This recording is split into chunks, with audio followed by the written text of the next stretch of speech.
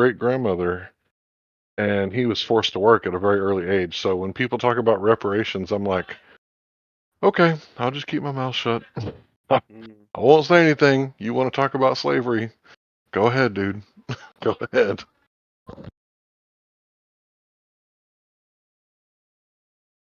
It's tough. When it comes to history, it's very tough. Well, I mean, we know like slavery did exist, but what happened before that, or during the slavery, or even after that, or even what you call the whole purpose why they freed the slave, not because they want to free the slave, right, Larry? But because they want to put this country in debt. Is that has something to do with that too? Yeah, if you're talking about the Civil War, 1860s. So when you ask a Northerner, what are you doing down here in the first Lincoln administration? I don't know. I guess, there's a problem with states' rights. And, you ask a Southerner, like, what are you fighting for? Like, these assholes are invading our territory down here. What the fuck they doing down here? So Lincoln, when he ran for the second time, he knew that he needed like a moral justification. So he came up with this Emancipation Proclamation and said that we're freeing the slaves. In my mind, he didn't care about slaves whatsoever.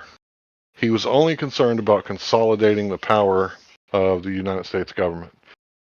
And I'm not picking sides. I'm just going over what the history says. And who knows if that's even true, but this is mainstream history that I'm talking about. Right.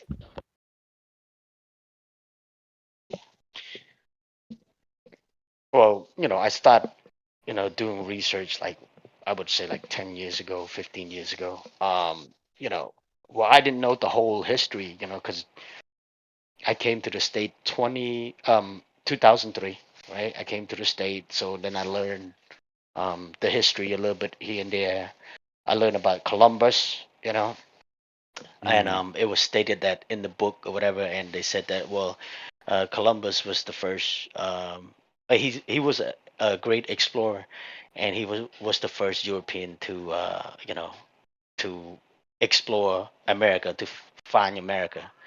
And then but at the time I was okay with it. But then after a while, when I started doing research, I'm like, how do you found something that somebody already here? You know, how do you explore something that somebody's already here? So yeah, so Yeah. it didn't Yeah. make sense. A lot of things didn't make sense. Why did it not make sense? Because there was 500 tribes estimated between 20 million and 100 million people already living here.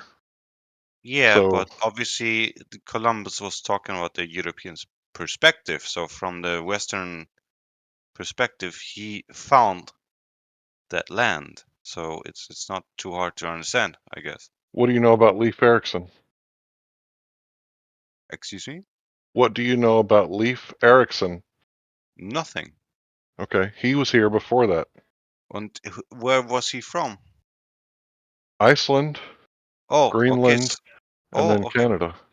So he was also a foreigner who came and I guess found this continent. So obviously he was from another continent and came and found it. So it's like what's the difference? You Yeah, do know ice. Go ahead. I'm sorry. so they found it earlier, but So they you do know obviously Icelanders are they're Norsemen that came from like Scandinavia. sorry? You said they're from another continent, and I'm saying that Icelanders are from Scandinavia, Yeah, which is Europe. right? Which is the same continent.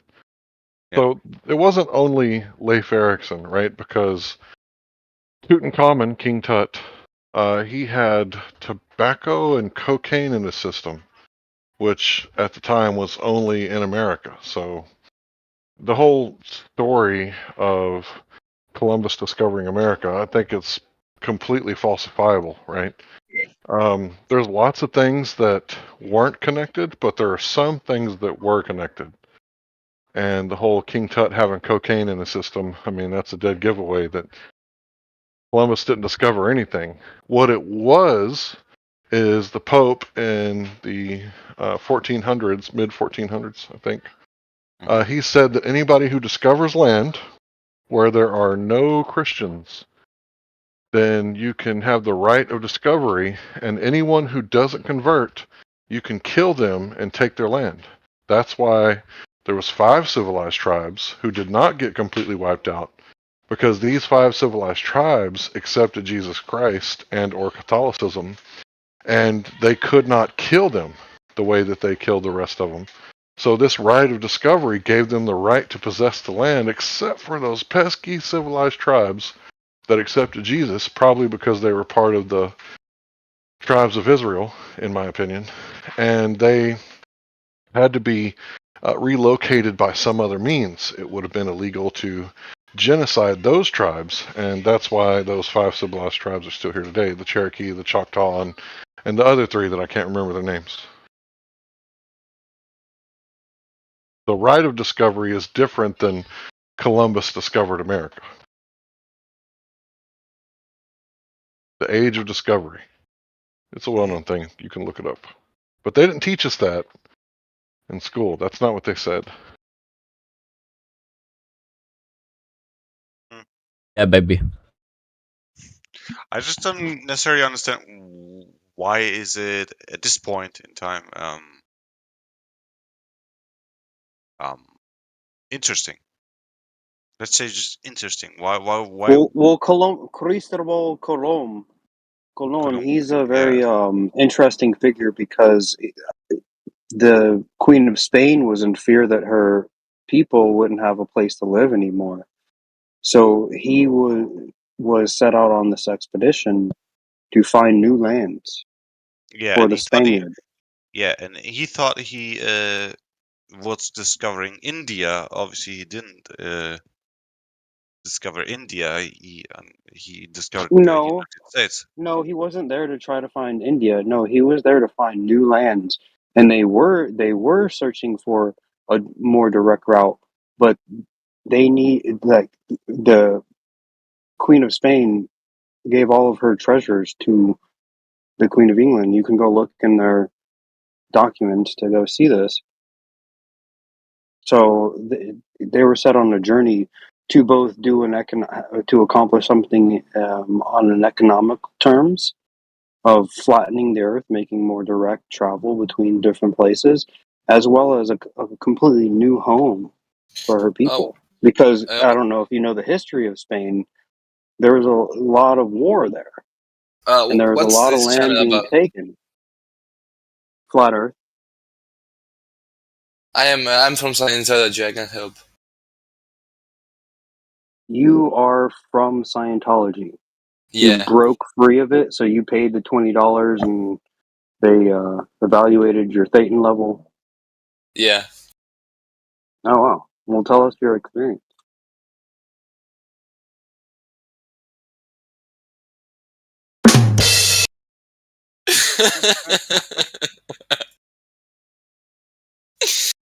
Uh,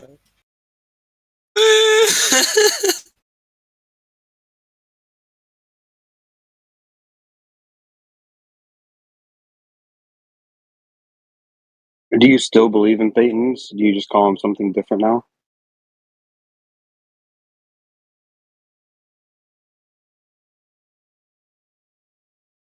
Yeah. Why the fuck are most people muted? Or do you think that the Earth is a glob?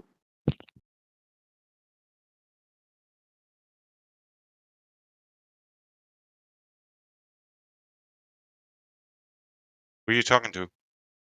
The Scientologist. But he's muted. So Oh, I could be wrong. huh, That's always possible, right? yeah. Who are No, you the talking to? Scientologist isn't muted. The Scientologist left. Alan is the only one that's muted, and it's like when they wheel out Hannibal Hector and they got the face mask on him. That's basically what's going on here Okay, with Talon. but we're still not able to talk to the Scientology dude because he left.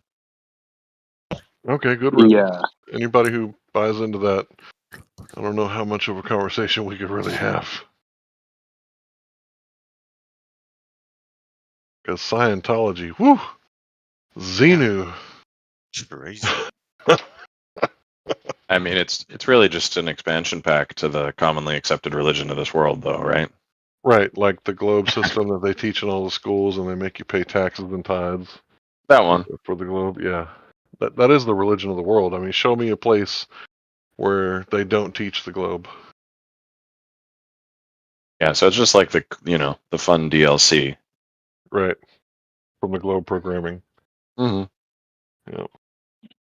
Ignoring like the flat Earth glober thing, I do think that you're onto something there, talking about how you're forced to fund these schools through tithing, and they teach, a subsect of what you might want them to teach. Right. Well, the thing is about flat earthers is we don't hold anybody at gunpoint if they don't pay their taxes, and lock them up in a cage. And we don't do any of that stuff. Like, you can talk about it with us, and that's it. If you don't believe it, fine. Who cares? Like, you want to believe the globe? We lost our belief in the globe, so we're ex pseudoscience believers. We don't believe in pseudoscience anymore. And we're trying to differentiate with a clear line of demarcation, science versus pseudoscience. So in a way, we're kind of in the middle of a scientific reformation. Welcome to the Reformation.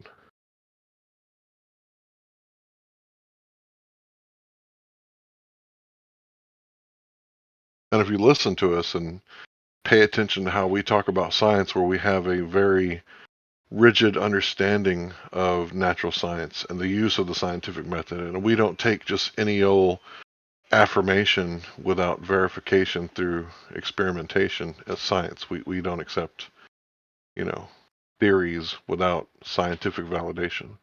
You'll see that we actually have a better understanding of natural science, especially when it comes to, the scientific experiment or the hypothesis test compared to a lot of other people that come in here. And I would challenge anybody to talk to a flat earther about natural science and see who understands it better. Because most people are scientifically illiterate. And that's not, surprising to me at all whatsoever. They teach you science in the 7th grade, and then they fill you with,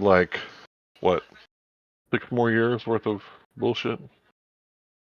At least. Well, and they haven't spent enough time with the fake scientific method, which is observation and then declaration. They haven't touched anything in real life where that didn't work for them properly, so they just get told about it, and they take that as what science is. Flood and the other 2 blocks. One said Satan 10, God. The number is so high I can't even read. Mm.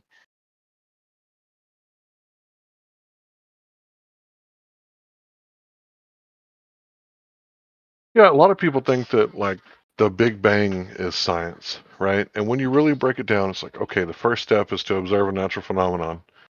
Nobody observes anything. But then, the Big Bang believer, right? That's their God, by the way. They'll say, well, the Big Bang God, we can know that it happened because the cosmic background radiation, so the CMB.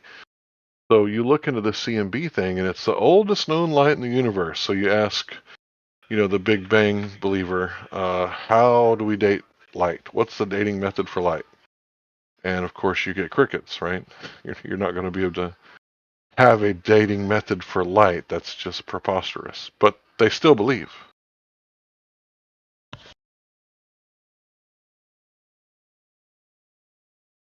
And then you break it down even further and you ask, okay, so before the Big Bang, all the matter in the universe, plus the 96% of non-baryonic matter, meaning dark matter and dark energy, plus all the virtual particles and bosons and quarks and antiquarks and all this stuff, it's all in one spot.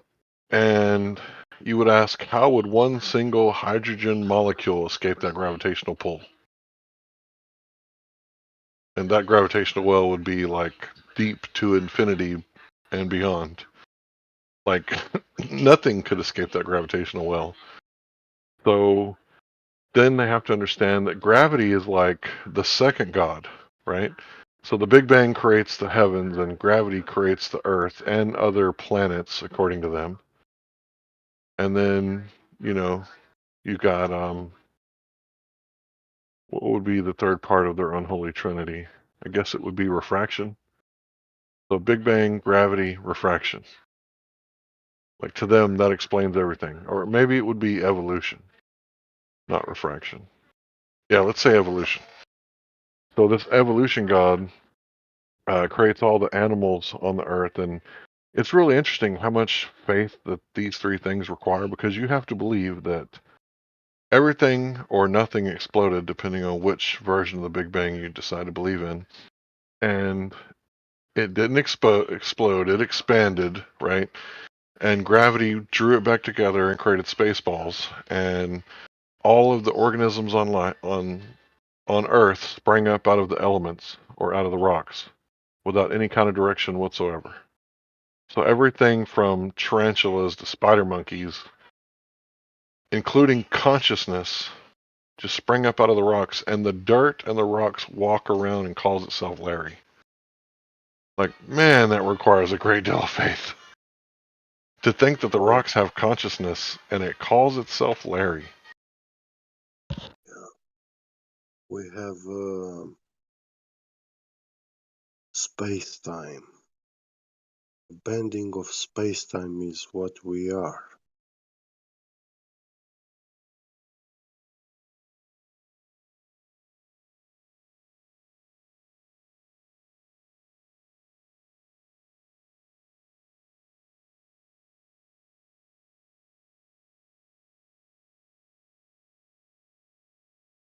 At what point in the education does it like get put into people that the math is the reality? Because that's not like high school, but somehow everyone who comes here seems to think that's the case. I think they borrow it from consistency, because math is consistent. 2 plus 2 will always equal 4. So they take that validity from that, all those truthisms that is in math, and they just extend it into the theoretical astrophysics, because they're told that this is the epitome of math and science. So this is the epitome or the apex of knowledge and what would you call math? A language? So knowledge and language. Right. And then they just skip the first consistency, which would be reality consistent with the math, which is not true.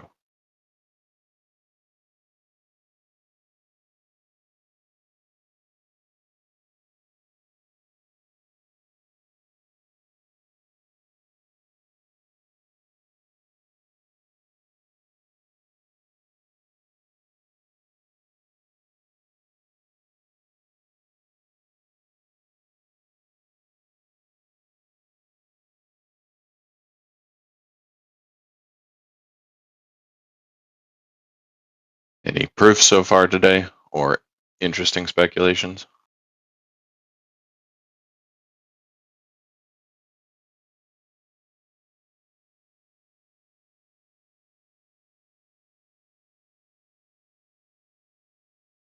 Hey, yo, what's up, flat earthers? We're being flat in here. Is everybody AFK? They're not even here? No. No, we're here. Oh.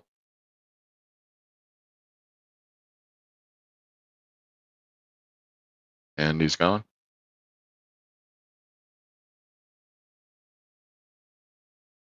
Like the shy kid who pokes his head in on the adults talking and then leaves again.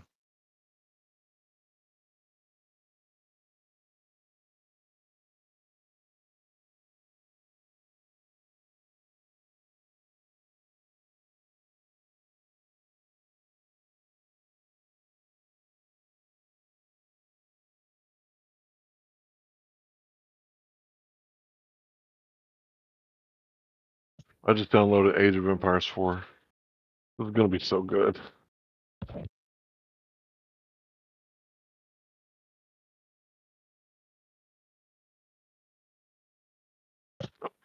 Also got the Command and Conquer bundle, all that together for like $50. So I'm gonna be busy for a while. I'm not gonna need a new game for the rest of the year. Larry, do you play Counter Strike? No, I got it, but I don't like it. I prefer what's that game? Okay. Uh, Fortnite. I prefer Fortnite. I never played that. Yeah, that's the only game I play, Counter Strike. Just to have on computer. But I play once in a blue moon. I don't play every day. So um yeah, if I keep playing every day, forget it. I wouldn't do anything. So I try not to play.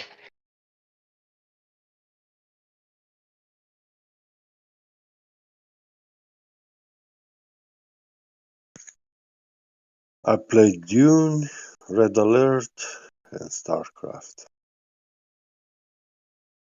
My man.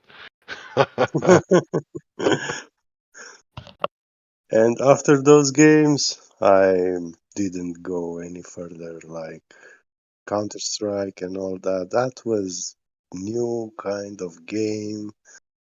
Um, I played Doom, but Counter Strike, I never played. Yeah, Counter Strike is very competitive If too. So anybody has golf dreams on their phone, send me a DM. Golf dreams.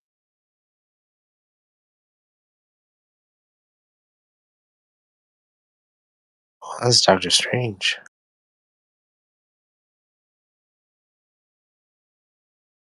These were the popular games of the 90s.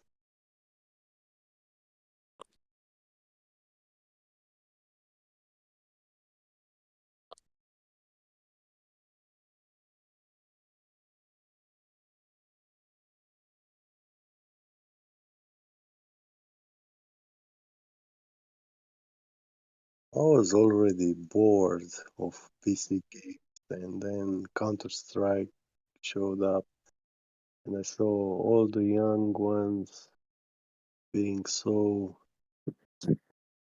drawn, sucked in.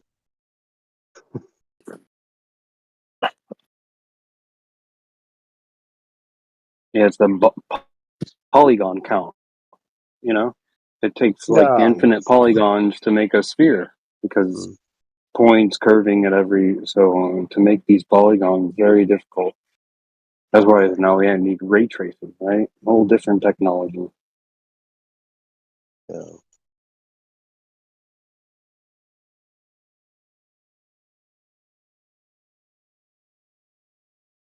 That's what's interesting when they ask, like, how do we know the distances to the offshore shore oil rigs? It's like, oh, well, we take high altitude footage and then we triangulate known distances on the land and we get the distances to the offshore oil rigs, right? It's a known method. That's how we know how it's 9.41 miles from the shore, right? Yeah. Those oil rigs, you can even use laser rangefinder.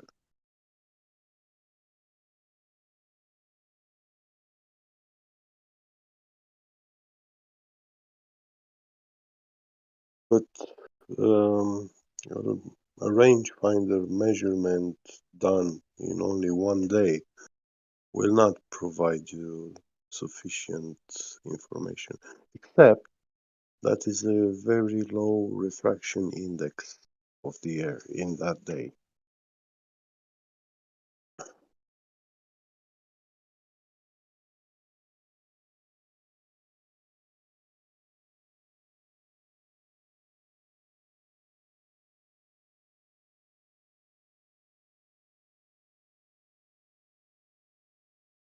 So you will get a very accurate measurement.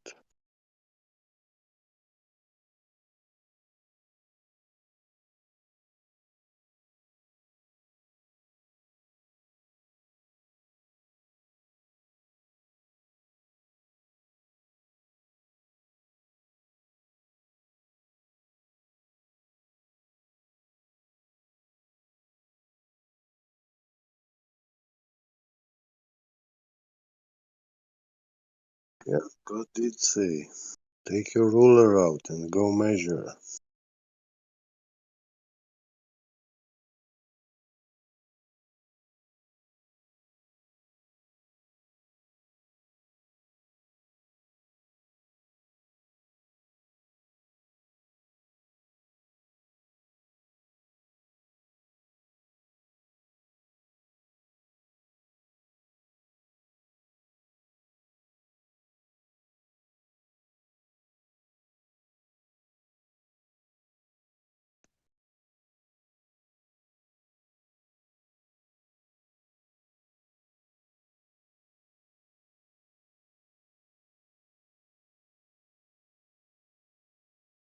Oh yeah, today is Sunday, speculation Sunday.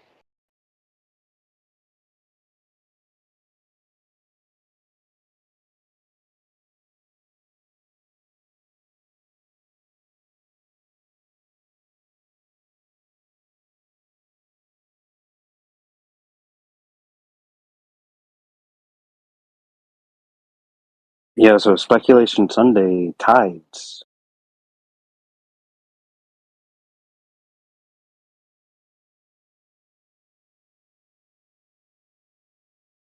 What's up, bro? Into the break. What's going on?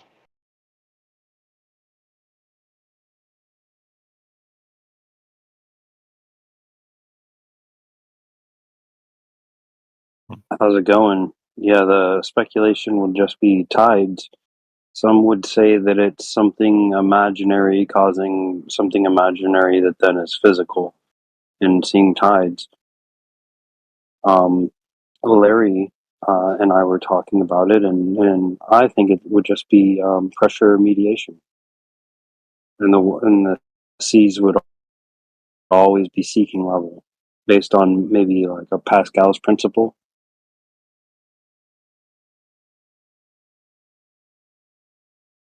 I mean, yeah, water always gonna be level on the surface. But I think the last At time I went to rest. Yeah, at rest. And the last time I went to Japan server, he said, "Oh, the surface of the water, it's not level, it's not flat. It it act like a sine wave, just like sine wave. Yeah, but it's not a ball. Of course, when the water stop moving or whatever, of course there's gonna be wave, there's gonna be wind or whatever. Yeah, it's not gonna be like, you know, flat, but but of course it's not a ball. But yeah, he hit me with that argument. Well, you would have the sun heating up specific areas. So we would think the tides would be caused by the sun rather than by the moon,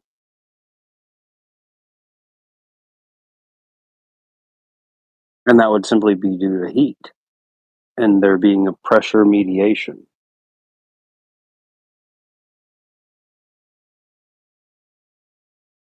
as demonstrated in Pascal's principle.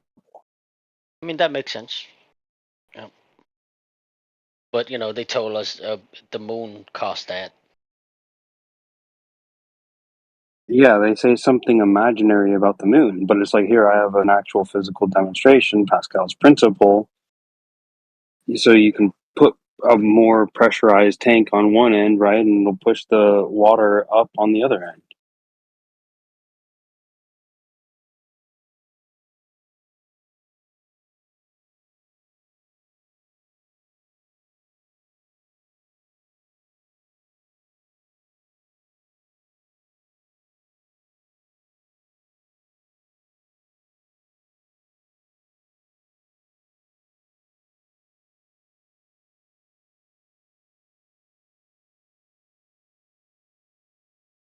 I mean, we already know, the world is flat, right? We don't know how far it goes.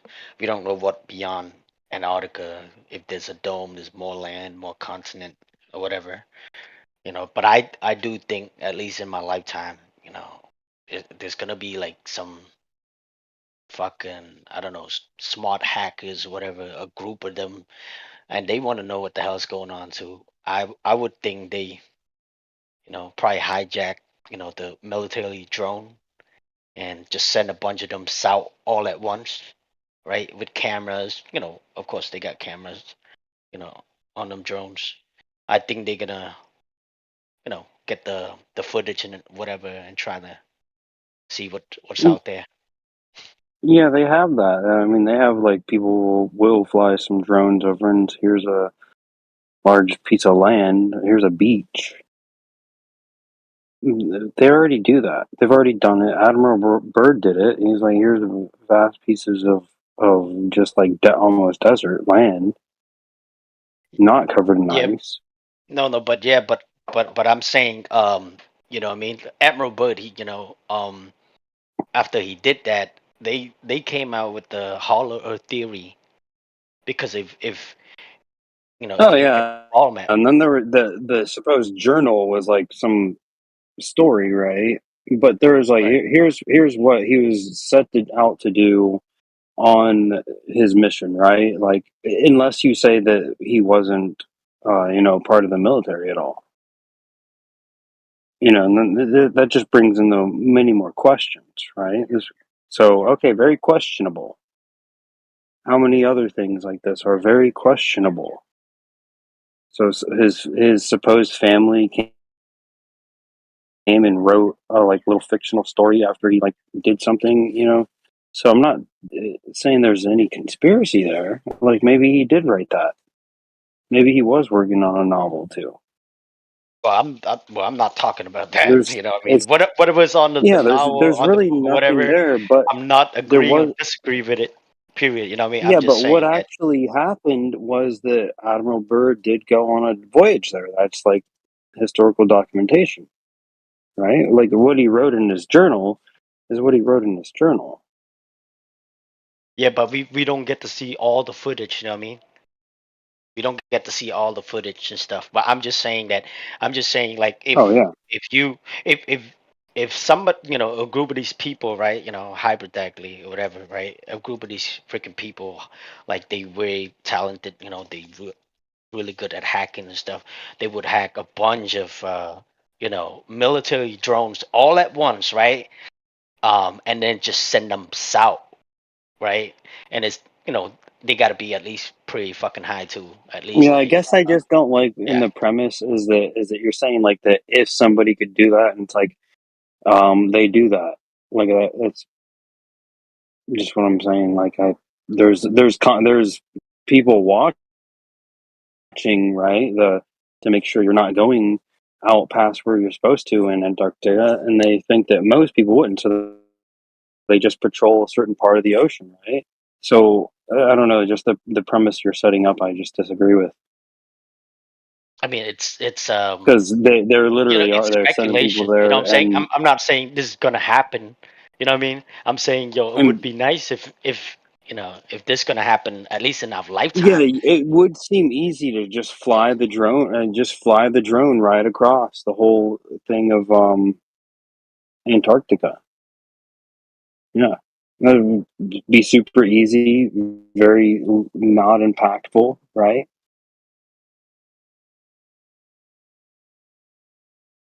I don't know why that doesn't exist. So, when I say they send a bunch of drones, right? Let's say they hack the drones or whatever. They do it all at once, right? Like it's a bunch of drones. So, if the military trying to shoot them down, they're not gonna get all of them. They probably get a few or whatever, if lucky enough. And it's still gonna be drone. Um, it just has, better technology. I mean, cameras, of course, and plus, the speed probably gonna be very fast, just to get the footage, just to see what's beyond Antarctica, and that's what I'm saying. But if you try to go right now with Well, they the, did just Operation Fishbowl already. They're trying to blast it down. Well, can I give a speculation on this since it's speculation Sunday? I mean, with this with this idea of let's just say they would do this or whatnot. I would think that as soon as you type in certain keywords onto your keyboard, somebody will start knocking on your door. So I don't even think you would get anywhere near remotely, especially when you're saying keywords like hack. I feel like that just raises a red flag in the whole system that makes them want to look at you. So let's just say that's 100% true. Then yeah, I don't think anybody would be able to do that. Yeah, and it's like you could just go do it. Like, I mean, there's some Noah could go do that, and they haven't done that, and that's why. So it's like to bring in these other things to and that are kind of red flag words is just really like not necessary, especially when we're talking about like that there is organizations that could simply do this, like a non-impactful solar energy flight over Antarctica. And you know, maybe I said that, and maybe we'll get that fake video of that in a year or two from now.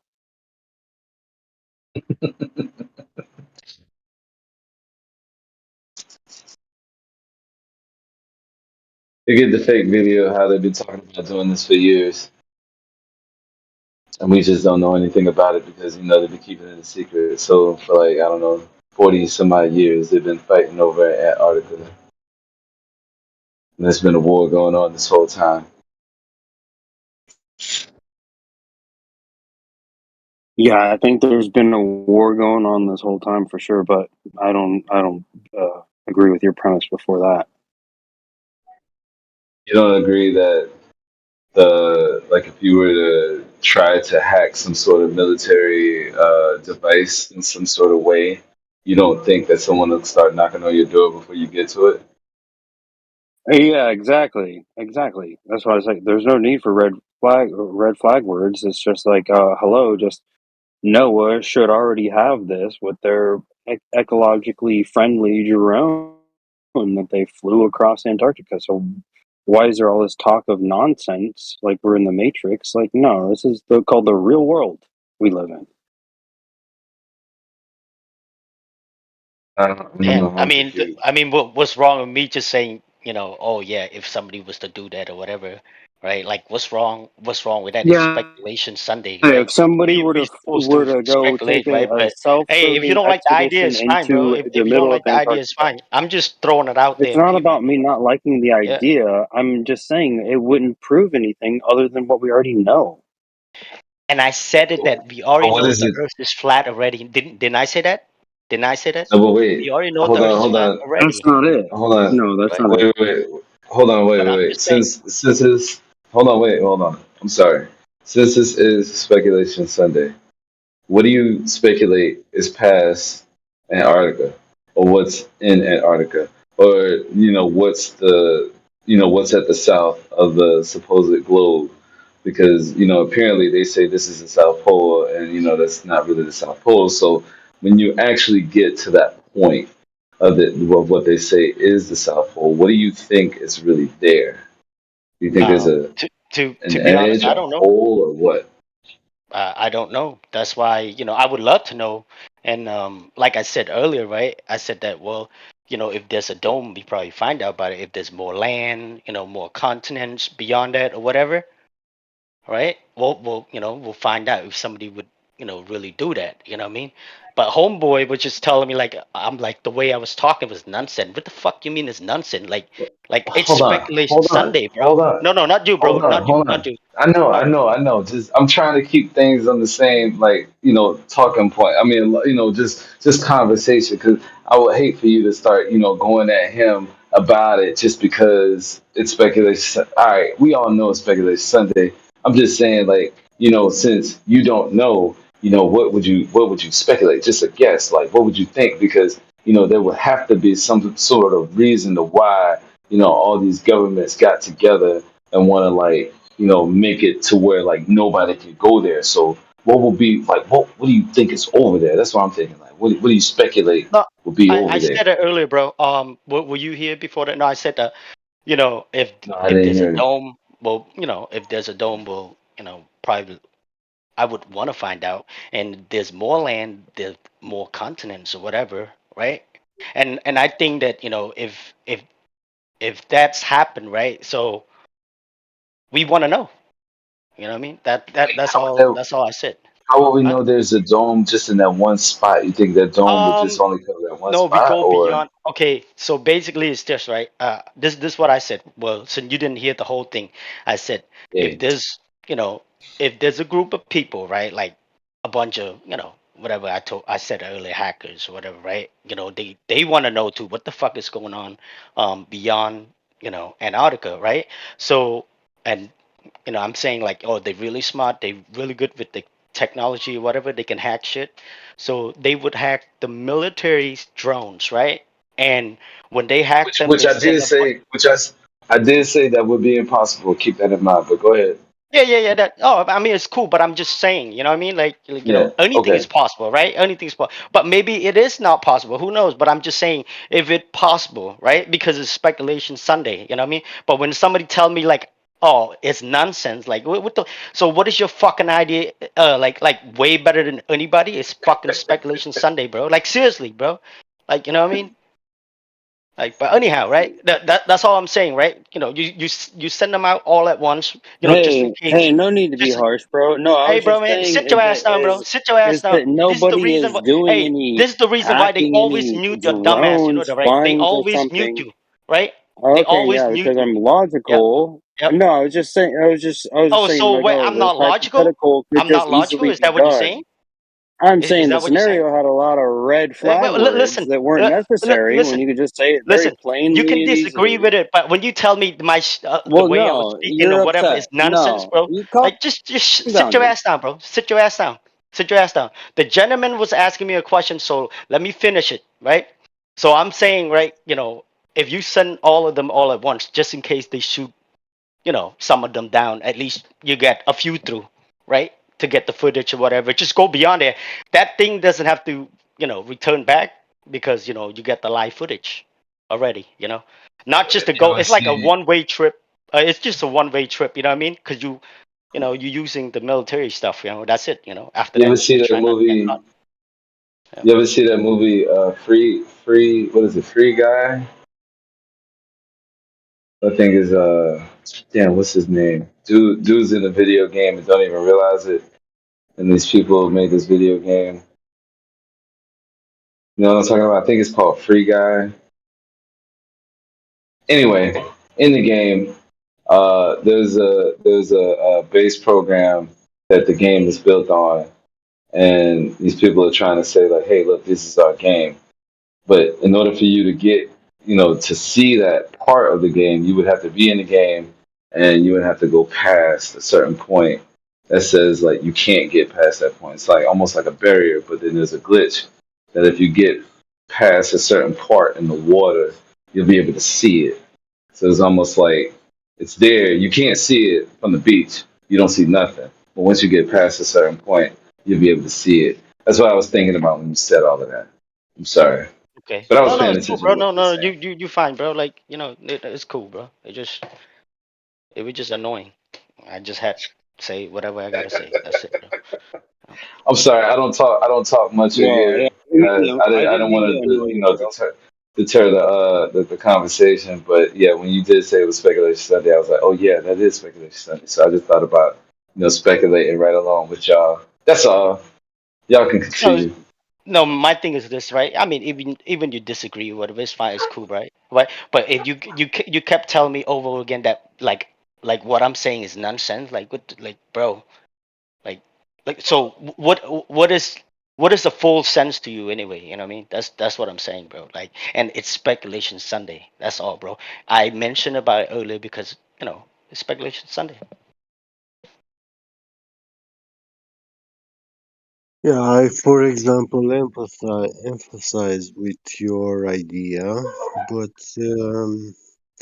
as a ex-evil hacker in the years 2000, early 2000s, I was saying hacking became obsolete, so human beings stand no chance in getting the root of the internet. We cannot control it. We are not the admins of internet. So this makes the U.S. military unhackable. You cannot take Yeah, over that's why I said that. control. Yeah. I was like, I don't think Once you'll be you able to start, get anywhere near it. yeah, the AI started in the mid 90s to create a new kind of encryption algorithm, which is blockchain. Right. And this algorithm replaced the RSA encryption algorithm, which was used for nuclear missiles, ICBMs, security codes. And they changed that to blockchain. And in the 2000s, when they launched for the first time, they switched on for the first time a quantum computer. This AI actually solved that encryption algorithm, yeah, Right. and it hard coded itself, yeah. Mhm. So we have no real control over it. And actually, what happened when they switched on that quantum computer? The shutdown button um, virtualizes itself once you switch it on. So uh, you can keep pushing on that shutdown button of that computer. It can show you that it went off, but it it's never going off actually in reality. It will look like a completely dead device, non-working, non-functional, but it's actually never off in reality. It will always come back online. Right. Yeah, because the principles these computers are working are defying natural laws, the basic natural laws of existence. And I, I was telling people in the early 2000s and 90s, end of 90s, like, dude, the first time you switch it on, when you build a quantum computer,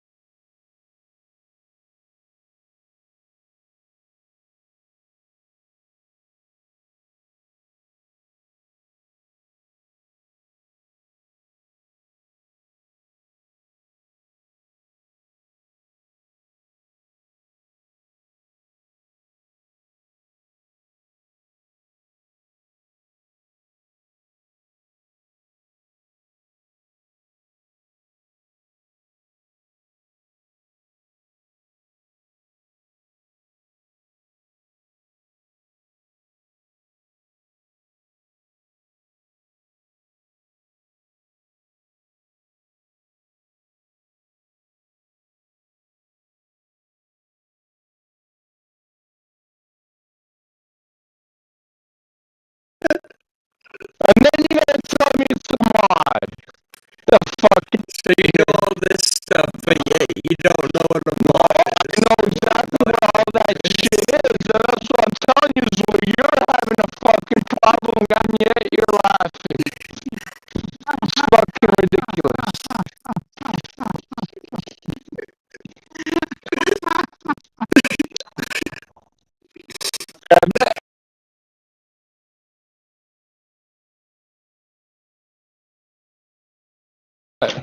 Just proves that you're fucking stupid. Let's go. Definitely a Glober. We gotta keep We're this gonna guy keep listening around. to He this was fucking moron. hilarious. Huh? I said we gotta keep you around. You're hilarious. Buddy, I'm always here. The fuck are you on, bro? You guys are the newbies. You guys are the new kids. The fuck out of here. I don't even know who the fuck you guys are. Wrong fucking territory to say shit like this. You're fucking punk kids, bro. I'm 20 years old. I learned something on YouTube, and now it's a mod.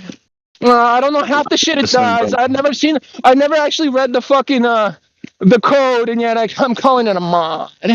Because me, I'm some kind of 22-year-old little queer. It's a mod. It's not a hack. It's a mod, guys. As I push my glasses up on my fucking nose, thinking I'm fucking smart. Get the fuck out of here. You fucking dumb kids. You fucking queers. Hey, listen, no, but why are you laughing? Is it a globe or is it flat, man? Come on, I'm tell laughing me. because you're a fucking clown. Yeah, I'm a clown. Oh, okay, listen, is it flat or is it a ball? Keep laughing. I'm gonna fucking make you cry right now. It's a ball, but this is funny. I want to talk about this. Okay. So so since it's a ball, what's the radius of this ball? What's the radius? No, it's just a ball. 6-something thousand kilometers. Okay, so if you have that fucking radius, what's the curvature rate at that point? What's the drop over distance? I can't recall. I believe it's 1.2 something feet per square kilometer. No, Did you just mix completely wrong. kilometers? Buddy, how do you fucking know, man? Okay, listen, first of all, yeah. If you're doing it in kilometers, your drop over distance is going to be in centimeters or meters, okay? No, it's going to be in kilometers. Yeah, well, what does fucking kilometers go into? It's meters or centimeters? Yeah, sure. I'm accustomed at large distance. I use kilometers, and short distance I use feet. Well, unless you want to convert it into fucking miles and feet. So when you're using miles, you're using feet at that point in inches. I can do it how I want. Well, that's why you're fucking stupid and you're having a confusion. No, it works completely fine. No, it's not. That's why your answer is wrong. What's the drop over distance? Give me that same answer. you just roughly. Wrong. 1.2 feet per square kilometer. Yeah. Wrong. What is it then? The formula is 8 inches per mile squared. Or, in kilometers, it would be 8 centimeters per kilometer squared. Okay. You know how to do that math there? It's a little function. You didn't do the math. All you said was the answer. I gave you the formula. You didn't give me the formula. You just gave me the answer to the formula. No, I gave you the formula. 8 inches per mile squared. Miles is your That's the outcome of the fucking formula. No, that's the actual formula because your x answer to is the x is the distance you're trying to find the drop over. That's what, buddy. I have to teach you math. I know you had a hard time in high school math. I know. So let me explain this to you again. You give me the answer to the formula, not the formula. I just gave you the formula. It's What's 8 the formula? inches. 8 inches per mile squared, right? Do you understand what that means? That's not the formula itself. That's the formula. What's you know the what a formula is? Your x is the curve. Your x is squared. Your x is squared, which is the miles, right? Shut the fuck up, dude. Why are your fucking panties all up in a bunch? What the fuck's up with you? Fucking get all That's right. What's up with you, man? Texas. Why is it so hard for you to understand 8 inches per mile squared? What's wrong with you, man? You sound like one dumbass motherfucker right What's now, going on? dog. I know this motherfucker sounds so fucking stupid. He doesn't understand 8 inches per mile squared. I can't. He doesn't even know that that's a formula. He's confusing formulas. He's confusing hacks with fucking mods. He's confusing all kinds of shit. Oh, he's confusing flat with ball. What are you fucking talking about, dude? I know what formula is, man. I know what formula is. What's the formula?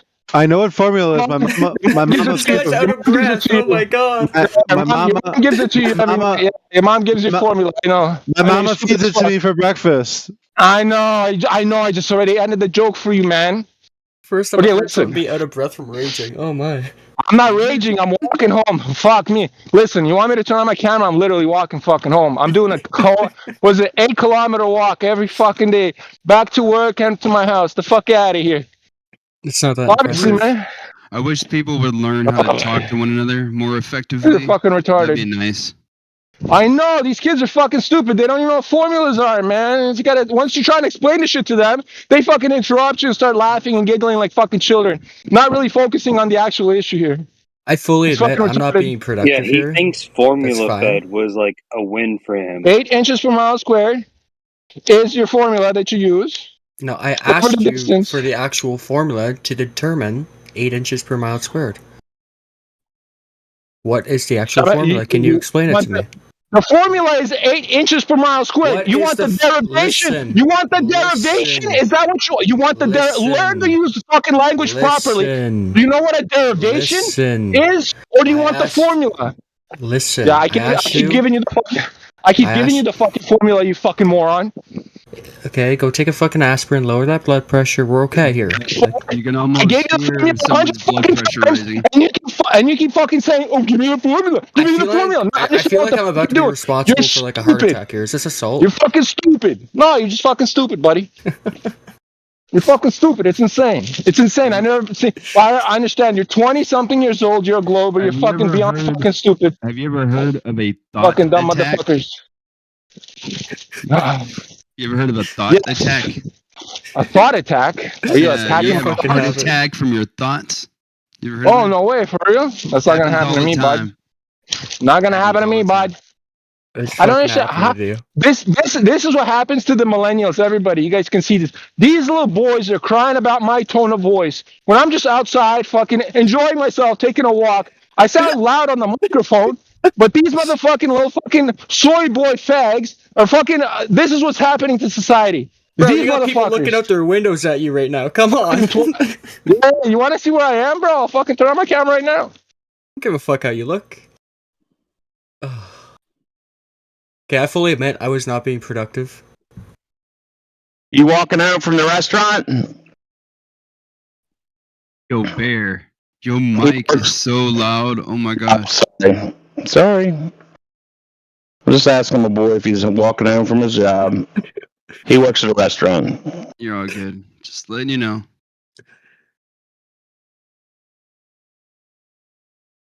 Oh no, he's got his camera on now.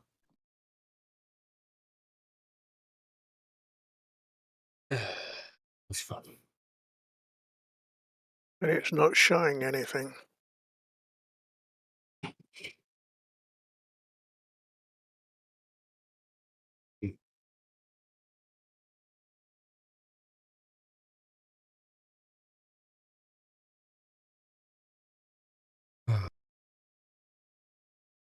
Like you got a campfire. You're calling it a night and you don't want to wait for it to die, completely go out. Just toss water on it. It's just like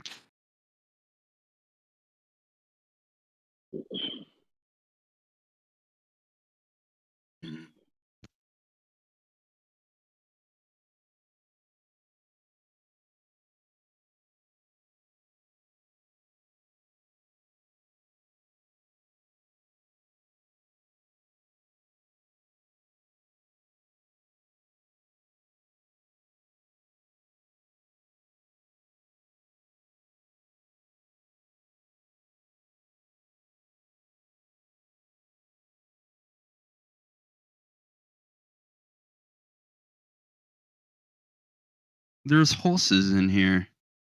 I hear a horse.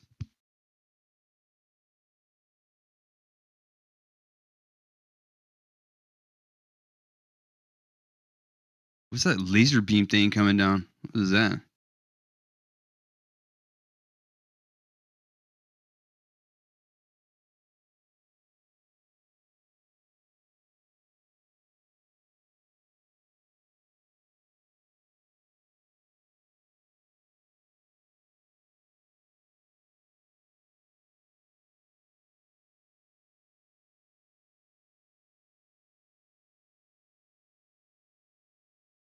So dogs is a dropout,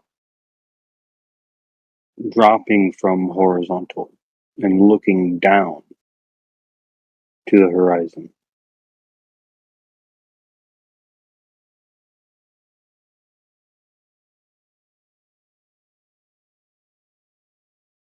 Yeah, he's going to want to be careful with that word down. Wait, what's wrong with using the word down? Okay, you're looking down. Does the person you're looking at, is he looking up at you? Yes or no? Yes or no? No. Okay, so you're not looking down at him, correct? I can be, yes. Okay, so he's looking up at you. No. If I'm Okay, standing so on like the beach and I'm looking down that's a at someone contradiction. whose head is bobbing in the water, yeah, they'd be looking up at me, I suppose, yeah. If I can see them, line of sight, they'd be looking up at me. Okay, so that's reality then, right? So when you're looking down, someone has to be looking up at you. I think so. Do you want me to draw? You can draw it out for me. Oh, with your drawings, I've had enough of your fucking sketches, dude. Why? What's wrong with them? I don't give a fuck. I'm surprised he But has one left. So the reason I drew the last one was because Into the Break thought that there had to be like this M-shaped pattern to the Earth for someone to see a ship 6 miles in front and 6 miles behind and see like the peaks of their sails. But I just drew it out really simply with like someone standing No, I don't on top think of the that. curve, That's and just your then the line argument. of sight intersects with the horizon, and then that hits the top of the ship, and it worked perfectly. So I was just showing that what he believes isn't what we believe, and that you can think about it in different ways. No, you. But it doesn't intersect with the horizon. I don't believe something stupid like that. That's your belief. Bunch of little humps. Because you're all having local levels, horizontals, line of sights, level line But of it's sight your to the belief. horizon. I drew out my belief. Well, like I said, it's not intersecting the horizon unless you think it's geometric. Then it can be intersecting that point. Was someone just talking then? Whoever it is super low.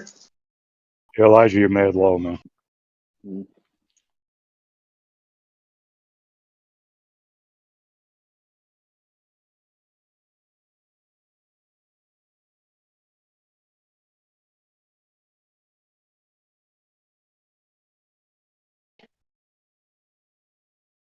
So do you guys have an actual problem with my little drawing? Like, did I get something wrong? Yeah, you didn't label. You didn't do what you were told to do. Yeah, I had a We second. agree that up is not Level, down. horizontal. What do you mean by horizontal? That's what that level line is. Oh, wow. Okay. See, well, this is why it's important that you Oh, sorry. label these things. At least it's only 4 things. Just label them. The Well, I did. horizon, You've got the line at the top, which horizontal. You would don't be... have them labeled. But you Yeah, can go tell it. I But it's did. I just did a telling. second Why picture. wouldn't you just simply label them as you were instructed to? I did a If you second want to add picture. more Labeled the information, second that would picture. be great. But at least Can you not hear me? accomplish the task for which Hello, that you can you were hear told me? to do. I'm muted. No, Hello. I did a second one where I you're labeled it. talking. I'm saying that's fine. You're talking instead of just going and fixing your diagram and labeling. You were saying What was the last thing you're I mad at said? me about it. What was the last thing I said? The last thing that you need to be doing is finish labeling your diagram. I did label it. No, label it. Label I did the label it. There's a level, second picture there that's labeled. horizontal, line of sight, and horizon. Yeah. Very simple. 4 simple keywords that I you need labeled it, to though. label. There's a second picture that's labeled. LOS is line of If you sight, don't want H is to the horizon. label them, that's up to you. Hey, if you don't want to label them, that's up to you. Anyone else here that I'm saying that I did label it? We're all just going to ignore that. Why are you lying? You didn't label it.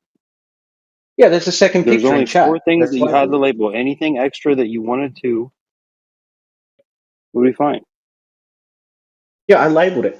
It's in the chat. I labeled it like 20 minutes ago.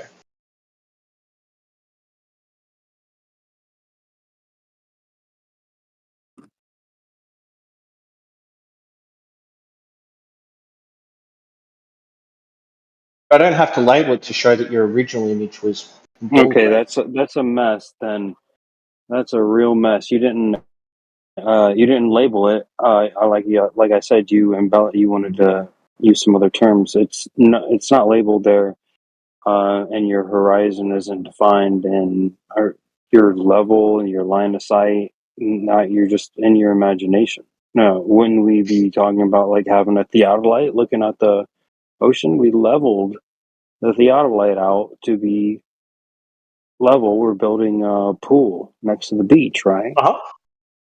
Yeah. So label that, not imaginary land, which you just gave me, where you're looking at infinite humps, where there's a hump in front of you. I did. So if you're the person, which is in the middle, and the No, you H didn't. on that line that goes towards the ship, that line is LOS, which I've labelled, line of sight, then you can see the H would be the horizon, and you'd be looking down towards the horizon, and then behind the horizon, you'd see the peak of the little bit of ship sail atop, and then the level line at the top would be if you used a spirit level Okay, so or a when you look theodolite, that behind would you, be then 90 degrees to your vertical, and that would be level. So what didn't I so label? then when you look behind you, then now you have a slope. Now your horizontal is sloping. Just simply turn 180 degrees, and now you're sloping. You're looking back at the same thing. Yeah, see, you're in the middle of a hump. Anyway. Yeah, you're on the top of the hump, and you're looking the other direction. And I've drawn another H for the horizon, LOS, and an arrow pointing to my line Yeah, of you sight. drew. And you can You see the tip of pretended the other you ship. So that fits your were on the top, observation in and then reality. you're It's using a just that it local doesn't have a horizontal level W line. shape. Is your level line parallel with the plane of the horizon? No. Does it have to be? That's what horizontals are. That's Parallel great. with the plane of the horizon. Love you to prove that We some went way. through this already. I've already cited it. Showed you disagreed with fucking encyclopedias in Oxford, Merriam-Webster. I do. So Don't worry what? about it. If something's wrong in reality, should I not disagree with Oxford if they say Don't worry it's about it. right? All good. It's all Well, good. I was here's a just gonna, dismissal. if you agreed, I was gonna ask. You think If you agreed, levels? you agreed, I was gonna ask you to depict that in your diagram, but you don't agree with the definition of horizontal, so don't worry about it, man. Yeah, horizontal is just 90 degrees to a vertical. And if the horizon isn't that, then I'm not going to call it horizontal. Could I call it horizontal if it's not 90 degrees to a vertical? Slope is not flat. Yes, I agree. The Earth is not flat. Hey, in your picture, the observation that I drew my Have a picture horizontal, about man. of the ship Have a mast, horizontal. would that person have been looking up towards the horizon or down towards the horizon?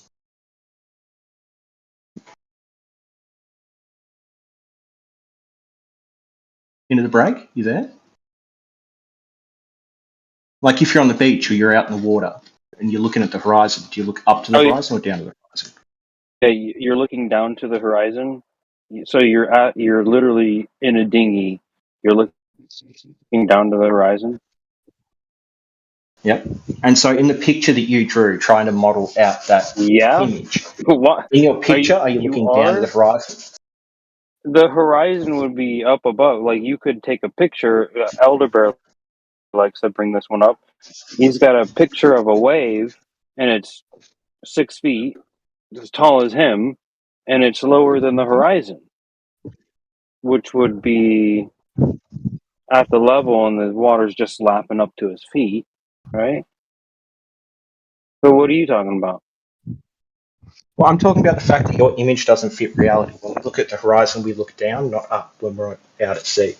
But in your picture, in like the model that you drew of the wavy Earth, you'd be looking up, whereas in mine you look down. So it seems like you just What do you mean failed to down? understand an observation. You're looking I down? mean, So I'm setting a level. I yes, have a theodolite. I set it level. uh-huh. That's a horizontal condition. And then so it's just down always. So that means The horizon is the down plane of the always for a theodolite. horizon parallel to the plane of the horizon is just a lesser angle. It's a parallel, establishing a more parallel horizontal. I don't get what you're arguing. Yeah, have you ever heard? You're just Have sort you of ever heard the reaffirming horizon that doesn't rise to eye horizontal level? is flat. Have you heard that the horizon doesn't rise to eye level? Okay. Your eye level is Okay. looking uphill. Not mine. Into the breaks. Yes, yours. Yes, yours. No, yours. Yeah, is not mine. looking Mine's uphill. looking. Yes, no, yours is looking uphill. Horizontal No, is a just look at the slope. picture. So the person is at the Yeah, it's top a of slope. the hump, and then that line I drew above his head, that line would be the level, so it would be 90 degrees to the vertical of that person, and then he'd have to look slope downwards towards the horizon, not up. Looking upwards. Your level is not straight. It's not horizontal. It's a slope. No, you can clearly see in the picture that he's having to look down compared to the level line. Yeah, your level line is looking uphill. If you were to walk along that line, you'd be walking uphill. Oh, yeah, exactly. If you were to make a level line anywhere in reality with like a theodolite, it'd look like you're walking uphill in order to follow that line, right? You literally would be. If you were on the globe, you literally would be walking uphill. So you're looking uphill. Not at the sails, no. Or the horizon, no. Yeah, you can't have horizontal. You can never, ever have horizontal. Horizontal is just 90 degrees to perpendicular. You'd do it with a theodolite, right? No, it doesn't exist. No? It doesn't exist now. So when you get a theodolite, not and you've according got to you your guys. vertical, so you've got like a plumb, and then you do like 90 degrees to plumb. That doesn't give you a horizontal, right? That means that at any point along that line, it will be still horizontal. So because it's a line. What will it be horizontal to? Vertical. You establish Which it to be vertical? in the first All instance. verticals? Oh, the one, yeah. So it'll be horizontal to the first vertical I establish. Vertical. Yeah. So if I use a plumb to establish a vertical, it'll be horizontal to that. But it won't be horizontal to somewhere else in the line where I used a plumb to establish. See, now you're double speaking. It's horizontal, but it's not horizontal. Yeah. That's not double speaking. Yeah, it is. If I say I ate like if I say I ate an egg, and then I say, oh, I ate a chicken egg, not an ostrich egg, that's not double speak. That's clarifying. That's saying that I ate one type of egg. But anyway, if you establish I ate another an egg, vertical, and what you're saying is I ate an egg, and I didn't eat an egg simultaneously. So what I'm saying is that if you establish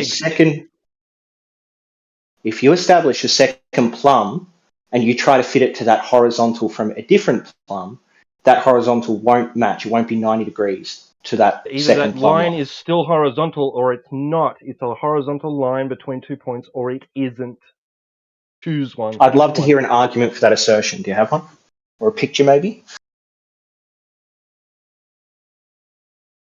I've got pictures I drew about it. Would you like to see my pictures I drew?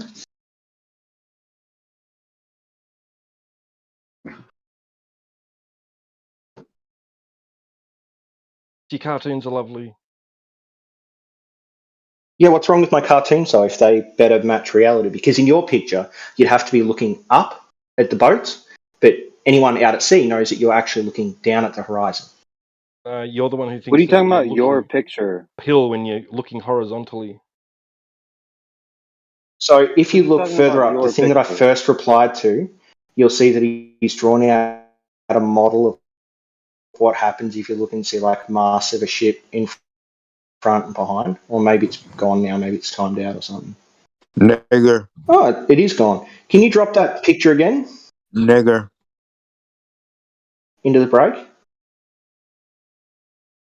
Into the break, do you want to drop that original image that I replied to? The chat.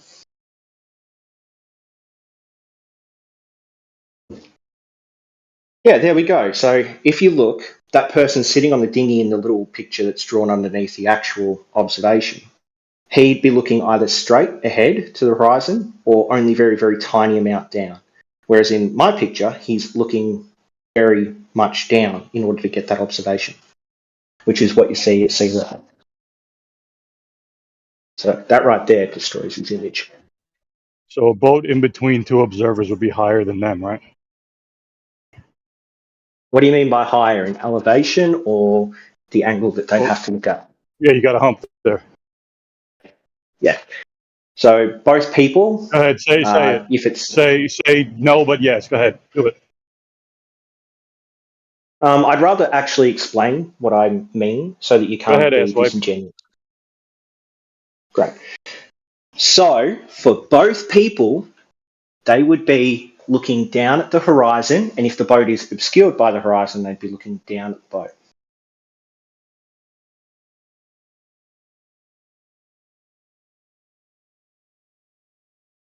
Which I can also draw out for you. I can put the boat in the middle of my image and Yeah, the you love people where the drawing. boats are, and it still works. So that would mean the boat is in a valley in between them. No, it wouldn't. No, it wouldn't, Jerry. No? Look at my image. Okay. Look at my image and replace the boats with the people, and you'll see that the line that the boats would have to go to get to that person, their line of sight, would have to dip down to the horizon, and then it would get to the person. Okay. On either side. Tell me how I'm wrong. No, I just hope that everyone else sees the contradiction because I've been over this so many times with you. I just hope other people see it. And you still can't understand that like the basic things I draw. Like that a horizon line, a horizontal line doesn't have to fit the shape of the Earth. It's Right? great art. You should be put in museums. Yeah, there's no horizontal for you. There's no vertical. There's no horizontal. There's no up. There's no down. There's no left. There's no right. It's very abstract. It's single Okay, point let's perspective. challenge this, mate. Can you explain to me how to establish a horizontal line? Yeah, with a level. Uh-huh. How does that work? I mean, how does it work?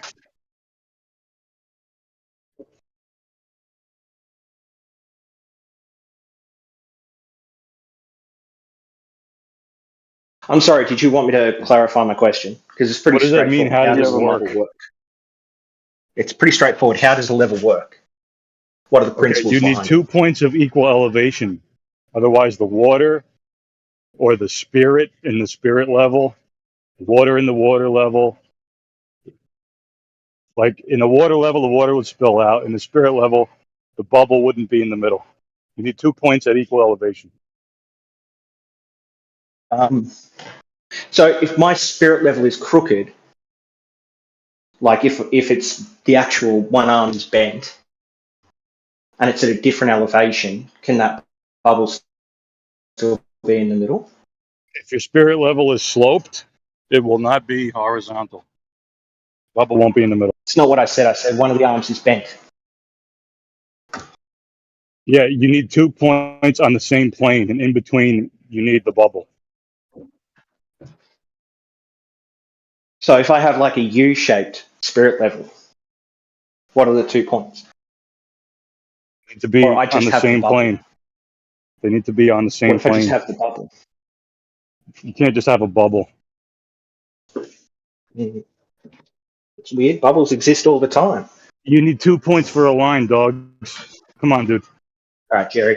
I'm gonna stop playing with you, and I'm just gonna outright say it. The way that a spirit level gives you horizontal is by using the bubble to establish a vertical. The bubble No, is essentially bullshit. just a plumb Wrong bob that works again. in reverse. Wrong again. I mean, you're allowed to believe that, but It's that's just a not how it works. plumb that works in reverse. Wrong again. Because How? that would mean the that bubble, it floats, that right? would mean That's the thinking, right? It's on the same plane, but it's the opposite, right? they're not on the same plane. You don't have a plane. All you have is a point. Yes, you do. You've got a vertical. Yes, See, and that now point people are leaving leaving establishes a because vertical you're plane. confusing them. People are dropping If out they're because confused you're by this, confusing I'm them. sorry to hear that. Do you want me to not talk to you anymore because you seem upset? I'm not Yeah, upset. we're losing viewers. Yeah. All right, I'll stop talking then because it Good. seems like people are upset and leaving. And this Yeah, is so boring. Like none of this establishes the shape of the Earth because you guys haven't tested any of your hypothesis about. You're right. You know, It does not the level establish the being shape of the Earth. horizontal. Correct. You're the only one obsessed with that shape of the Earth. In the 24/7 Flat Earth server, where all of these people discuss Flat Earth. Yes. Uh-huh. The Responding Earth to an seems image obsessed. about the shape of the Earth someone posted before I posted anything. Well, flat is an aspect. A slight diversion, if I may. Are you going to ask how the sun works again? No. The Are you Earth going to is say flat. that the disk would tilt or something? No, no, no. Go ahead. The Earth is flat, right? According to No. you. No, it's not. But you say it is flat. It's not flat, Henry. Okay, there's elevation changes. Level is a straight line on a horizontal plane. Water at rest is horizontal. Earth is not flat. Go ahead. Right. Water is liquid, is it not? When it is a liquid, yeah, it could be ice, it could be gas. Right. So why doesn't it flow over the edge of the Earth? Wow, see, same stupid bullshit questions every day, Henry. No, it's the first time I've asked it. I'm not a philosopher. I don't answer why questions. I'll answer it. It's Go really ahead. simple. The reason water doesn't flow over the edge of the Earth is because the edge of the Earth is the sand where the sea meets the land, because the land is Earth, also known as dirt. So the edge of the Earth is the beach, and the beach contains it. But the beach is between the Earth and the sea. No, the beach is Earth. Put your toes in the sand, and then take that sand to a lab and ask them, "What is this?" Right? And they'll probably use fancy words, but what they're going to tell you is it's a bit of Earth. Yes, I agree. It's Earth. But the Earth absorbs water, and it flows through the Earth. Right, but the water can't fall off the edge of the Earth because the edge is the beaches. The edge is the beaches. Yeah, that's the edge of the Earth. If you keep walking, you'll go off the edge of the beach into the water. What happens if you go like due south from the equator? You might need a jacket. Do you end up? I see. Jacket. So are you just like? Do you guys never say anything that could possibly be tested or falsified? Wait a minute. Is If that you only keep say what going you could south prove. from the equator, your ass is going to need a jacket by the time you get to like South America or Antarctica or South Africa. Yeah, you're going to need a jacket. The reason you guys respond like this is because you've been asked these questions for 5 years and have no answer to them yet. With what What do you you mean can I have no prove, answer? dogs. Wait a minute. I just answered the absurd question, why doesn't water fall off the edge of the Earth? So it's not absurd. If the Earth is planar, which means that water is always seeking the same level and there's no containment to that water, it either means that we live on an infinite plane, which I'm pretty sure violates the laws of physics, or we live on a flat Earth with a container, at which point you then have to justify your claim that the Earth is surrounded by a container. So those are the two logical conclusions from a flat Earth that you guys have to contend with. Okay, Antarctica Antarctica has the highest elevation of any other. I'm pretty sure that's going to contain all the water. That's not frozen. Is flat Earth finite or infinite? Who knows such things? Well, how could I know? Has nobody ever decided to try and find how far it is by walking or driving or whatever to as far as they could go? Or Henry, swimming? suck my The boat? balls. Yeah, take his boat and sail. How far can you go or walk? And there's nobody ever, none of you ever been there, or don't know of anybody who's tried it? Seems a bit strange to me. I don't think that you know anybody who's tried to walk the whole Earth either, bro. Well, no, but we can watch videos of people doing races around Antarctica showing that it's an island and that it's not an infinite wall around the outside of the Earth. So you guys can't do anything similar to that for your ice wall claim. So it seems like you have no evidence yet again. That's why you won't make a strong claim. But we can make strong claims of what Antarctica is because we have actual evidence. So you make strong claims about something that you watched on TV. Yeah, sure. If it's live streamed, I'll make a strong claim about what's contained in that live stream. So can you show me this live stream of Antarctica so that I may partake and I might believe? Yeah, I think it's a live stream of a yacht race. Let me try to find it. And what is this going to tell me about the entire Earth and the breadth and the width thereof?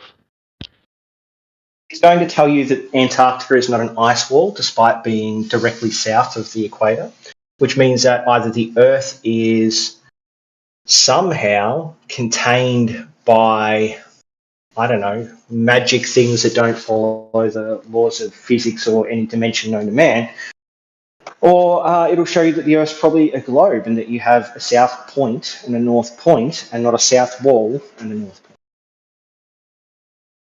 Wait a minute, flat earthers aren't the one that invents magic things to make their model work. I mean, that would be you guys. You guys invent all sorts No, of it's you. space-time and black holes and dark matter and dark energy and virtual particles and all sorts of things. What are we talking about that's magical? An ice wall? And ice wall. And ice walls. They came up with the term ice wall, not flat earthers. Yeah, the ice wall is magical. A firmament, that's magical. The downward accelerated force on Earth is magical unless it's gravity, unless it's a bending and warping of space-time. Wait a minute. Let's see what else. The laws of perspective are somehow magical because the sun drops below your eye line before setting into the horizon. The distances we can see, that changes all the time, so that's all magical. The ether, that's magical. The way light moves, that's magical. You guys invent all of this stuff. Aren't you the ones that guys talk about refraction? And then we talk about... Yeah, the thing you're that's been saying that quantified. we talk about light moving and it's magical? Yeah, refraction's been quantified.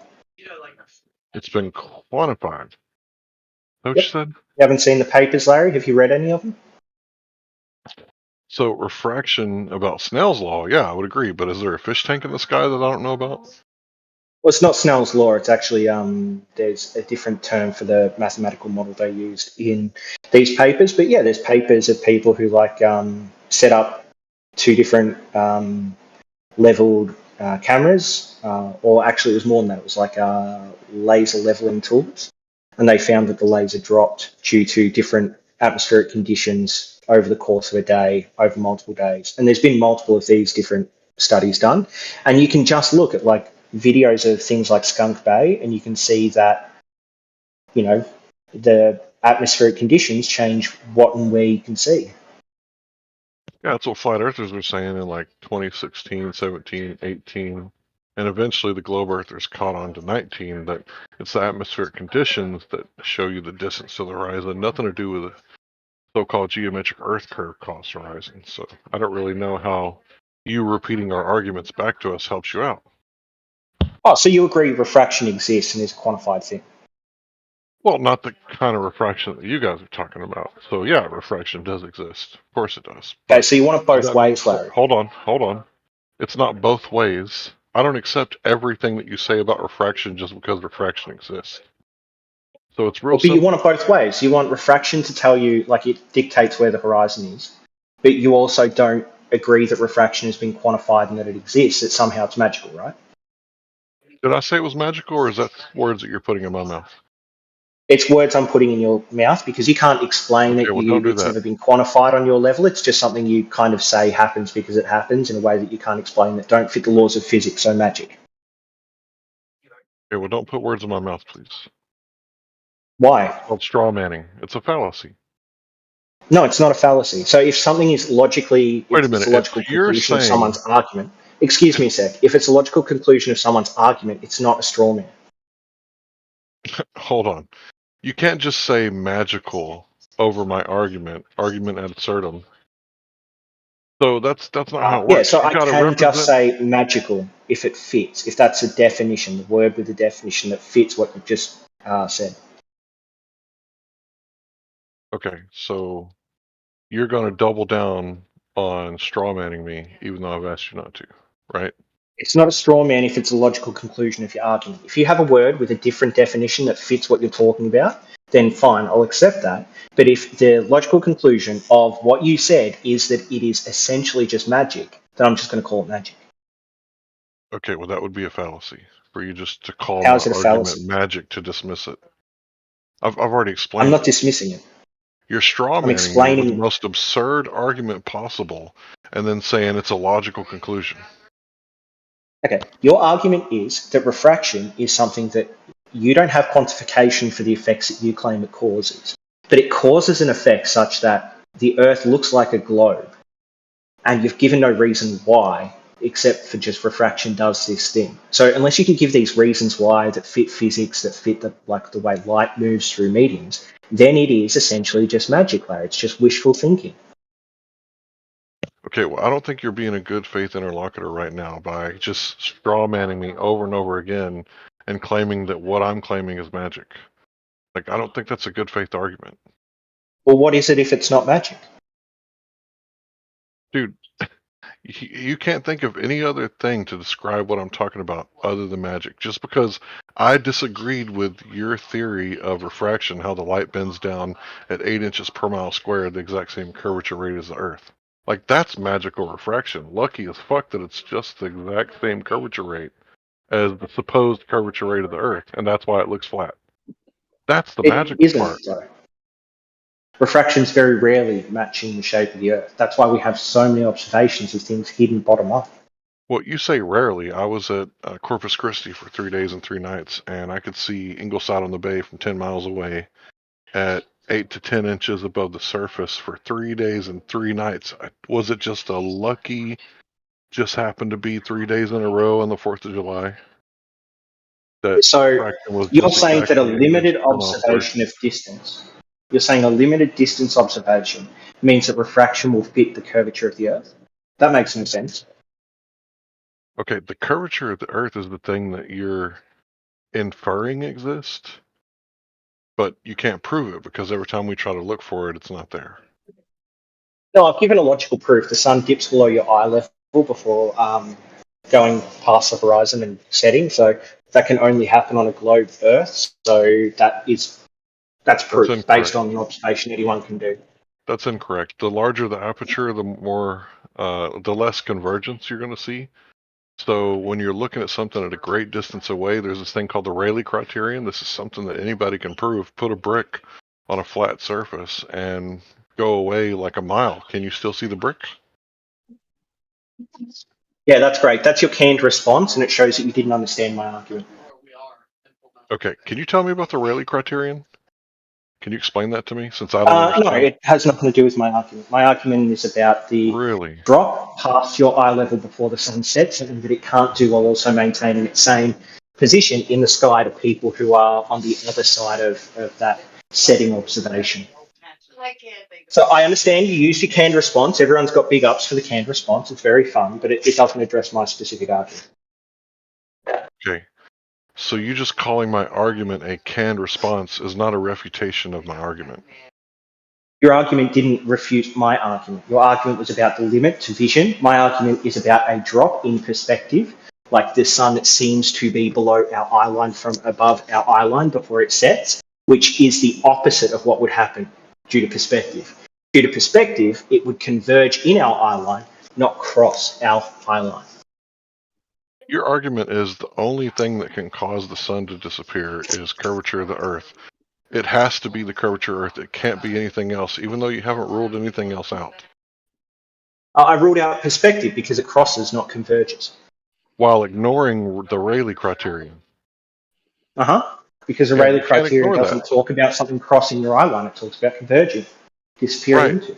So if you're looking at an object known as the sun and it's 6,000 plus miles away, you're not going to be able to see it forever. Only in your model that you're reifying over and over again.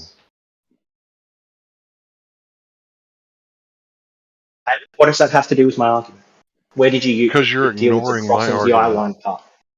You're No, just I'm ignoring not. my I argument. specifically addressed it. I said it has nothing I'm to do with saying the that it's distance under magic the and it Rayleigh has nothing to criterion. do with your argument.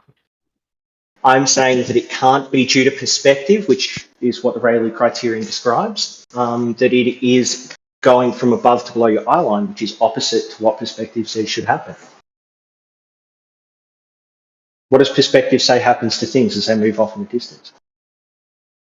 They shrink until you can no longer see them. Where do they shrink into? The vanishing point. Where's the vanishing point? Probably near the horizon. It's weird that you won't say they converge into your eye line, converge into the vanishing point. Yeah, they converge into a single pixel until you can no longer see them anymore. Yeah, That's a rough way does to the sun do that? Does it get like smaller and smaller and smaller and converge into a single pixel? Or does it go from having a lot of pixels and then suddenly it is half the pixels and then suddenly there's only the very, very rim, the very, very top of the sun showing, and somehow it goes from a full circle to like a half circle to just a small curve? Yeah, just your occultation would be limited. Your occultation would be limited. Literally has nothing to do with it.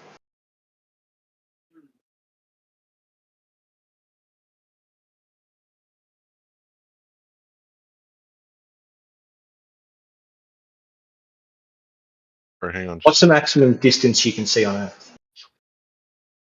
Who knows? I think they've seen a mountain from 250 plus miles away. You can see the sun from 6,000 miles away, right? I remember seeing the boss. I remember the boss. Like if you're in Antarctica, you can see the sun when it's I just remember it being 1,000.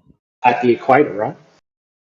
What are you talking about? Or in the Arctic, you can see the sun if it's at the equator. Really, really What far. about it? It's just interesting. But anyway, Larry, yet again, you failed to deal with the fact that it doesn't converge. It passes that convergence point. It passes the horizon. It's just straw manning, flat Earth with a distance to the sun. I want to fucking straw man its size and its medium it resides within. Do path, do all that. You want to give us all your fucking little fancy fucking flat Earth model?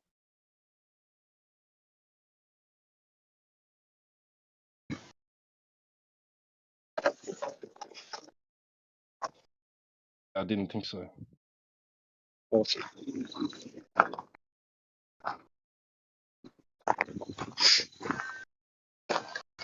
I swear to God, this is one of the oldest arguments ever that it crosses your eye line before it sets.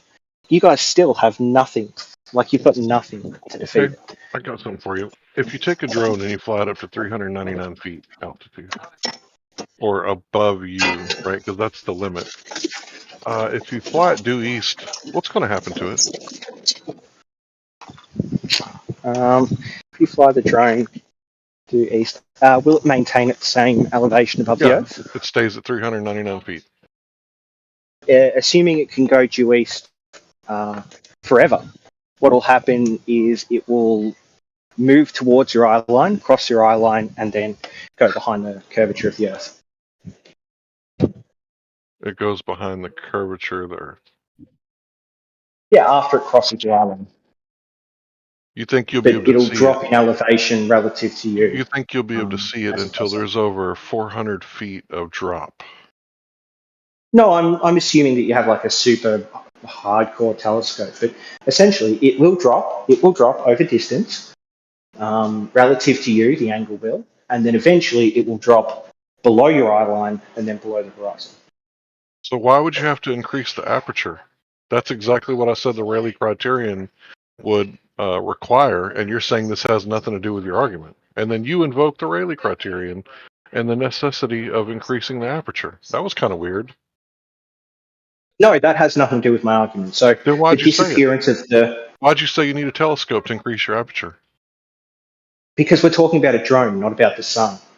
Ah, so what a you drone. did Go is you ahead. took a hypothetical and then you took one thing that doesn't match my argument in that hypothetical and you criticized my explanation of that thing that isn't in my argument.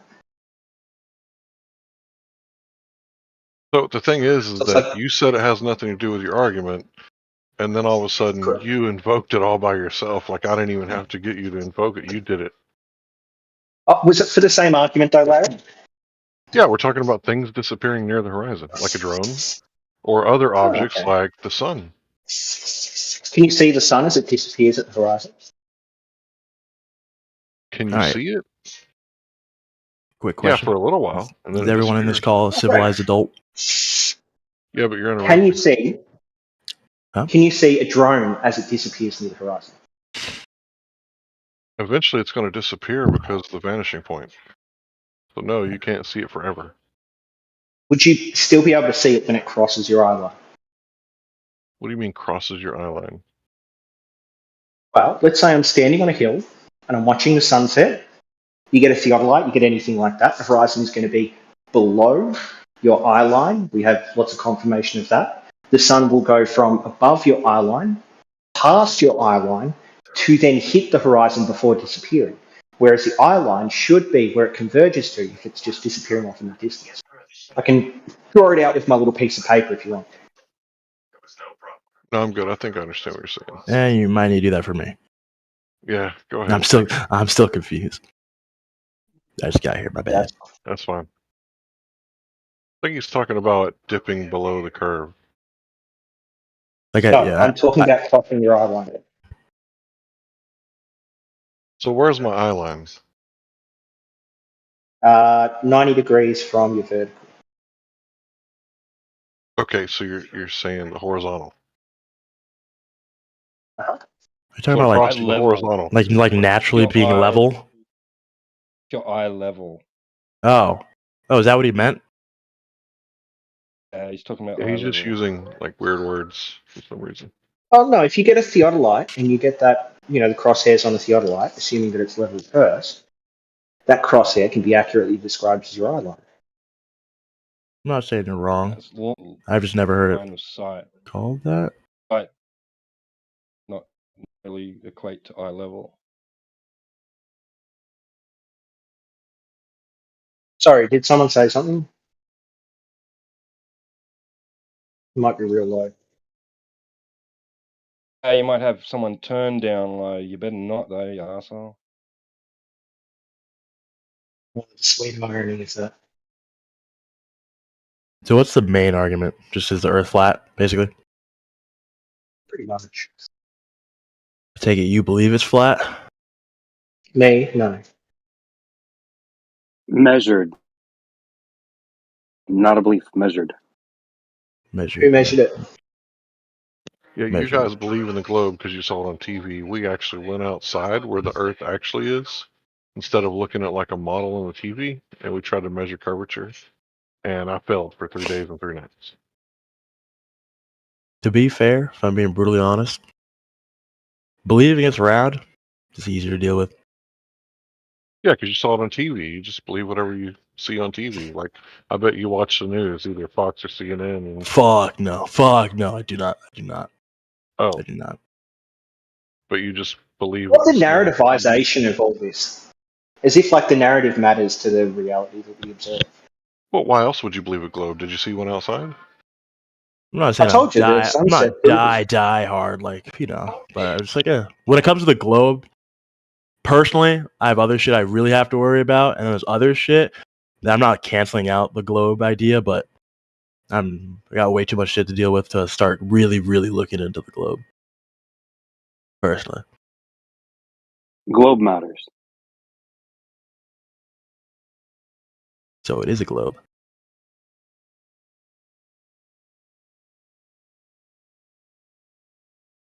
Don't live on the exterior of one. We just live on a halo ring.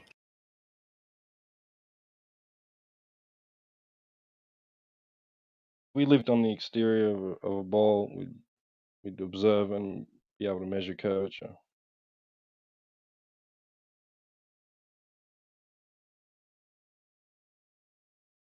Have they not measured curvature?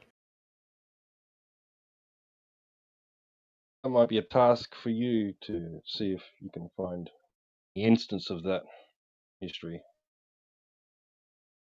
Wasn't it like back in the day, it was like a boat? Or is that just like, no, that was just, All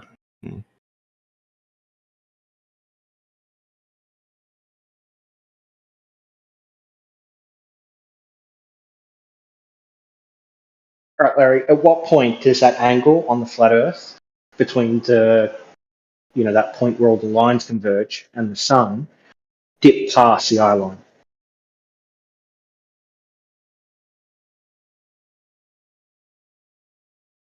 Oh, actually, I should have drawn those lines to the actual eye line of the person standing there, but at what point does that angle decrease enough that it actually goes past the convergence? That's a great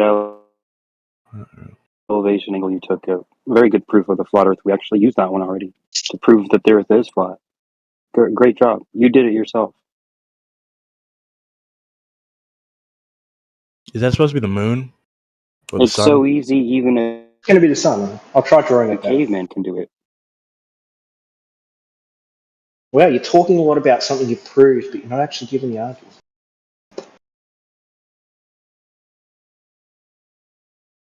I'm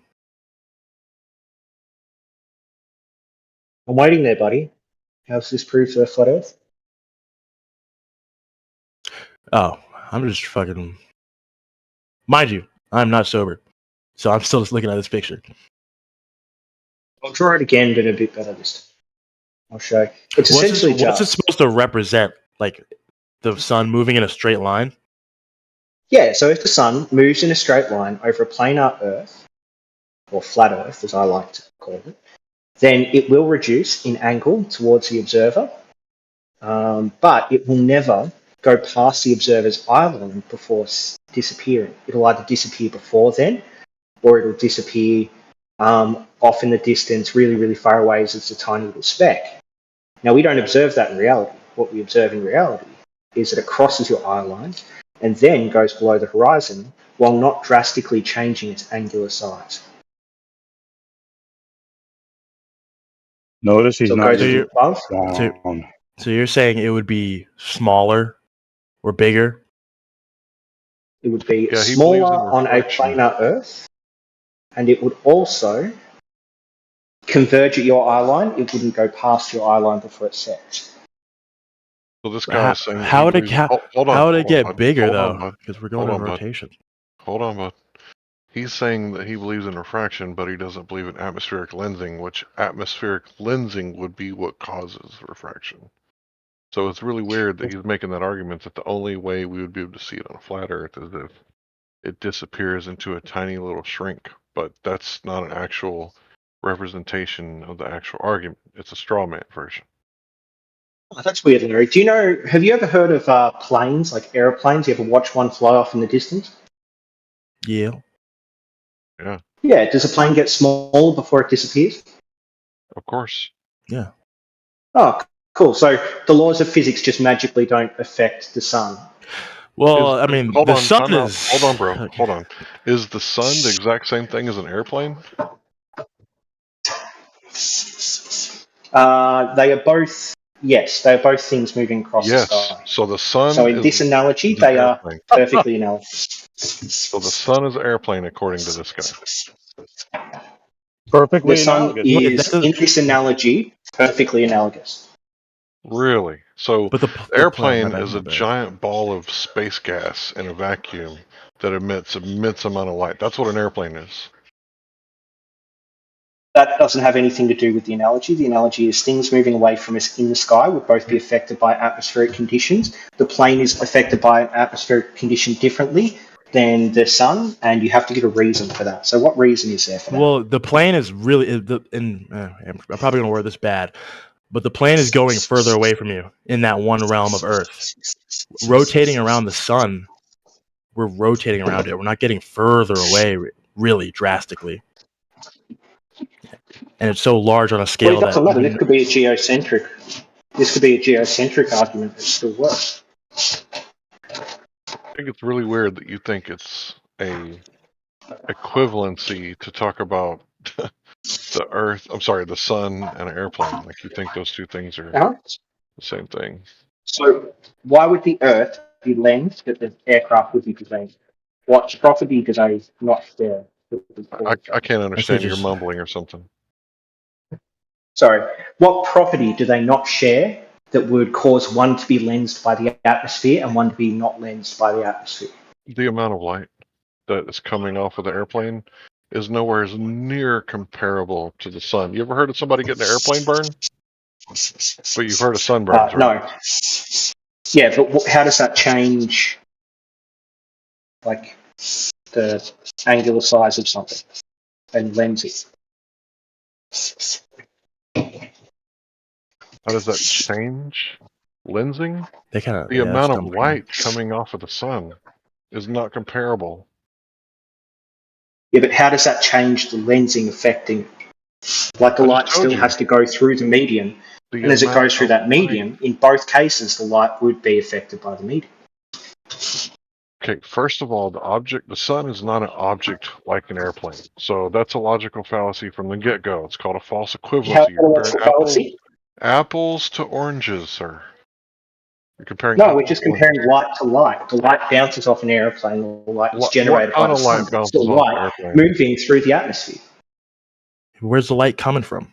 The sun. Comes from the sun, literally right? doesn't matter to my. So by the time the sunlight gets to your eyes, is it going to be exactly the same, or is it going to be slightly different? What do you mean exactly the same? It's not going It to will be have been exactly refracted. Same with the airplane. So the airplane is probably a little bit lensed, but it's not going to be the same as the sun. Why not? Because of the amount of light coming from the sun. The sun is a huge light source. The airplane is not. Thank you for that, Dave. But how does that change the amount of lensing? Oh shit, my bad. Are we arguing the lights on a plane you don't see at night? After a while? No, he's he's talking about he's angular. comparing He's talking the about sun angular to an airplane. resolution. Yeah. Yeah, it's just the resolution. But he's straw manning. Because. Are you saying like why you end up not here- seeing the plane anymore? Why does the plane seem to get smaller in the distance? Except him is making a claim about because it's going exactly further away. what the sun is, its size, its distance, the medium it resides within. So you're saying why the sun doesn't look smaller when we're further? Mm-hmm. Well, because we're. I know we're not always the same distance from the sun when we're orbiting it, but we're relatively like in the same like path of orbit, right? So we're not really getting that far away from it. Correct me if I'm wrong. Oh no, this is flat versus globe. So on a flat Earth, the sun will actually be moving away from you in a straight line. So as it drops in angular, height compared to you, so as the angle reduces as it gets further away. Nobody made that claim either. It should also reduce in its angular size as it gets further away. Why do you keep straw manning? What am I straw manning? Larry said that it's due to the Rayleigh criterion, which is due to distance and has to do with the perspective and the amount of light that can enter an aperture. You said it's moving away in a straight line. That's just the observation that follows with the sun on the Earth between human beings at different points on the Earth. That's why we can do time and date and stuff like that. Wait, who's the flat earthers and who's the globers? I'm a globe earther. You are. You're the flat earther, man. Full mental asylum. You're the flat earther. I thought I was a glober the whole time. Sorry, boys, I gotta switch teams. So who's making a claim about what the sun is, its size, its distance, and the medium it resides within to say it should be doing this or it should be doing that? Yeah, what's wrong with that? Is the sun not a light source? Or maybe reflecting light? Source of light, yeah. An apparent source of light. Uh-huh. And that's the only thing I'm discussing here. How can I make a judgment on what I should be seeing it doing versus what I what I see it doing, when I don't know the variables, when I have a lack of information about it. Yeah, it's called logical So, deduction. okay. Some things are just necessarily true based off a set of conditions. Okay, so you're just going to impose a view onto flat earthers and then argue with that. Why don't you just go argue in the mirror with yourself? Pretend that the guy in the mirror is the flat earther, right? Tell the guy, just go argue with yourself in the mirror, man. Because I'm not disingenuous and I'm not contradictory, so trying to argue with myself in the mirror would just be me ultimately agreeing with myself after looking at myself in the mirror.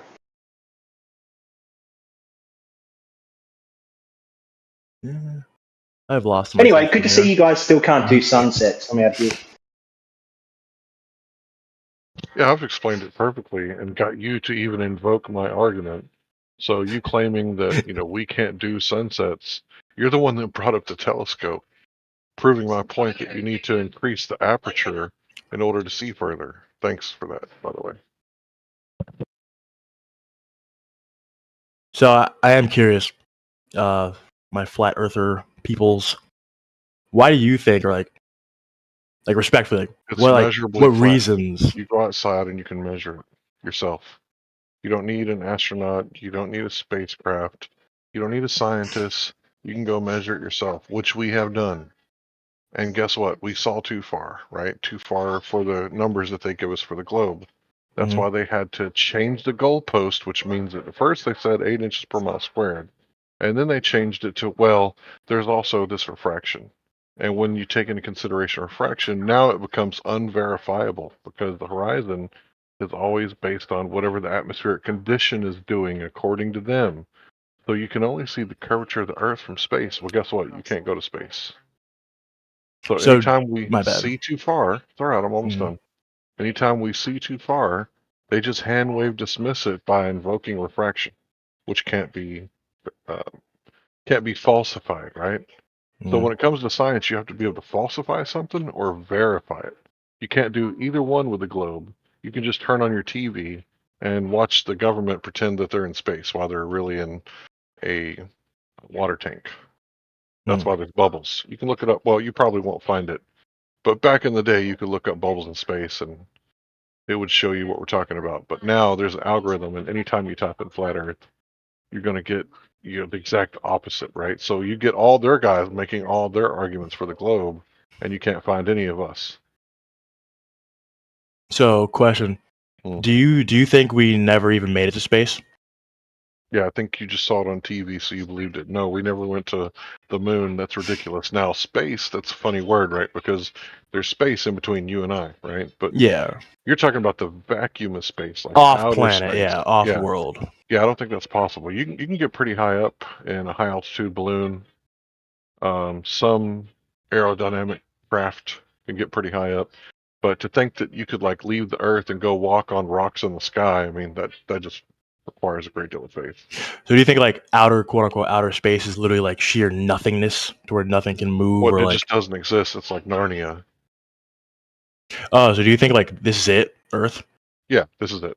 I mean, we can see lights in the sky, but how do you know that Jupiter is a lump of gas in a vacuum? Like, how could you verify that? And how could you demonstrate the concept of having a lump of gas in a vacuum? If you take a vacuum container and you put gas in it, it's going to fill the available volume until it reaches equilibrium, right? You can't have a lump of gas in a propane tank.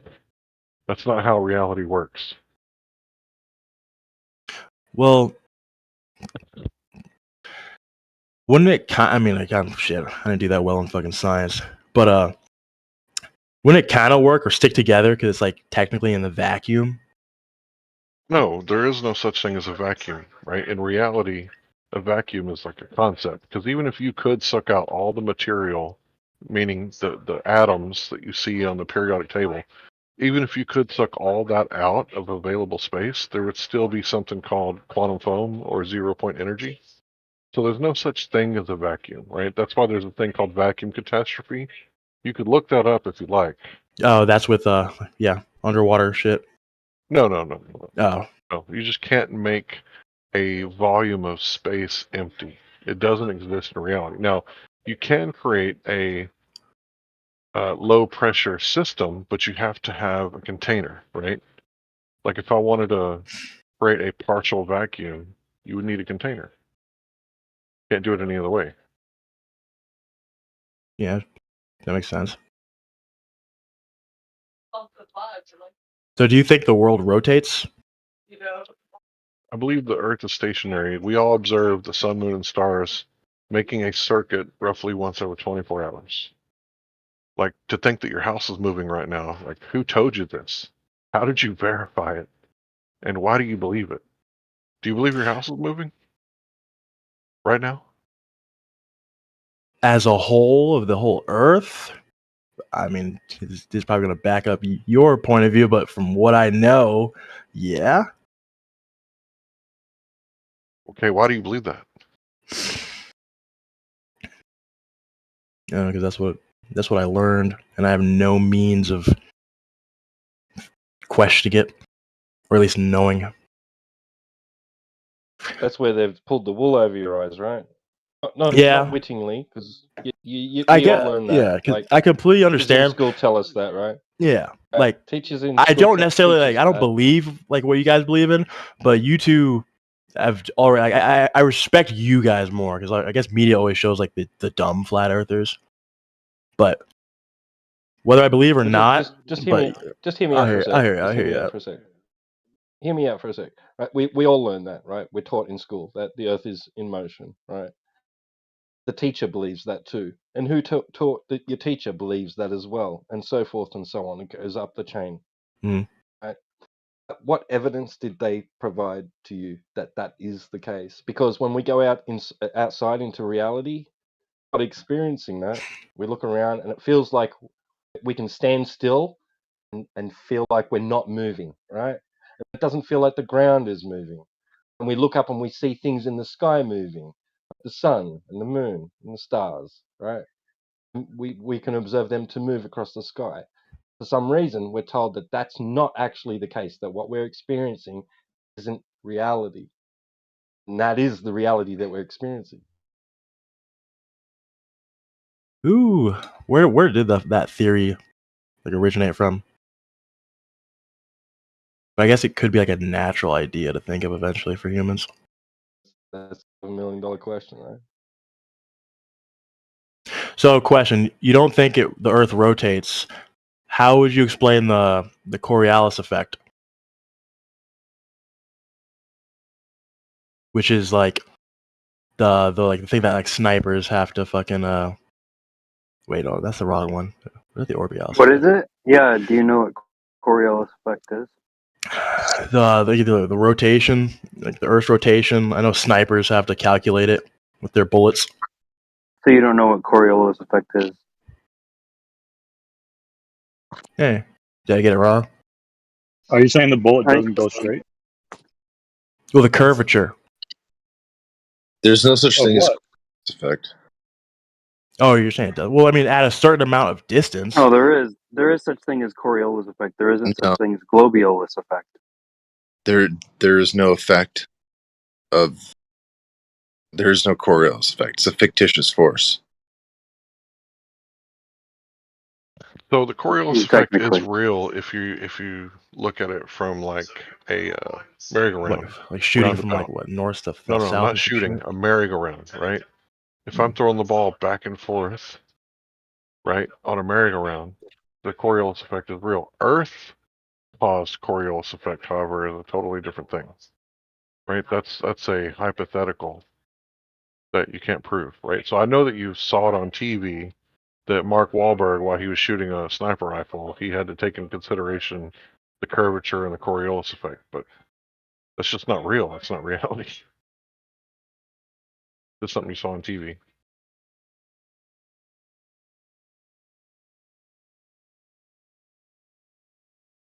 Oh, fuck.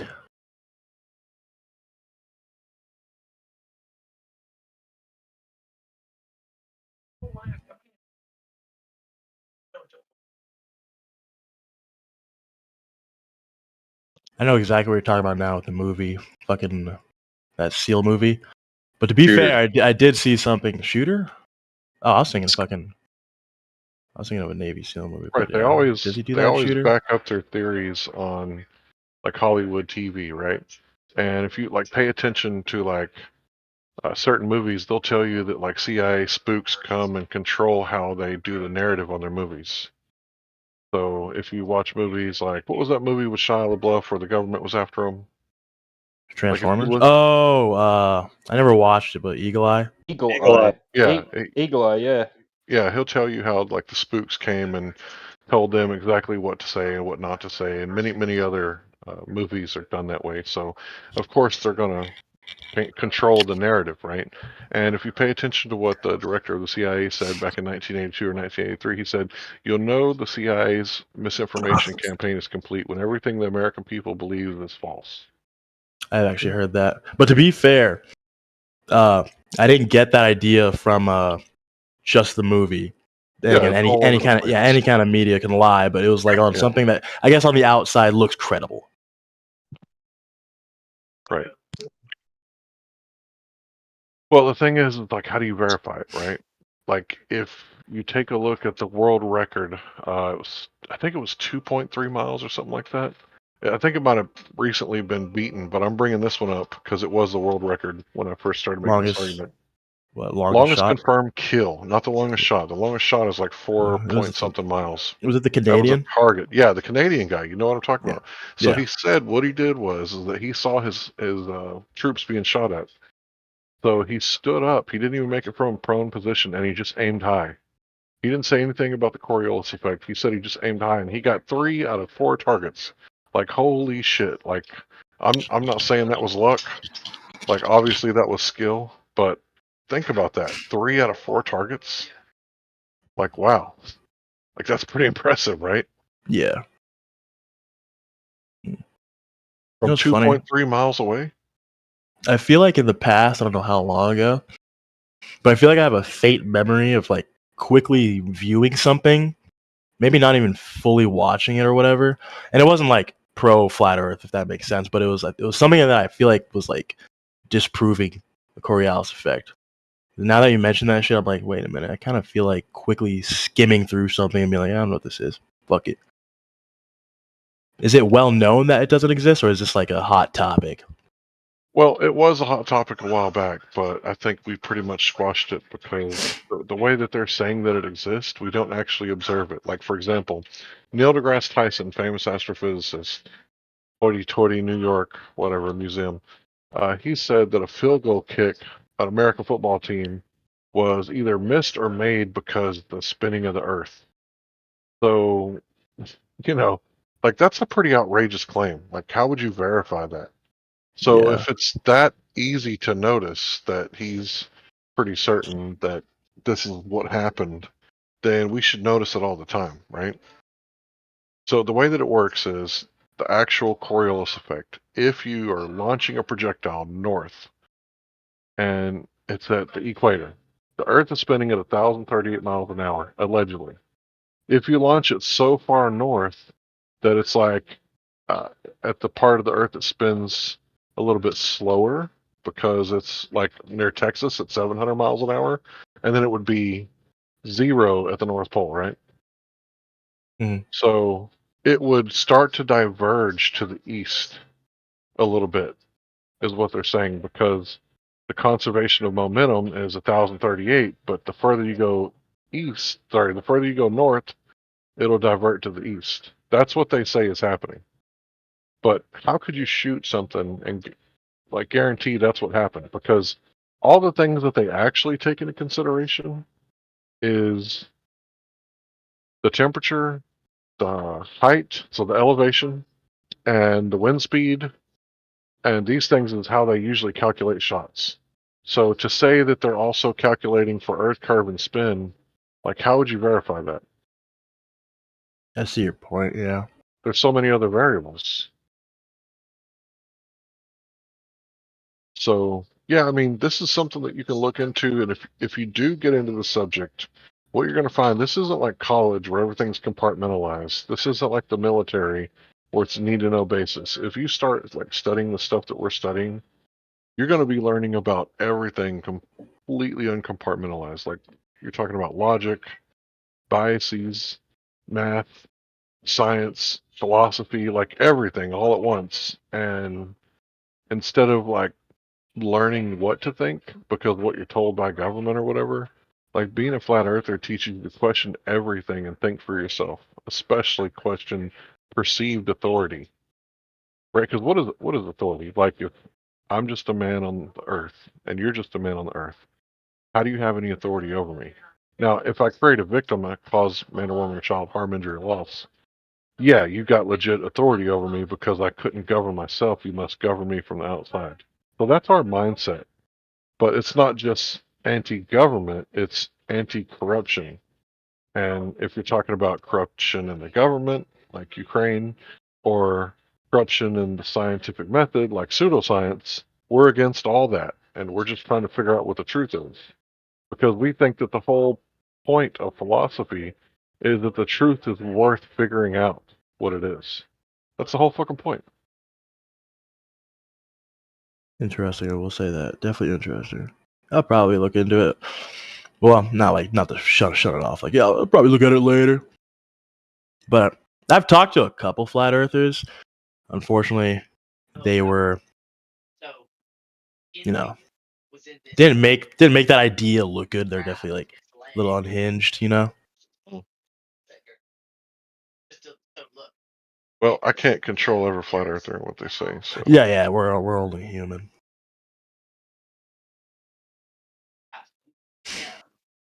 Kind of understandable though. When you first figure it out, it's a pretty big breakthrough.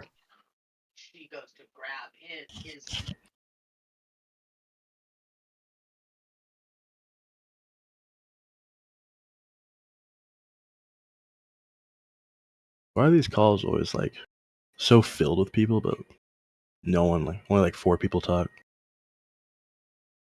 it's moderated so that we can get to the deeper levels of the conversation, because we can't just let everybody free for all, or we'll never get to like the deep end of the pool, right?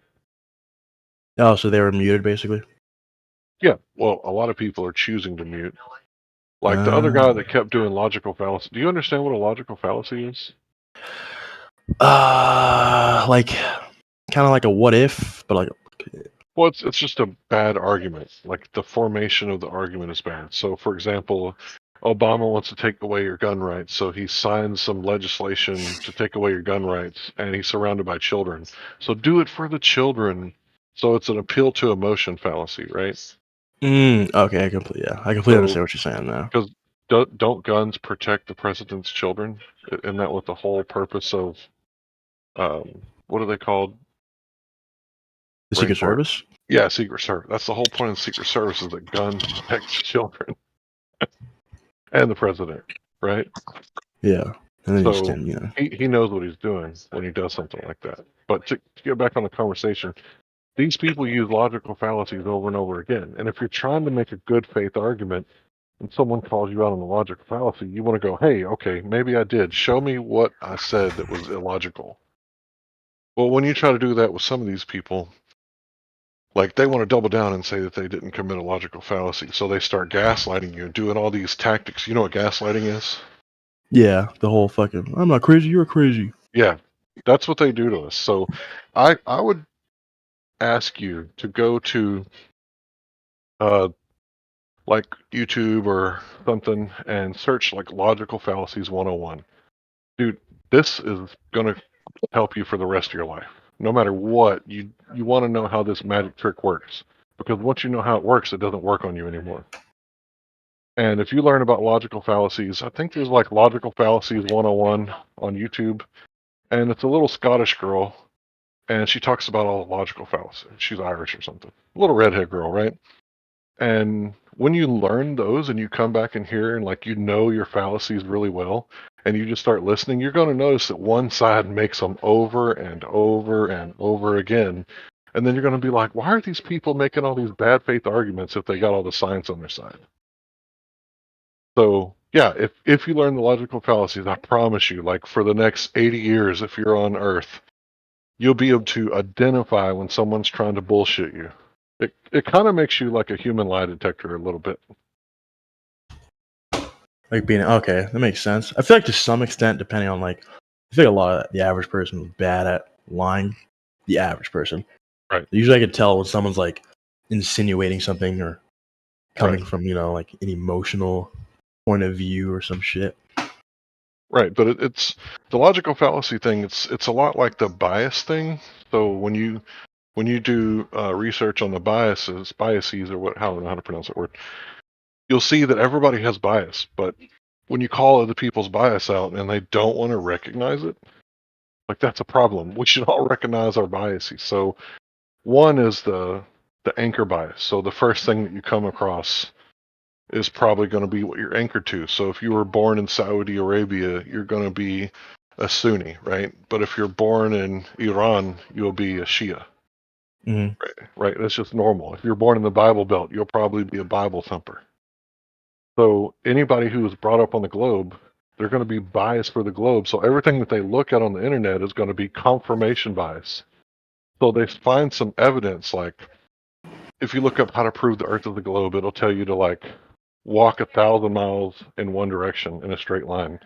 How do you do that? Like there's elevation. You can't walk 1,000 miles in a straight line. So they go, oh yeah, that's right. That's how I know. Confirmation bias.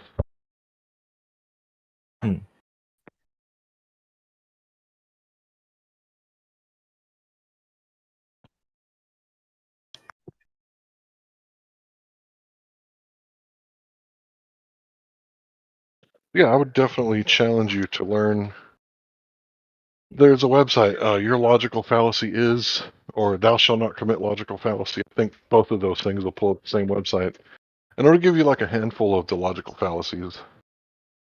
And once you learn those and you come back in here, you're going to be calling out globe earthers for making logical fallacies and be like, hey, bro, your argument is illogical. You need to reformulate your argument. Now, to be fair, at the moment, I still believe the Earth is a globe, but the whole like Coriolis effect and the other things, you definitely got me with those. There's definitely food for thought. Well, you've probably seen 20 plus years of indoctrination on TV, and I'm not trying to convert you to the flat Earth. I'm trying to convert you to think for yourself and question authority and verify things.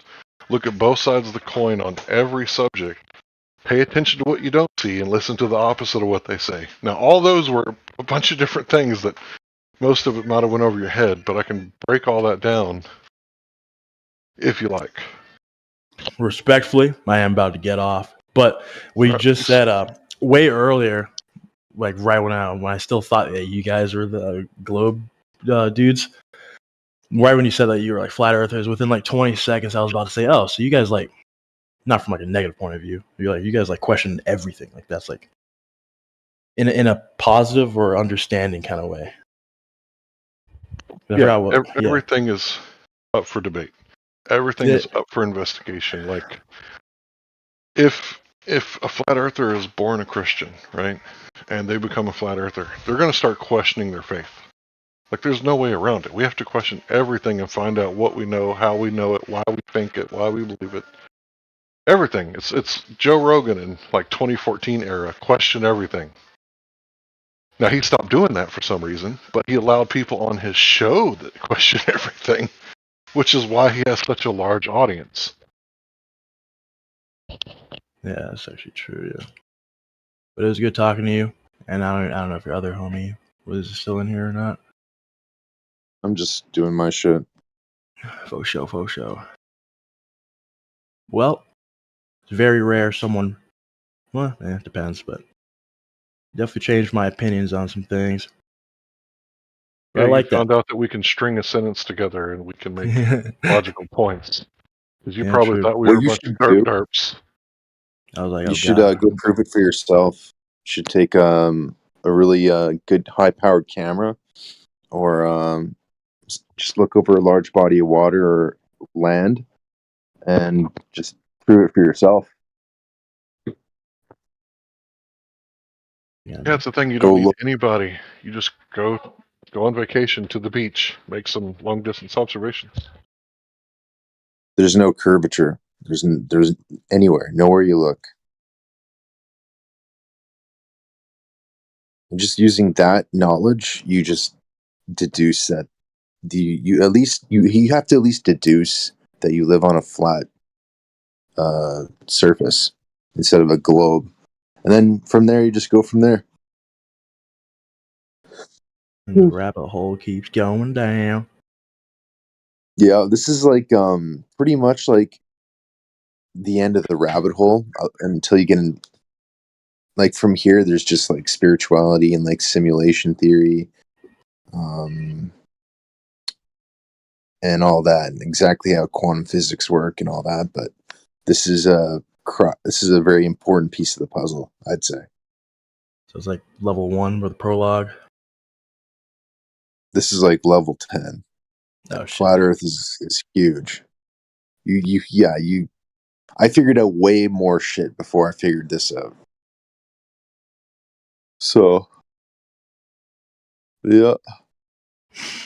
What I missed? So what's causing the dowsing rods to attract one another when they're over a water source? That's a I'm an good fucking expert in the question. flat earth. You talk about water witches? That's a good question. I don't know. What's your question? I'm an What? expert. He was talking about the dowsing rods to help you find a water source. Potatoes? What? Potatoes? Precious? Well, a fried potato in the form of a Y.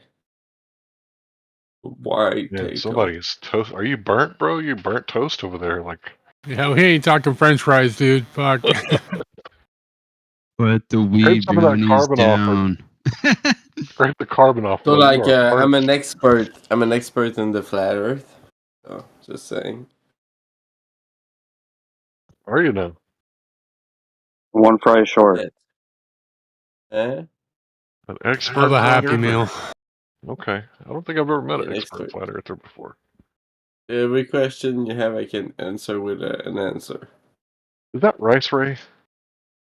Yes. Okay.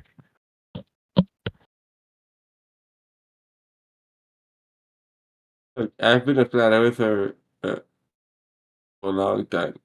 I remember you, bro. Longer than all of you guys together. That's kind of a weird claim to make. How could you know? I mean, unless you've been a flat earther since like World War One, that's kind of a weird claim. You know?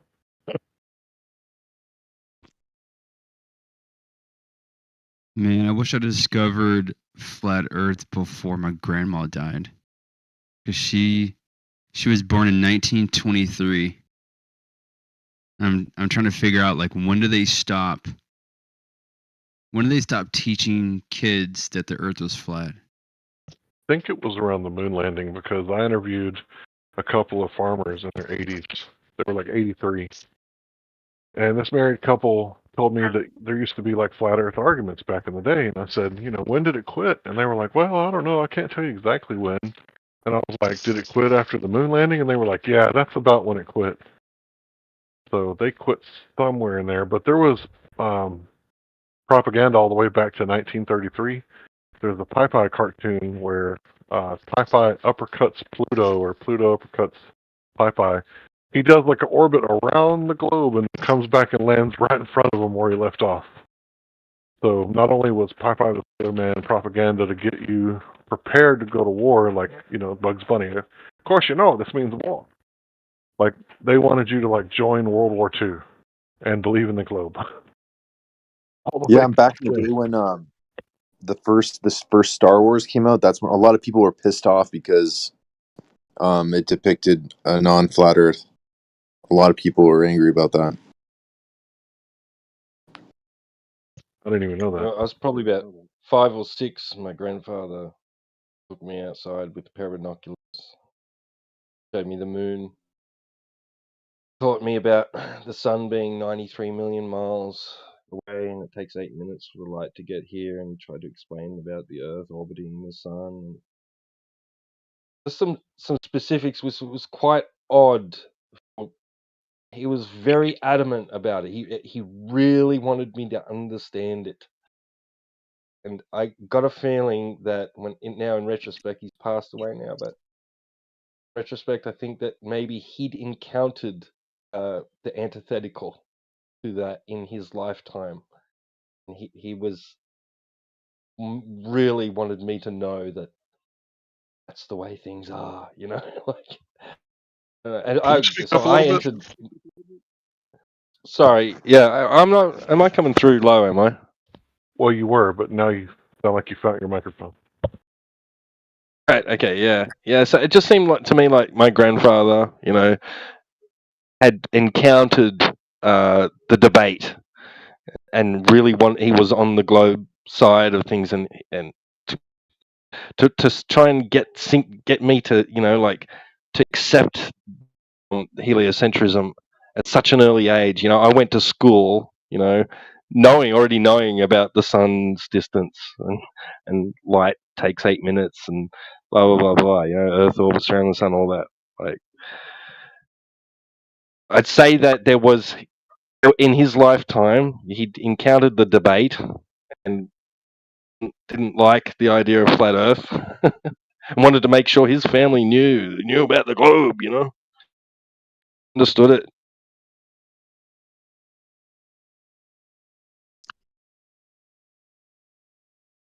Interesting. Yeah, your mic's clipping now. Too quiet, too loud.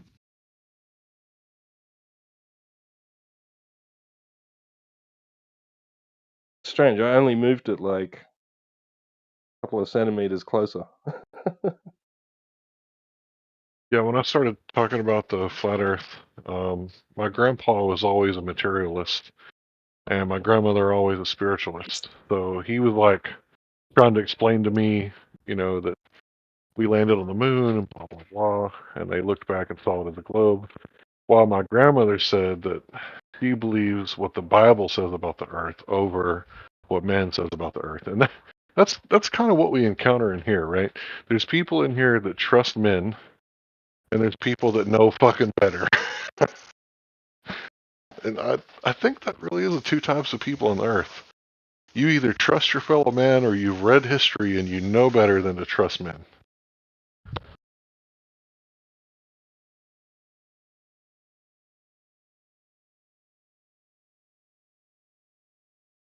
That means mankind. The blanket statement. To me, the only thing you can trust men to do is be greedy and go after their own self-interest. Anybody disagree? And to mess stuff up. Yeah, they're pretty good at that. I mean, not everything man does is bad, right? It's a spectrum, and different people have different fruits. For the most part, like, if someone comes up to you and tells you X, Y, and Z, I think there's a saying for that, right? So I think it was Mark Twain, believe nothing that you hear and only half of what you see. So that was like before television. He said that. So after That was Marvin television, Gaye. it might have been. So we've heard the quote, whoever said it, right? My dad wasn't the first person who said it, but whoever said it, like, after the invent of the TV, it should be said, believe nothing that you hear and only half of what you see, and don't believe anything you see on TV.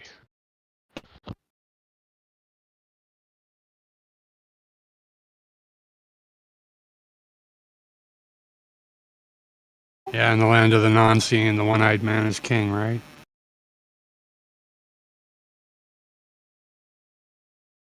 Never heard that before. It's crazy because my dad was teaching me about logical fallacies before I knew what it was. Like, he would say stuff like, if everybody jumped off the bridge, would you do it? You're comparing apples to oranges. Maybe they know something we don't know. Like, he was teaching me all this shit as a child.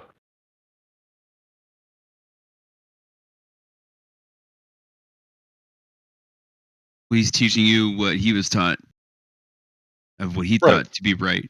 You Right. know, he had good Ancient, intentions, obviously. yeah, ancient wisdom is what he was teaching, basically. The wisdom of the elders.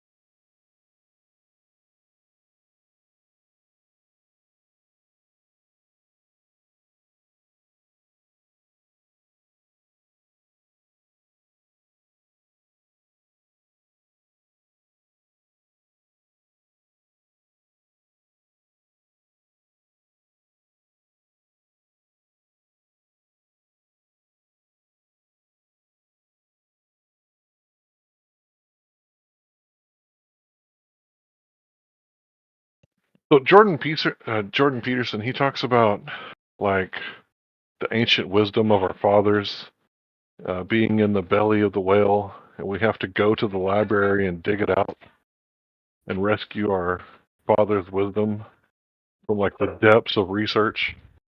Like, to me, this is like really fascinating, right? Because I've read a lot of the ancient texts, not all of them, obviously, but I've read a few um, other than the Bible, and man, there's a lot of wisdom in those old books, like the Bhagavad Gita, the Mahabharata, the Bible, the Apocrypha. Like, there really is a lot of good stuff in there. There's no doubt about that.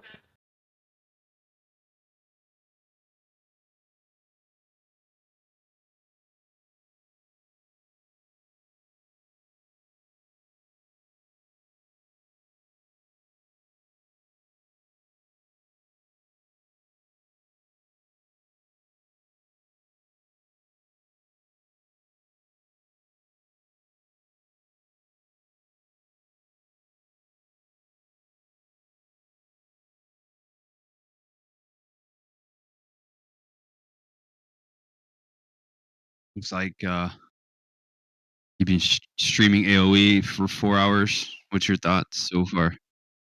Or is it too early to tell?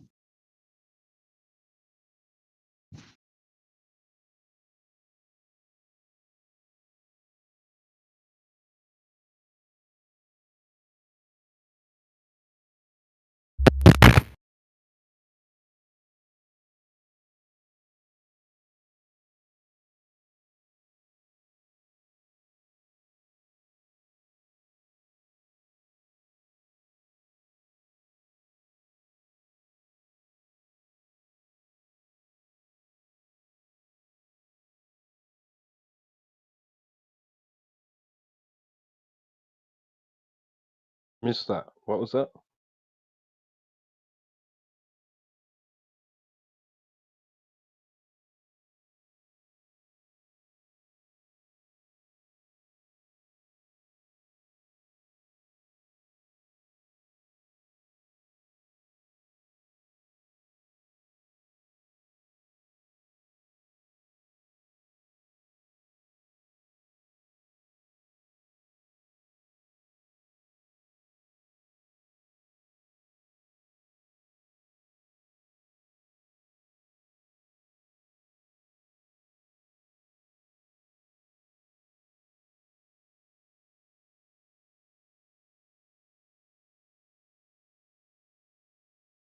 So I'm not really a one size fits all kind of guy, and started noticing like my pinky toes are like hiding under my other toe. So I bought these toe shoes to like spread my feet back out like the way they're supposed to be, like to correct my, I guess, bones to put them back to where they're supposed to be. And when I got them, like they were like made for like a little Chinese woman. Like they're so small, they're like little slippers. So I'm over here doing some seamstress work, making some modifications to these toe shoes so that I can wear them. So I'm about to get out the sewing kit.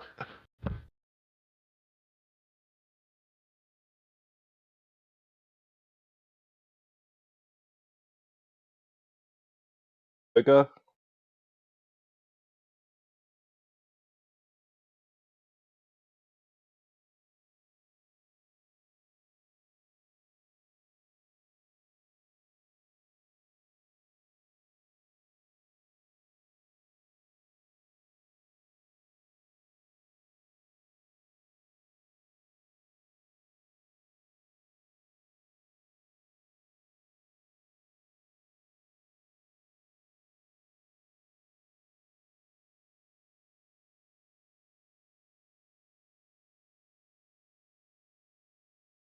this game, Age of Empires 4, everything's a flat map, obviously, except for terrain.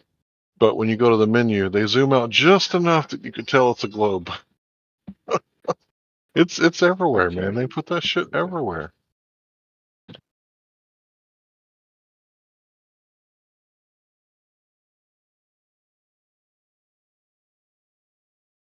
Yeah, a lot of people like to ask, like, what's it matter if there's propaganda put in my face at all moments of every day, at all times?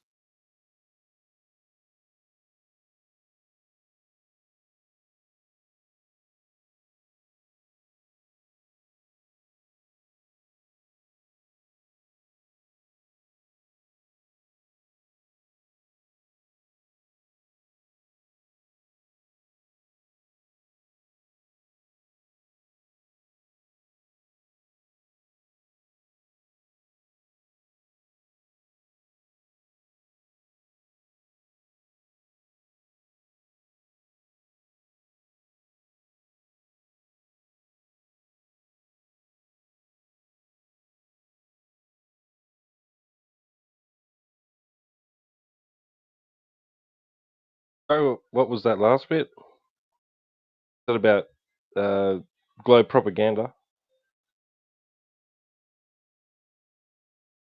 So I just got a new game, and it's all flat map, right?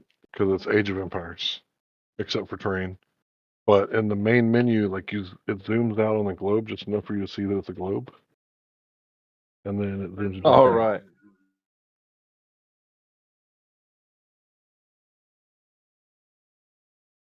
But even though it's just basically a chess game, right? It's essentially a real-time strategy chess game. But they made sure to put the globe propaganda in there on the main menu, so that every time you go to the main menu, you see the Earth as a globe. Yeah, it's nothing short of idolatry in my eyes. I mean, commandment was, to not make graven images, and they took that to the extreme. But with the globe, that is the epitome. It's it's claiming to the entirety of all things.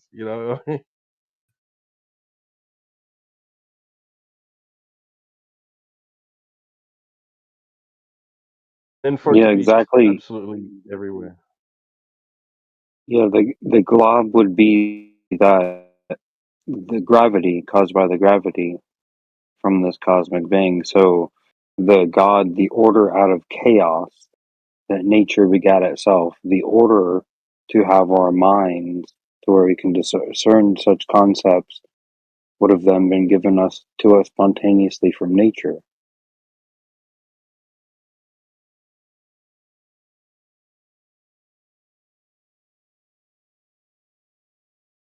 So it's a graven image. The globe is, for all things you must worship the god gravity that is bringing out of chaos and causing this order that is an echelon to where we can even conceive of these ideas. It's a creation story. It's a religion.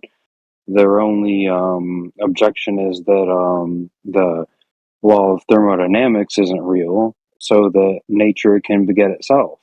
So nature can break the laws of nature.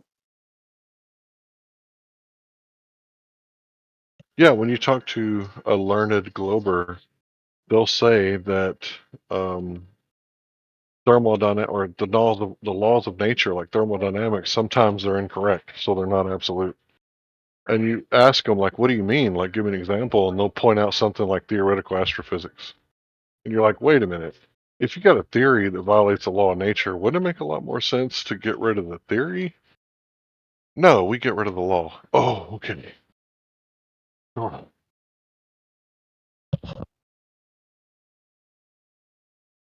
When you're working in fiction, you can pretty much do anything.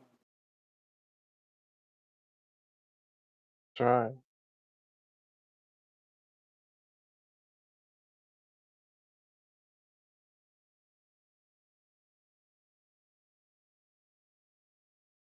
You just change the script.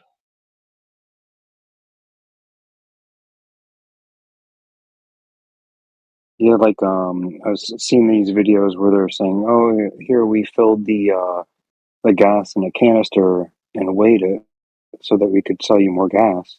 Like, yeah, no, that you're moving the globe post. The entire challenge was to weigh the gas without any container. Right.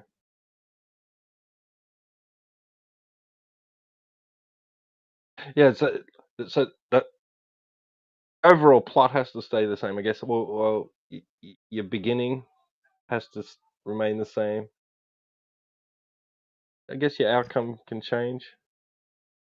Yeah, they forget why Sorry, they're go ahead. arguing for. They forget why they're arguing for weight of gas, right? Like, no, the argument is no container. You're arguing for, or yeah, you're arguing no container.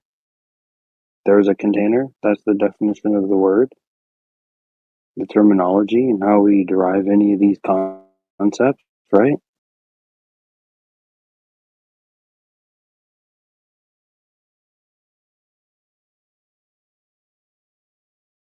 Yeah, I put the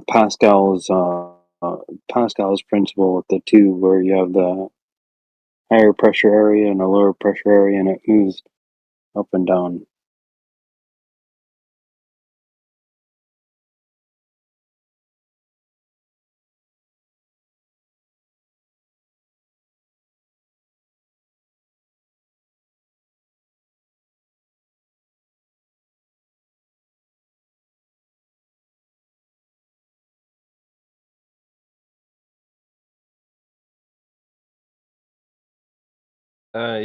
Yeah. What has an equal any change has an equal effect throughout the whole system? Is it Pascal's? Is it?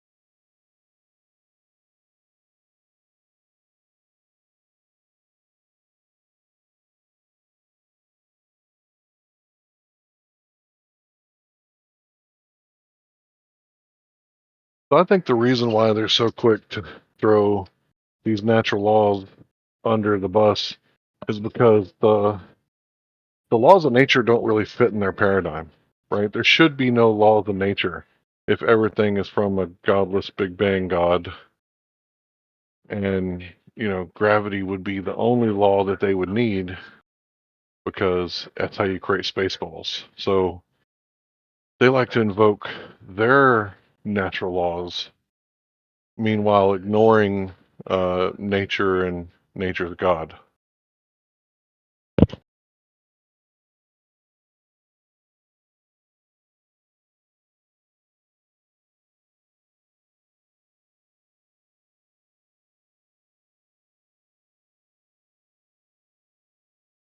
Well, even in those letters from Newton to whoever it was he was writing to, he was outlining the absurdity that of the propagation of a force through nothing, you know, because it conflicted with what other natural laws that he understood to be, right? So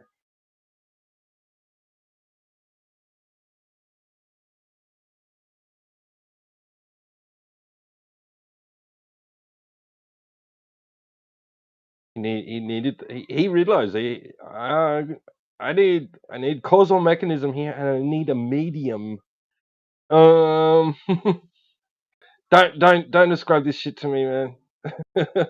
I haven't figured that part out yet, so don't go fucking running with this, right?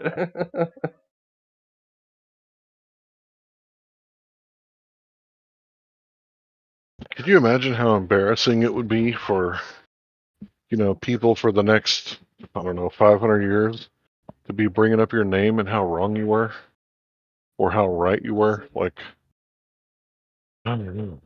Weird.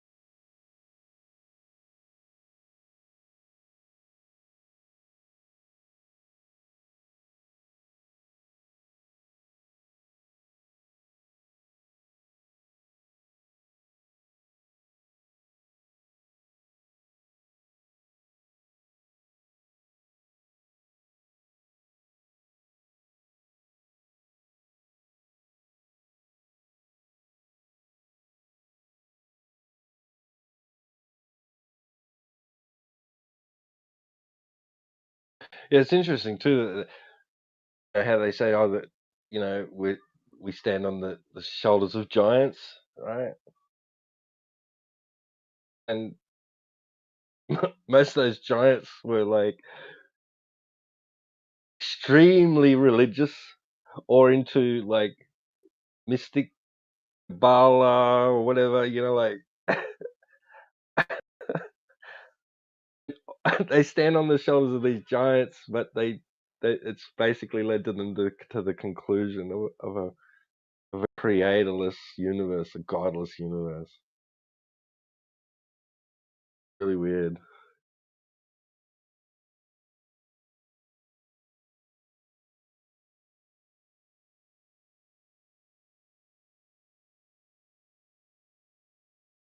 Like a lot of these these hypotheticals, these theories that they came up with, they claim to were inspired by their mysticism beliefs and religious beliefs.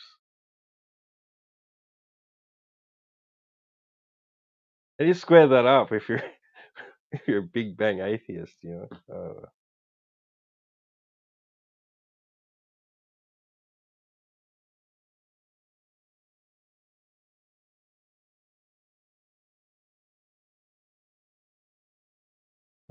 I think if you've been brainwashed since you were, which we all have, if you've been brainwashed since, 5 years old at least, all the way to the cradle, if you look at the mobile, like if you think about this, like it'll be really hard to break out of that programming. Like how many Scientologists who were raised in it actually come out of it?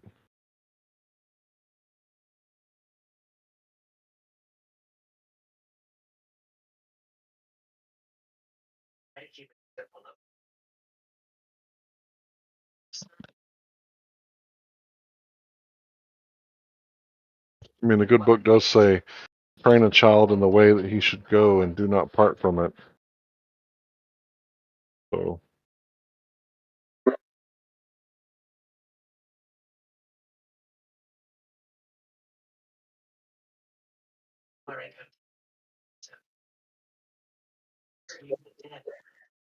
Good book also says about children backchatters, we should have them stoned to death.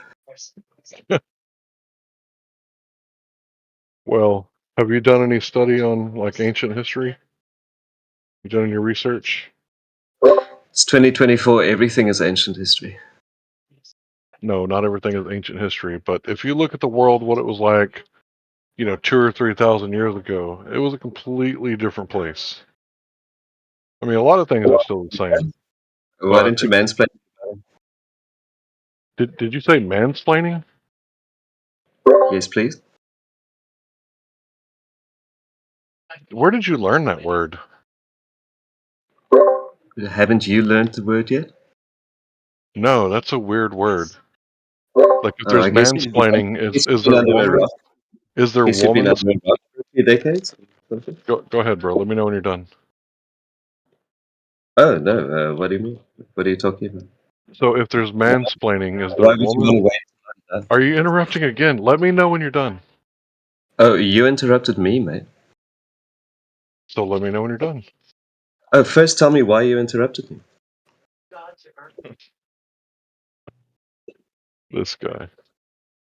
Ah, there we go. So you want to get all up and rowdy about interruptions, but you're the one doing it. You're just Am I still interrupting you, or am I letting you go? Yeah, you're the only one who complained about interruptions. I didn't complain when I got interrupted. You did. You complained when I got interrupted. You blamed me for it. Are you done complaining? You said go ahead. You said go ahead, I'm and not. you started I'm talking. not You complaining. interrupted him I'm straight not away. complaining. You were the one who was complaining, not me. I don't have any complaints. Okay, so if you're done, I'm assuming. If there's But you mansplaining, is there womansplaining? What? You said if you were done. We're done with what? Now he's just doing it on purpose, right? No, you're being passive aggressive, and I'm challenging it. Alright, you're gonna be fucking controlled now. Right. There you go, Larry. It's weird he can't control himself. Meanwhile, claiming that I've interrupted him. And maybe I did interrupt him, but when I said clearly, I have made a mistake, let me know when you're done, that should have been the end of it. But this guy is just attempting to get a rise out of somebody. And the only rise that he's going to get is the rise that he gets out of himself from being muted. But it's his own damn fault. So I'll just ask the question now that you're probably muted because you're not interrupting. So I'm going to ask, if there's mansplaining, can you tell me what is womansplaining? What is that? I didn't interrupt you, mate. You interrupted me. Let's get one thing straight. Do not lie about me. I'm not your toy. Can you tell me about womansplaining? My word. I'm not here for you to play with, bro. I'm not your toy. But you want to be, don't you? Can you please just explain what is womansplaining? I don't know what that is.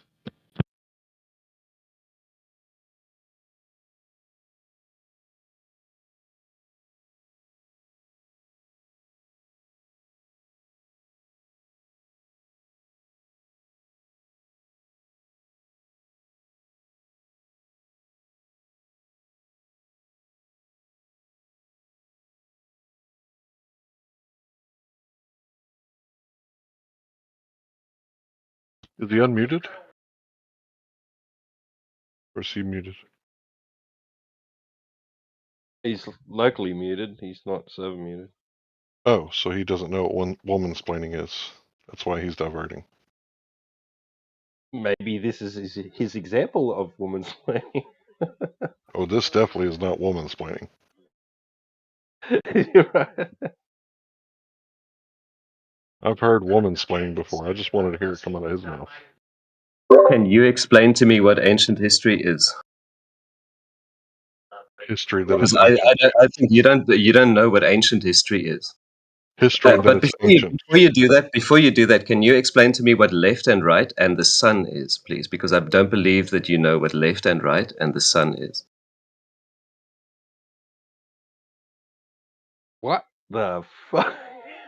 Yeah, This guy, man. before that, can you explain to all of us what wrinkles are? Yeah, stop asking stupid fucking questions. Look, I can't divine your thoughts. I can't read your mind. When you say mansplaining, I don't know what that is. So I'm asking if there's a mansplaining, then there would have to be a womansplaining. And could you explain that to me? Because I've never heard this word mansplaining. It sounds like a made-up word that you learned in college. Oh yeah, why don't you Google it if you think I made it up? I didn't say you made it up. Obviously, you're not capable of making up something original. So it's something that someone else has made up. And you're just copying it because you're a parrot. You've even made up me going to college. Like, you're so full of shit. You pretend everything you think. You pretend everything you say. None of it's truthful. So you haven't been to college. So you're not using this word. Why would it be any of your fucking business where I go and where I don't go? So you just picked up this word all on your lonesome. Like you just started using it without being told to by a professor so that you get your All of grade. the words you're using right now are made up words that you picked up somewhere along the way. Am I rashing you for it? Am I attacking you for picking up your words? Yeah, don't be a fucking knob, dude. Are your feelings hurt, dude? Like you sound like you're angry now. No, my feelings aren't hurt, and I'm not angry. I'm telling him off because he's being an asshole. A big difference. How am I being an asshole by asking, what do you mean by mansplaining?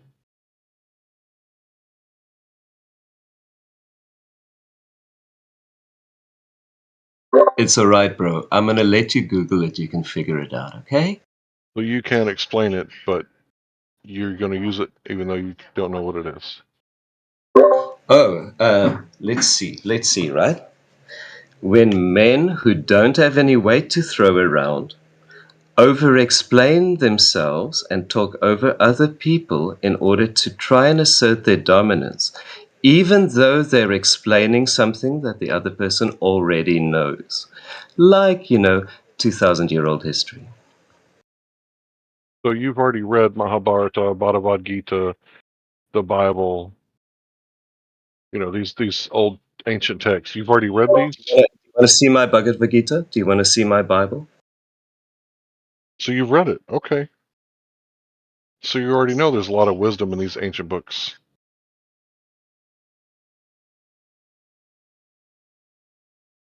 Have you read any of the other Gitas? Well, if you want to call it a whole lot of wisdom, then that's your choice.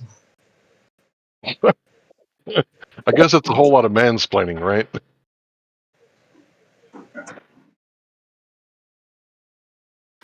What's that accent? Are you South African? Or are you Australian? I don't know. Why don't you look at my flag?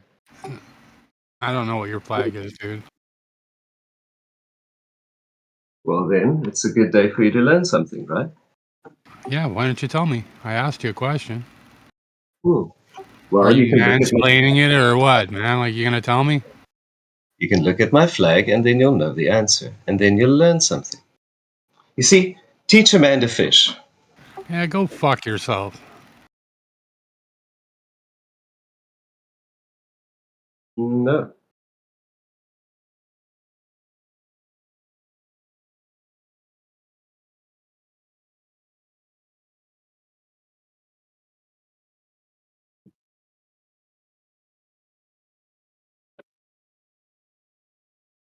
Dude, this dude's got joy of the Lord, and this dude is just a No, joyful individual.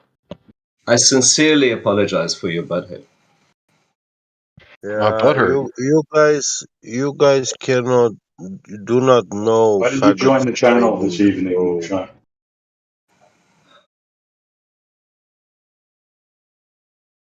What do you got to say? You got a topic? Anything? Sorry, what's that? yeah, I asked why you we are joined the channel this backwards. evening. You have anything to offer? For a chat, why did you join the channel? For a chat. I asked you a question, mate. Yeah, I joined for a chat. Was that a Oh, chit? A chit? you weren't just repeating me.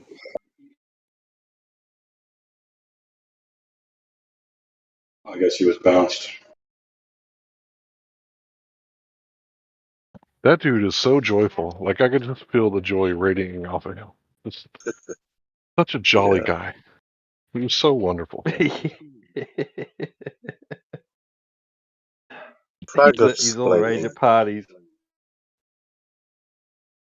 Yeah, I bet the ladies really love him. Like, I bet he's a hoot when it comes to the ladies.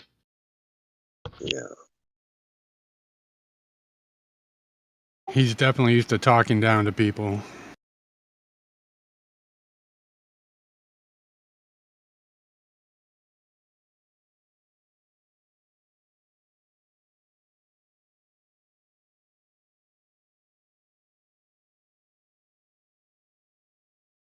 people with a flag.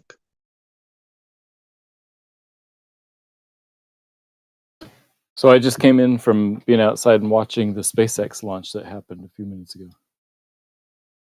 You said Oh, SpaceX launch? Did you see it go into space? I'll tell you what I saw. I saw a big bright red light that had a long tail go across a big portion of the sky, getting higher and higher the whole time. That's what I saw. You saw it getting higher or making a parabolic arc? Getting higher because we're about 120 miles away. So from our perspective, it just gets higher and higher until the stage one shuts off. After the stage one shuts off, you can't really see it.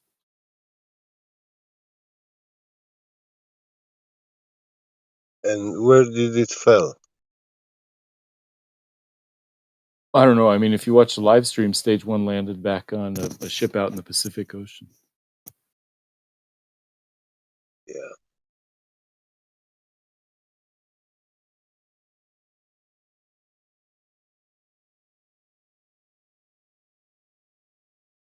there's rocket port in the Pacific, right? No, it's a drone ship, a robot ship, basically. Oh, These drones are getting robot. fucking serious, man. Did you guys see that video in Ukraine? It looks like a fucking mechanical bull, man. And the thing zigzags across the fucking field right into the enemy camp and blows itself up. Looked like it was doing about 60 miles an hour, dude. It was just fucking flying.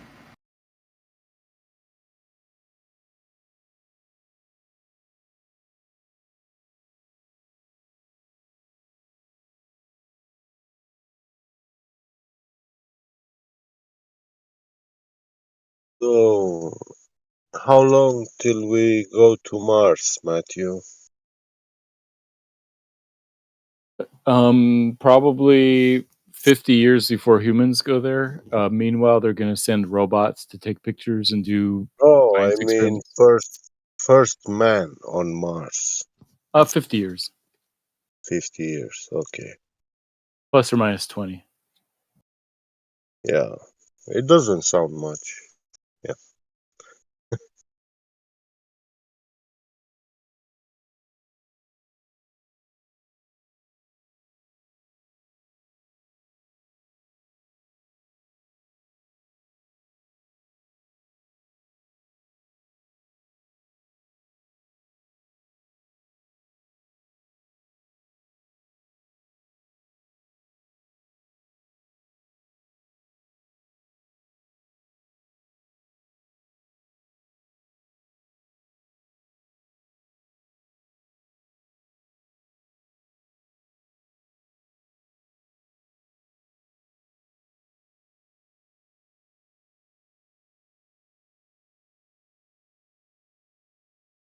Is it just me, or is it Or coming through almost like very, very, very low? I'm speaking very low. I'm in the car. Ah, that's better. I can hear you now.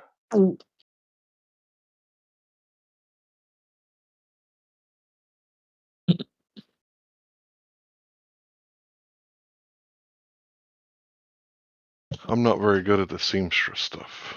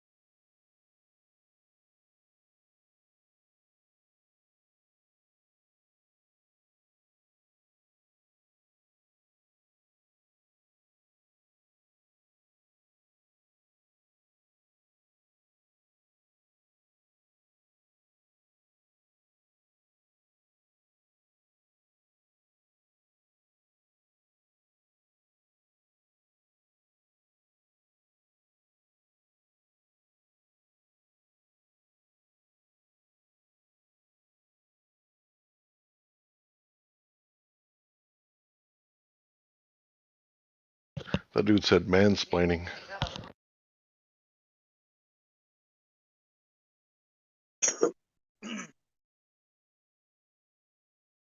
I knew it was going to be a good one when he said mansplaining. I was like, oh yeah, this dude's going to be awesome. Explaining.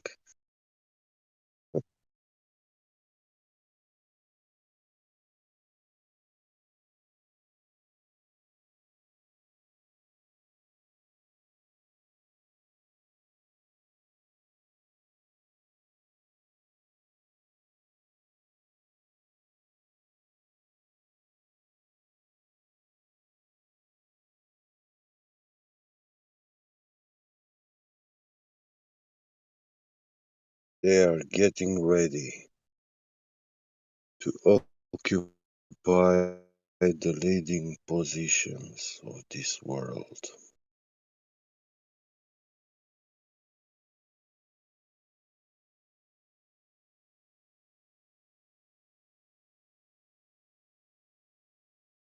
This kind of people will take your head without blinking. Mansplaining, womansplaining, whatever. We don't speak their language. They have their own language.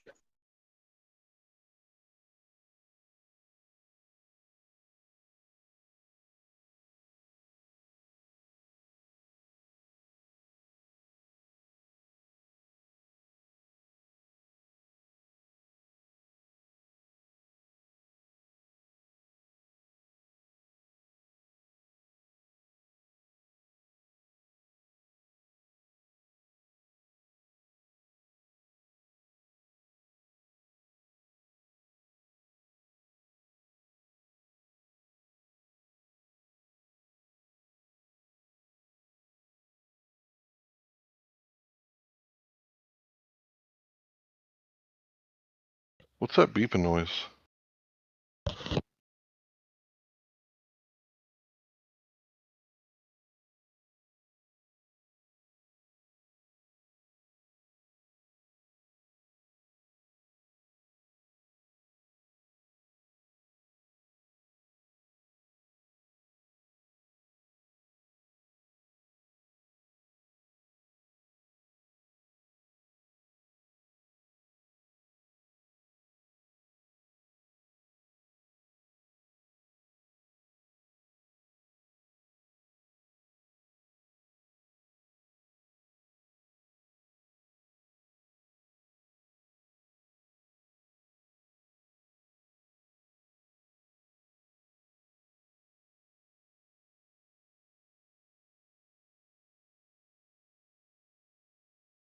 I'm not hearing a beeping sound.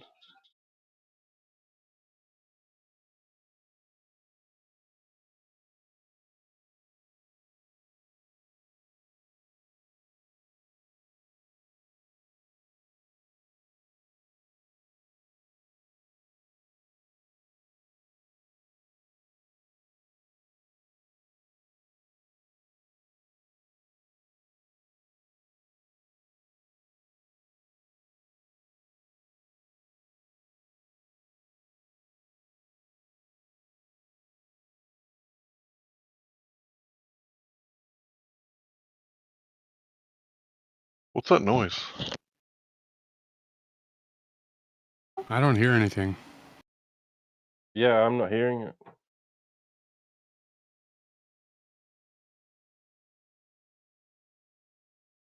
It's like bloop bloop bloop bloop.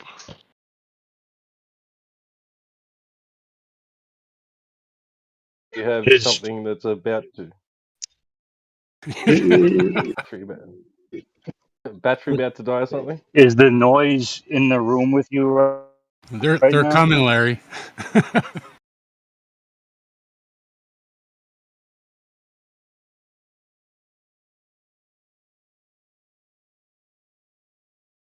mean, it does sound like a ticker, a ticking timepiece. The, that's the telltale heart. It's under the floorboards, Larry. You guys are funny.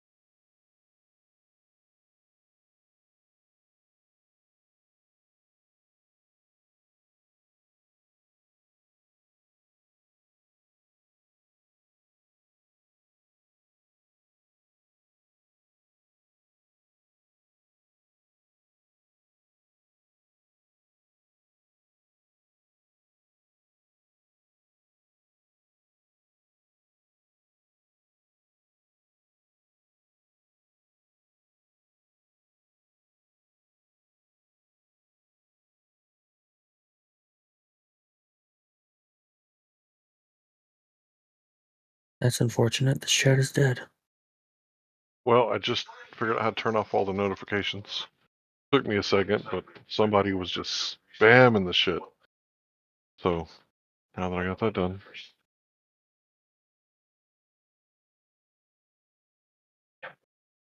Alright. So back to seamstress work.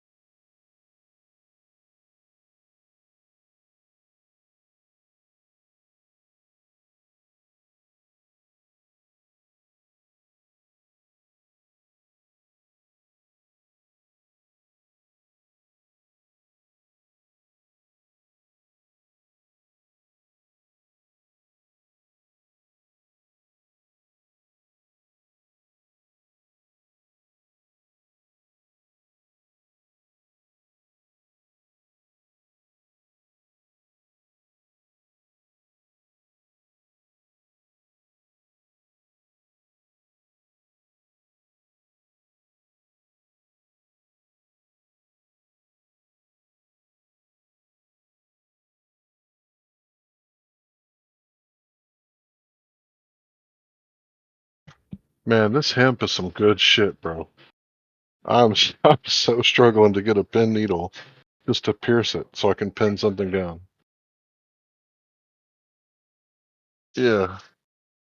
This ain't cotton, this ain't blue jeans, this is hemp.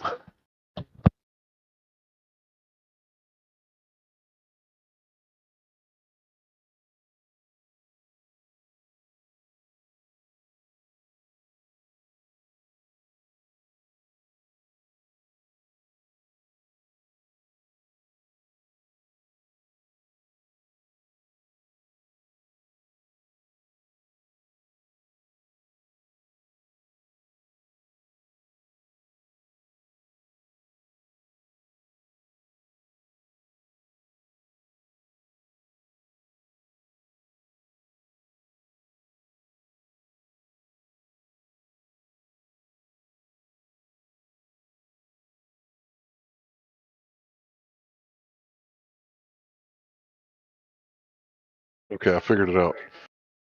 Gotta twist it in.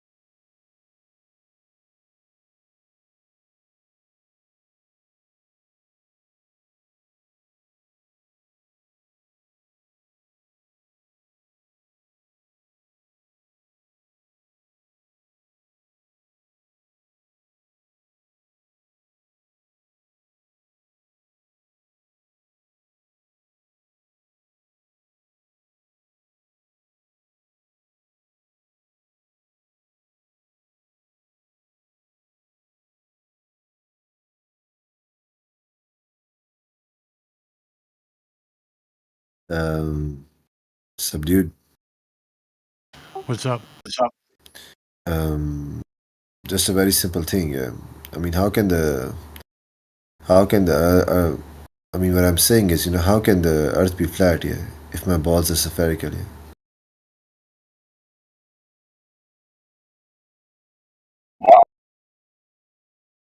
Pretty philosophical, Wow. right? You know, that's based on that's an empirical, I would say, proof. I'm just saying. About as good as it gets, fellas. 100%, yeah. 2 plus 2 is equal to 4, yeah. 100%. Alright, you guys take care, right? I just ended the debate, man, yeah. Alright, take care. Bye. What the fuck? Man.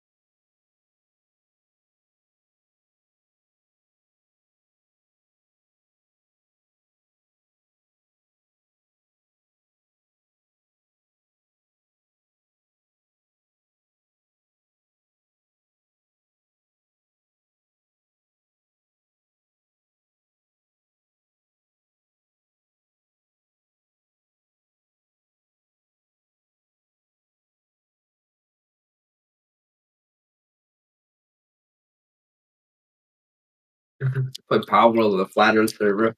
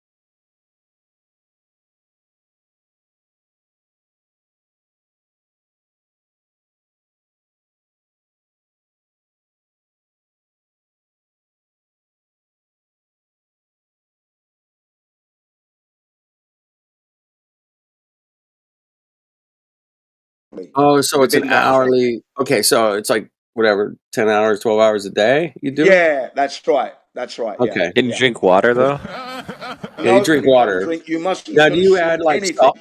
Do you add like Yeah. salts or electrolytes to your water? How did we get to No, this? because that's already done for us at the supermarket already. You see, so and remember, this is free. Yeah. So all you need to do is buy the container. So that's all done for us. So we get that and we put it at home. It's alkaline. I check the pH level with my litmus paper here, so that's fine. I've got it here. I check it like once in like 3 months. I don't check it every time because they do it properly. They don't mess around here in Japan with that stuff. You know. Okay. You can trust them. You know. So I just check it periodically. I also test my urine and my saliva, so I can tell that way as well. You know, and that's what I do. But anyway. So my pH What do you test it for? pH. Excuse Well, me. I'm testing that pH balance. pH balance, yeah, because when you've got a properly good pH balanced body, any cancerous cells get destroyed. It neutralizes cancer in your body, okay? If you've got an acidic body, then cancer can thrive, apparently. Okay? Yeah, like metabolic ketoacidosis, and there's also respiratory acidosis. Blood gas testing that can help you if you wanted to get that diagnosed, but you probably don't even have that going on. No, I really haven't been sick in 44 years. So I'm not going to talk too much about the health because we don't want to ruin the this server with the health stuff. But what I will say is this, that what I'm doing this year, as I did last year, is juicing. Okay, I've had my juicer for 15 years, and I juice spinach, carrots, apple, and celery. So 1 apple chopped into quarters, 1 stick of celery, 2 carrots, and a whole packet of spinach. So that when you look at the liquid, it's green. Yeah, go ahead. Isn't juicing slang for steroids? Ooh. I'm just kidding. That was a joke. That was a joke. Yeah. I got that. Yeah. But no, that's what I drink, and I use that to break my fast. Now, this evening, my last student is going to be the lucky one because I'm going to be breaking my fast during that lesson. So, and it will be that juicing drink, which I'll introduce it to him as well. You know, so he'll have a drop of this beautiful, fresh, properly squeezed 100% vegetable juice. Get those gains. Yeah, man. Yeah, man. It's good. Yeah, getting shredded. So are there any Globers? Anyone have questions about the Globers in here, man? There's none. Been looking. I did see someone who had not flat earther roll though, but Lo-Fi's in here, man. Fucking OG legend at this point, man. okay, yeah. Anyways, since there's no Globers, yeah, let's talk about the juicing again. Tell us more, Jen. Well, no, that's all I'm saying is that, you know, they come. Yes, the juicers come in different ranges and different price range. The purists love the compressed type. So it's labor intensive. You get your vegetables, you put it in the presser, and you press the juice out. Okay, that's the best way. Okay? That's if true. you want to buy that machine. Yeah, that's the best. I got a question. Yeah, what is it? How does juice works in a globe? Yeah, that's a good question. Yeah, you Globers. You just sprinkle a little bit of gravity and a little bit of refraction, bada boom, bada bang, and you're there. Hey, pixie you dust. go. You gotta put some pixie dust on it. Sorry, yeah, don't forget the pixie dust. You don't want to be light on your feet. And a little bit of this and a little bit of that. Yeah. A little bit of Space Really, Monkey, nigga? a little bit of religion, and a Right. little bit of spinning If I can just space carry on monkey. for a few more minutes. If I can just carry on for a few more minutes. I heard Then there's you've a got the video game electrical called motor. You've got the Space electric Monkeys. motor juicers. I'm still talking electric motor juicers. Now, some of them come with 2 settings, like my one, high speed and low speed, and then there are others that might have a 1, 2, 3 kind of setting for speed. But the best setting is obviously the lowest one. The slower the motor's going, the less going to lose of the enzymes and that. So I low setting. So when press it through.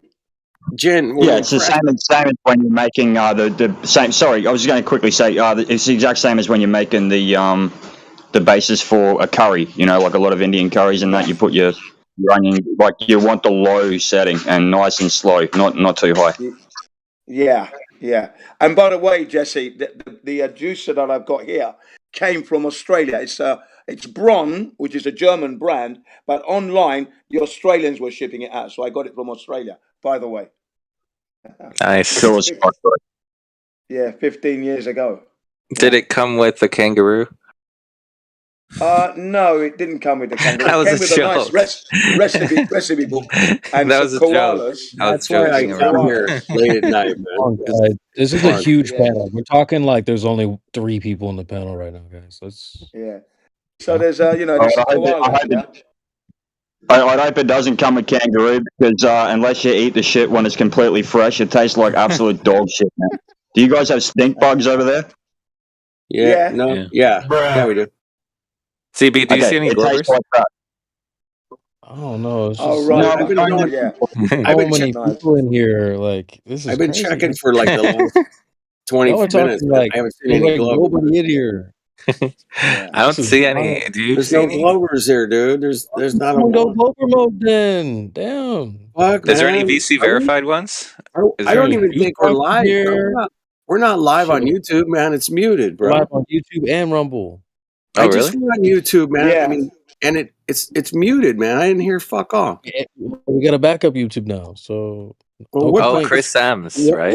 What's the channel? Cam the Globe Earther, bottom of the chat, YouTube bot 2. Shout out to Chris V. Links in the description. It's in the description. So we're live think- on Rumble, ladies and gentlemen. So just the month of Sure. Ramadan, In I'm the just saying to description. you that enjoy your juicing. It's a good way to maintain good health. You can consume quite a lot of vegetables. He's trolling us right now. And Jen, you you're can trolling us. be Jen, super, stop, Thank you. Jen. super duper I healthy. see what you're doing. Stop. That's annoying. Is there any VC verified? I'm not looking right now, There's only 3 watching on YouTube, and there's nobody in the chat. 0. but okay. Oh. Okay, Well, welcome those 3 individuals. Welcome to you. Welcome. I can't even. I have to subscribe to the channel to even chat. So you got 49 subscribers. Here, I'll 1 sec. I'll check. 1 sec. Let's check on the Rumble. Let's see. Not bad. I didn't look at the Rumble. Yeah, it's 15 nice that likes. we're on. It's nice that we're on Rumble as well because then you've got more people listening in now. That's Okay, great. I did find someone. Sorry, go ahead. Go ahead. I just said there's 34 people watching on Rumble.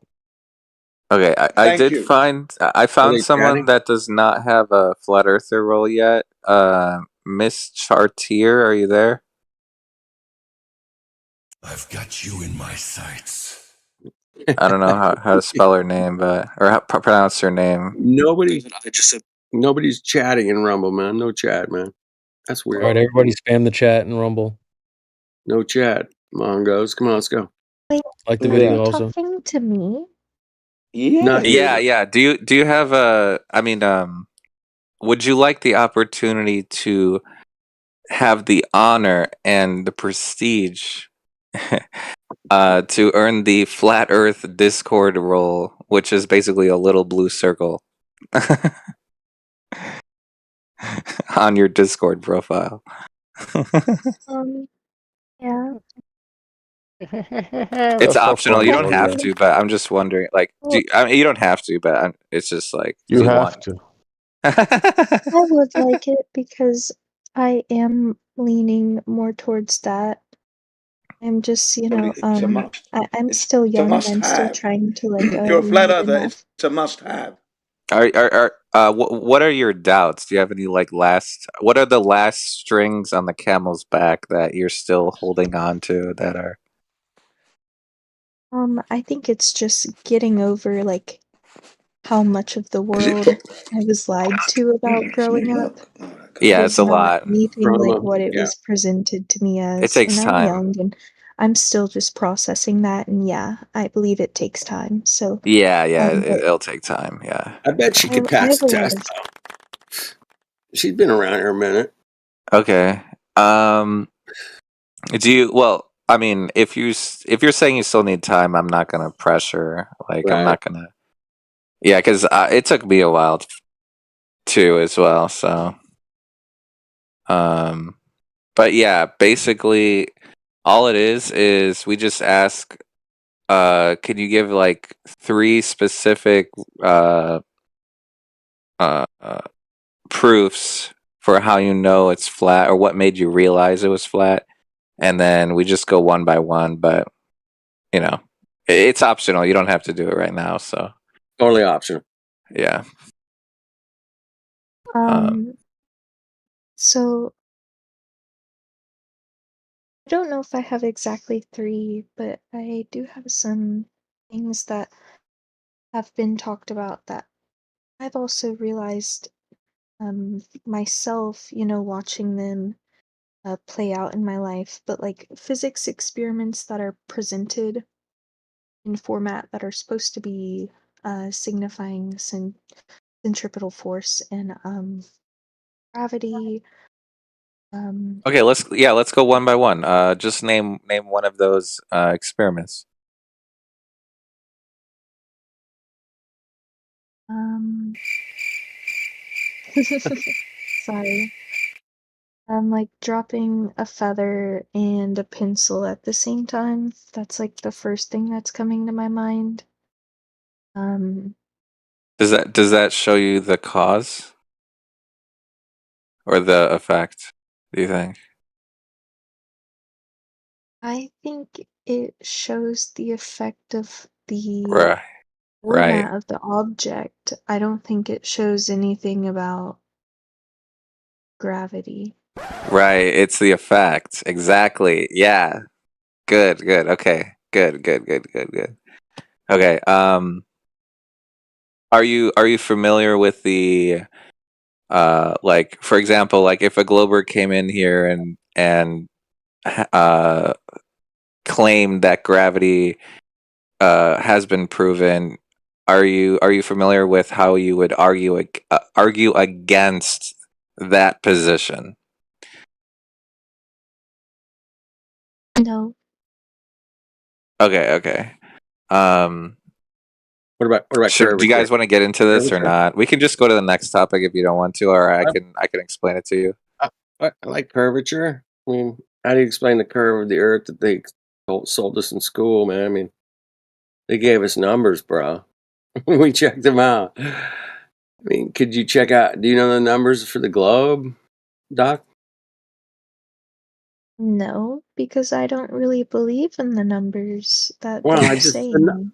they gave us True. numbers. I don't believe me either, but they gave us numbers and they said, "Hey, man, what's your number?" And I 3959, bitch. Take that. And we're like, okay. And we worked with that number a lot, man, for years. And we figured out something. What do you think we figured out in years? That their 3959 radius is bunk. What bunks? What debunks their bunk? Yeah, 3959 miles. There, Doc. 39. Yeah, 3959 miles. So everything is based off of that. The whole diameter is based off of that. Like everything is based off of that. Diameter, circumference, So we use it. the size of the moon, everything. It comes from that Yep. one number. It's so important. And so there's the reason you're being asked this. Sorry. I was just going to say the reason that you're being asked this is that what we do is that we use Globee arguments and Globee numbers and Globee measurements to debunk their own arguments, and they don't like it. And that's why we do it that way, because it is provably incorrect. Anyway, sorry, Flat Earth dude. Oh, you're perfect, man. Absolutely. I think we're doing a good job of explaining that particular number is super important because they based everything off of that number. How satellites work and airplanes and solar systems and the moon, and they just had to have that number for some reason. But we've taken that number to the woodshed and gave it a proper spanking. Proper. And it's been super fun. scary about So really, did you hear that? Do you understand what they're saying? Well, I heard what they're saying and I do understand it. Um, I just find that I agree. Like I don't really think that the globe earthers who come in here and they bring up the numbers and things that they were taught in basic high school, intermediate school physics classes and science classes are accurate experiments. And like I don't know, just you get told numbers and Yeah, they were whenever you're indoctrinated. exactly, especially whenever you're a little kid, you're told, "Hey, believe this," and you have such a limited worldview. Yep, It's really Rockefeller hard to. education system. Hell yeah. But anyways, before we get off topic, so do you want to know how to argue against the gravity thing, or do you want to talk about like the experiment again? Because I can go into Gravity. that if you want to learn how to do Um, that. I mean, I don't think I'll be arguing with anybody. Okay, okay. Like, I might like Discussion. What about lightly troll discussion? them. You might what? Sorry. I was just saying I might like lightly troll them. But I don't think I'd be the one proving points to anybody. Right. Well, I think our good Doc here is a little bit of an introvert, guys, and there's nothing wrong with that at all, Doc. But it's always good to learn. So yeah, these guys will teach you. How about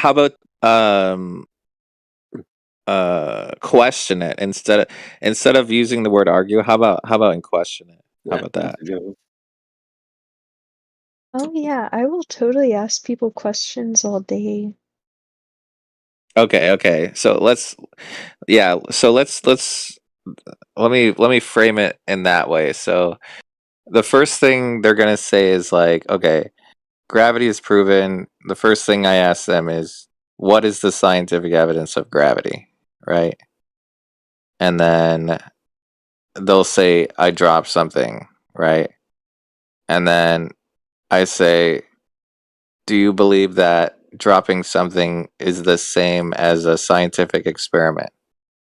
And usually they'll say no, but if they say yes, you can ask them, what is the independent, how did you manipulate the independent or dependent variable? You can go through this scientific method. A easier way to ask, actually, an easier question to ask them is, can you define gravity? And then if they say like mass attracts mass, one of the objects that's being dropped has a mass, and then the object that is the mass is moving toward is the Earth. So there's actually two different masses there. So you can ask them. So in a scientific experiment, you need to know what the variables are, and in this case, there's two masses. So one of the masses is the object that's going down. So how much mass does the entire Earth have, and who measured that? And then no one has ever done that, and so yeah. Or if they say space time, you can just say imaginary concepts are not real. So yeah. That might be a little bit overwhelming, but yeah, that's one way to do it. So, is isn't density an argument? Can I bring that up and say, hey man, things the rock's denser than the air around it, man? Is that a good argument or not, man? That's if they ask you what is it instead, like if they ask you, okay, what could it be instead of gravity, then you can Right. talk about that. I don't even need to go there, but yeah, like you can Yeah, obviously. I've used it, as an example. Yeah. But I just asking you guys if there's better arguments. It's just to kind of nail down their explanation, their scientific evidence for gravity. I mean, that's much easier. I mean, Yeah. they'll But get you anyways, do you understand? Do you get what I'm saying? I forget her name is, but Well, I do understand what you're saying. I just don't think I'm gonna be the one to speak up or like put anybody in their place, you know? you don't want to challenge them. Like, what about No, trolling? What not would you troll them really. with? Give an example. What would you troll them with? Oh no. You'd be like, "How do Um, you? Okay, what happens if I drop this helium balloon?" That's how you troll them. You know, or you could say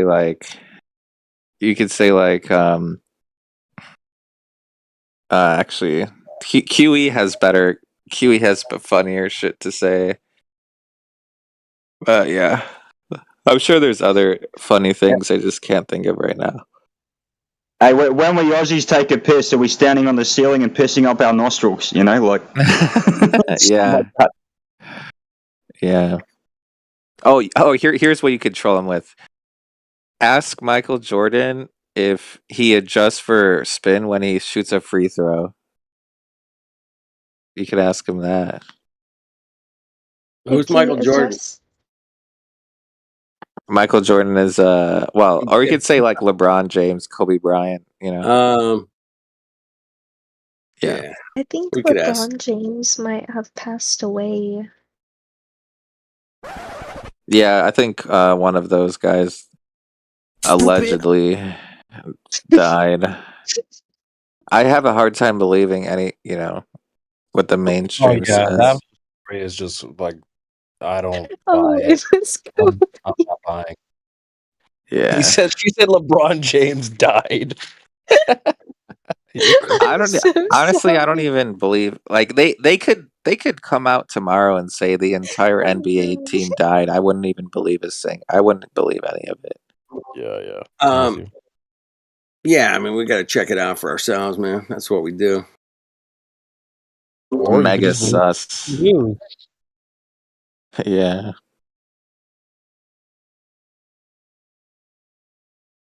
All right. But anyways, getting back to the experiment. So you're dropping the feather and the what again? Rock. The rock. Okay.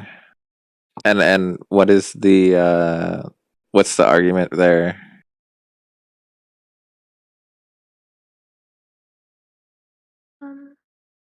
Doc. You asking me? Doc, yeah. Yeah, or what were you gonna say about the experiment that I cut you off? Oh, I didn't think you cut me off. What I was saying about the experiment was that since they take different forms of a feather, it has more areas to catch the air as it falls versus a rock. It's more sharp edges and less things for like air to catch into. Like, I don't think that really explains gravity well. I think that explains the difference in form and creates more of a argument towards aerodynamics and the design Does of something. in this context, are they defining gravity as mass attracts mass or imaginary spacetime? I think imaginary space-time. Wait. If wait, so if they are arguing in that definition for imaginary spacetime, you don't even have to mention the experiment. You can just ask them, okay, show me where you witnessed uh, a concept bending in physical reality. That's what that's the first question you can ask them, because they say it's bending, right? So yeah, but that's where the conversation ends usually, because ideas are not real. Get it? Okay. But if It's they quite say hard mass to attracting defend mass, that. that's sorry. Go ahead. I was just stating it's quite hard to defend that. Oh yeah, it's impossible to defend it because it's not real. Yep. No one's ever seen space-time bending. Yeah. But anyways. So Listen, go ahead. Yeah. in space time, she was a nice lady, and I've seen her. all right. You bent her over. Oh God. She was a nice What? gal, right? You don't have to How put do you her know on it was a blast. girl though? How'd you know it was a Oh, girl? It's got those curves. That's how you know. yeah. Yeah. The mass attracts mass. Yeah. I don't want to make another joke about that shit again.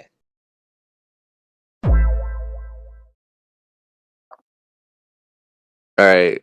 So that's one, right? So that's the gravity thing. Do you have any other realizations? Any?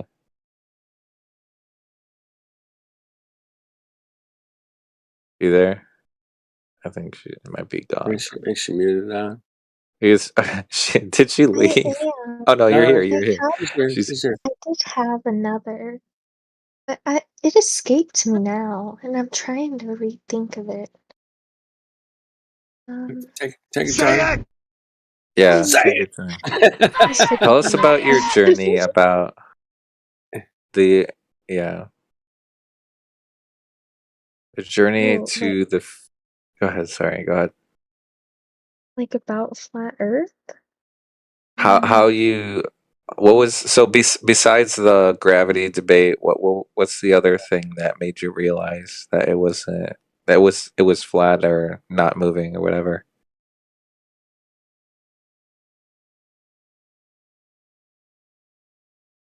Um, I really don't have a very good example. Like, my You example stupid. that made me realize it is more of like something spiritual that happened to me. That was more so related to like my religious beliefs as well. So it was like, Yeah, there's a lot of passages in the Bible, or in not the Bible, but there's a lot of references, I think. But okay, tell us about that. So what did you read and where? What book? it actually wasn't. Well, I mean, there are things in the Bible I've read that have alluded to it, but that's not really what happened. Um, really, I went more into like this type of like. Oh no, wait, no, I should not share this with y'all. What the Don't do it. fuck? Don't do it. Don't. Trust me. Don't do it. Don't even share. Say it. As long as it's not TOS, well, as long as it's not TOS. Do it. Do it. Do it. Okay, so in short, Darwin, as long as it's got nothing to do with a certain something that happened, 2, 3, 4 years ago. 4 Yeah. years ago, Yeah. exactly. Yeah. You can say anything as long as it's not about. As well, long as it's not that, man. As long Yeah. as it's not. Hey, I got server banned for that, man. Do it. Do wait, it. for real? Do it. I'll see you're Do letting her off. not Oh, do let it, her off. Doc. Don't trust me, man. Wait, let her cook, guys. Let her cook. She's gonna She's cooking. Wait, y'all. she's gonna dox herself. She's cooking. No, Oh yeah, you don't don't let want to personal dox. information. Oh, Don't say anything oh, personal actually, information. I do remember my second example that I had now, but it is not a science experiment example. It's more of a personal example, but not to Hey, do with it's my it's religion. still speculation Sunday, man. So for Yeah, go people, ahead. Go ahead. God damn, y'all keep. So, my very first boyfriend, his father was an astronaut and Wow. had Stop the cap. Stop Did it. you I'm ask not. him? I'm Can he not have gas capping. pressure without a container? Sorry, go ahead. Oh, I'm sorry. I'm sorry. I thought someone had said that, but I think it was a So, soundboard clip, so actually. Doc, you met him, you hung out with him. Dude, I just want to say, ask her, like, Yeah. she knew. Did you meet him? Did you Actually, meet? yeah. Me and this guy, we actually dated for like 5 years. Nice. So I knew his father very well, and Okay. I was actually very, very close with his family. Nice. But his dad would never open up to anybody about his time supposedly in orbit. Yeah, if I honestly, if I had to live with a lie, that's what I would do. I wouldn't tell anyone. I'd be too ashamed. Well, so let me get this straight, Doc. Wait, real quick. If he did do that, man, you would never be able to shut up about it. It was amazing. Right, dude. You should have seen it. It was Never shut up about it. one You time talk I was about on it. the moon. We almost got hit by an asteroid. Like you would never be able to keep quiet I about saw that. I don't shit, man. care You who wouldn't you believe, are. man. The fact that We he's had this. keeping quiet is a whole that's a It's whole shame. Yeah, that's a it's red internal flag. shame. It's internal shame. But go ahead. What were you gonna say? So I believe that a lot of the astronauts that actually do openly talk about it, I don't necessarily believe the things they say because they're treated almost like celebrities. Yeah, they're like A-list, B-list celebrities. Yeah. Influencers. Exactly, and I So like live IG models. in an area. I live in an area where there are actual people who work as astronauts. It's very common where I live. Right. And I know a lot of them in my community, and they are not treated like celebrities here. Really? How are they treated? No, they're not. They're treated like everyday, normal civilians. It's because most people don't think about the globe that, or I guess they don't really. I don't know. Why do you think that is? Why do you think they're just treated normal? Because they're not really famous or really famous. Rent's I too mean, high. Because I believe that there are people in place in the media. The media puts up on a spotlight to portray certain lies that are told to people. And these people really help them to portray those lies. I think the people who actually work those jobs, they realize what they're doing is not what's being portrayed by the media as what an astronaut is or what they do for a living. interesting. Did you? So like just like you said, he never opened up about it. So I was actually gonna ask you if you ever asked him, can you have gas pressure without a container? Hey, that's what I would ask him. You can't go there with no. Just be like, yo, by the way, real quick, can you have gas pressure Real without a quick, container? Be man, like, bro. just want to know, and then that's it. You don't even have to say anything else. Yeah, that's never gonna happen. But that was hilarious. It is funny though. Just text him, be like, yo. Shoot him a text. Shoot him, DM him on Instagram. Be like, yo, yo. Hey, bro. But anyways, continue with the story. Yeah, tell us more. Or is that the end of the story? Oh, that was really it. That was all I mean, was really wanting to share. I just find it super interesting that he didn't want to talk about like CB said, man. We'd be the first thing fucking do. And walk around going, dude, man, I swear to God, if you saw what I saw, bro, you'd be so tripping, man. You're tripping balls. Whatever. I mean, we would be so excited about it and telling people, and it's like finding a new continent, actually. Yeah, if you think about it. Yeah. Think of the little things that's happened in your life where you had freakouts like that. Oh my God, this dream! I had this dream. This thing happened. Oh, dude, I ran into that guy at that fucking place. I was 3,000 miles from my house, and I ran into somebody I knew. Sorry, just at the same time. Sorry, guys. I wasn't trying to interject. At the same time, though, you've got what's called OPSEC as well. Like, for example, the things that. So I was designated to secret, not top secret, but secret, which is the one underneath when I was in SEALs platoon, because I had to handle a lot of secret documents.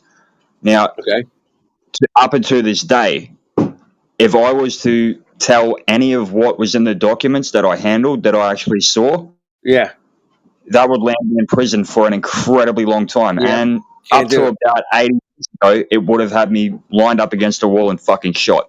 Right. So there is that. I'm not only playing devil's advocate here, but I know what you guys are saying, but on the opposite side as well, it's like, you talk about this, someone's going to fucking kick down your door at midnight, Yeah. drag you out and fucking kill you.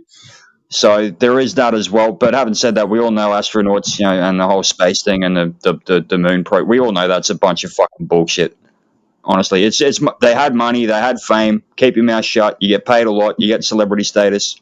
Yeah. Yeah, they I might mean, swear an oath as well. They might be sworn oh to an yeah, oath. So they might have sworn secrecy or sworn, silence. no question that that's what they do. Yeah, There's no question. that's also a possibility. So you want to go to the space, do you? We got some papers for you to sign over here in blood or some shit. But yeah, these are Mongos, man. That's cool, Yeah, though. it's called the official Secrecy Act that you sign. You leave Right. the military. You have to sign Yep. it. Official You guys, Secrecy Act. any of you military guys, you guys know you're not supposed to reveal information, bro. No, that's not allowed. No, you come under the official Secrecy Act, which means that when you sign these documents, if you do reveal things you're not supposed to, like you said, you could end Yeah. up in I was prison, basically. Yeah. If I was a diabolical world control freak, that's what I would come up with. I mean, who wouldn't? I mean, it makes sense. By the way, whenever you saw your boyfriend's father, did you ever notice? Was there any little protractors with a G? I'm just curious. Did you ever notice it? Were there any, or was he just like a normal person? Called a square and compass, man, with a G. Protractor. Yeah. Did you ever notice like the symbol where there's like a triangle with a G, or did he just dress like a normal person? There was no like weird symbols or anything. Just like a normal man. Okay, never mind then. That's So he cool. had no swag then. Hey, I gave a astronaut a car ride once, 24 years ago, and yeah, I got him I picked him up at the airport. I had like a 25-minute ride with him. And I at the time, man, back in 2000, I was like, hey, man, they told me to come pick you up. My wife was organizing, this guy's speaking at some event. They asked me to go pick him up. His name's Bernard Harris. His name's Bernard Harris. I think he was on one of the ISS, or not the ISS, but the shuttle. Anyway, he's a doctor. And I don't get to talk to a lot of doctors, and my wife's diabetic. But anyway, got him in the car. I asked him one space question. I go, dude, man, I know you get asked a ton of space questions. I don't want to bug you, but I heard it took 500,000 people to put a man on the moon. Is that true or not? Think about it. I mean, there's some guy making a screw. Some guy's making a this or that, whatever. And he's like, yeah, it's true. And I was like, okay, cool, man. And anyway, I started talking about, you're a doctor, man. My wife's diabetic, man. What do you know about diabetes? I just wanted to pick his brain about it. And he knew a shitload about it. He went off for like 20 minutes, man, talking about diabetes, how much he knew about it. And I didn't know a whole lot about it. But being married to a diabetic, you want to learn some shit. And you got the guy in the fucking car for 20 minutes. And he explained how he's been developing all these super tech things for diabetics, man. Like super tech. And this is back in 2000. He figured out how to make what's called an insulin loop. You can look it up, man. They sell them all the time now. But he was talking about something that did not exist in 2000. And it's an automatic insulin pump that gives you insulin based on your blood sugars in real time. And it's called the loop. That's what he called it. And I was like, holy shit, that sounds amazing. It's like a bionic insulin pump. What made you think of this? At the time, man, I was like, oh my God. And he was like, is your wife on the pump? And I'm like, no. She's still giving shots, every day. What is happening right now, bro? Talking about insulin and pumps and astronauts. Wait, I don't understand. Like, It's an I'm trying to follow along. But like, what's the, man told get me to the he had punchline. Get to the point where, like, why are we talking about insulin? He had technology back in 2000 that wasn't I wanna available hear until 2015, man. That's when it kind of came out, Okay, We do but not care. anyway, send the Discord invite link to that astronaut, okay? Holy shit. Yeah. Bernard Harris, man. I'll just give him a fucking Discord link. Yeah. No, I mean the girl. I forget your name, but if Oh, if her you ever see your boyfriend's father, just send him a link to this Discord, okay? And ask him to join the live stream. Yeah. Hell yeah, dude! Now we got a conversation.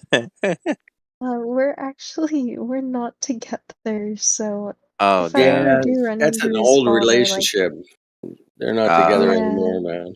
Exes. it's very old. Yeah. Damn. Haram!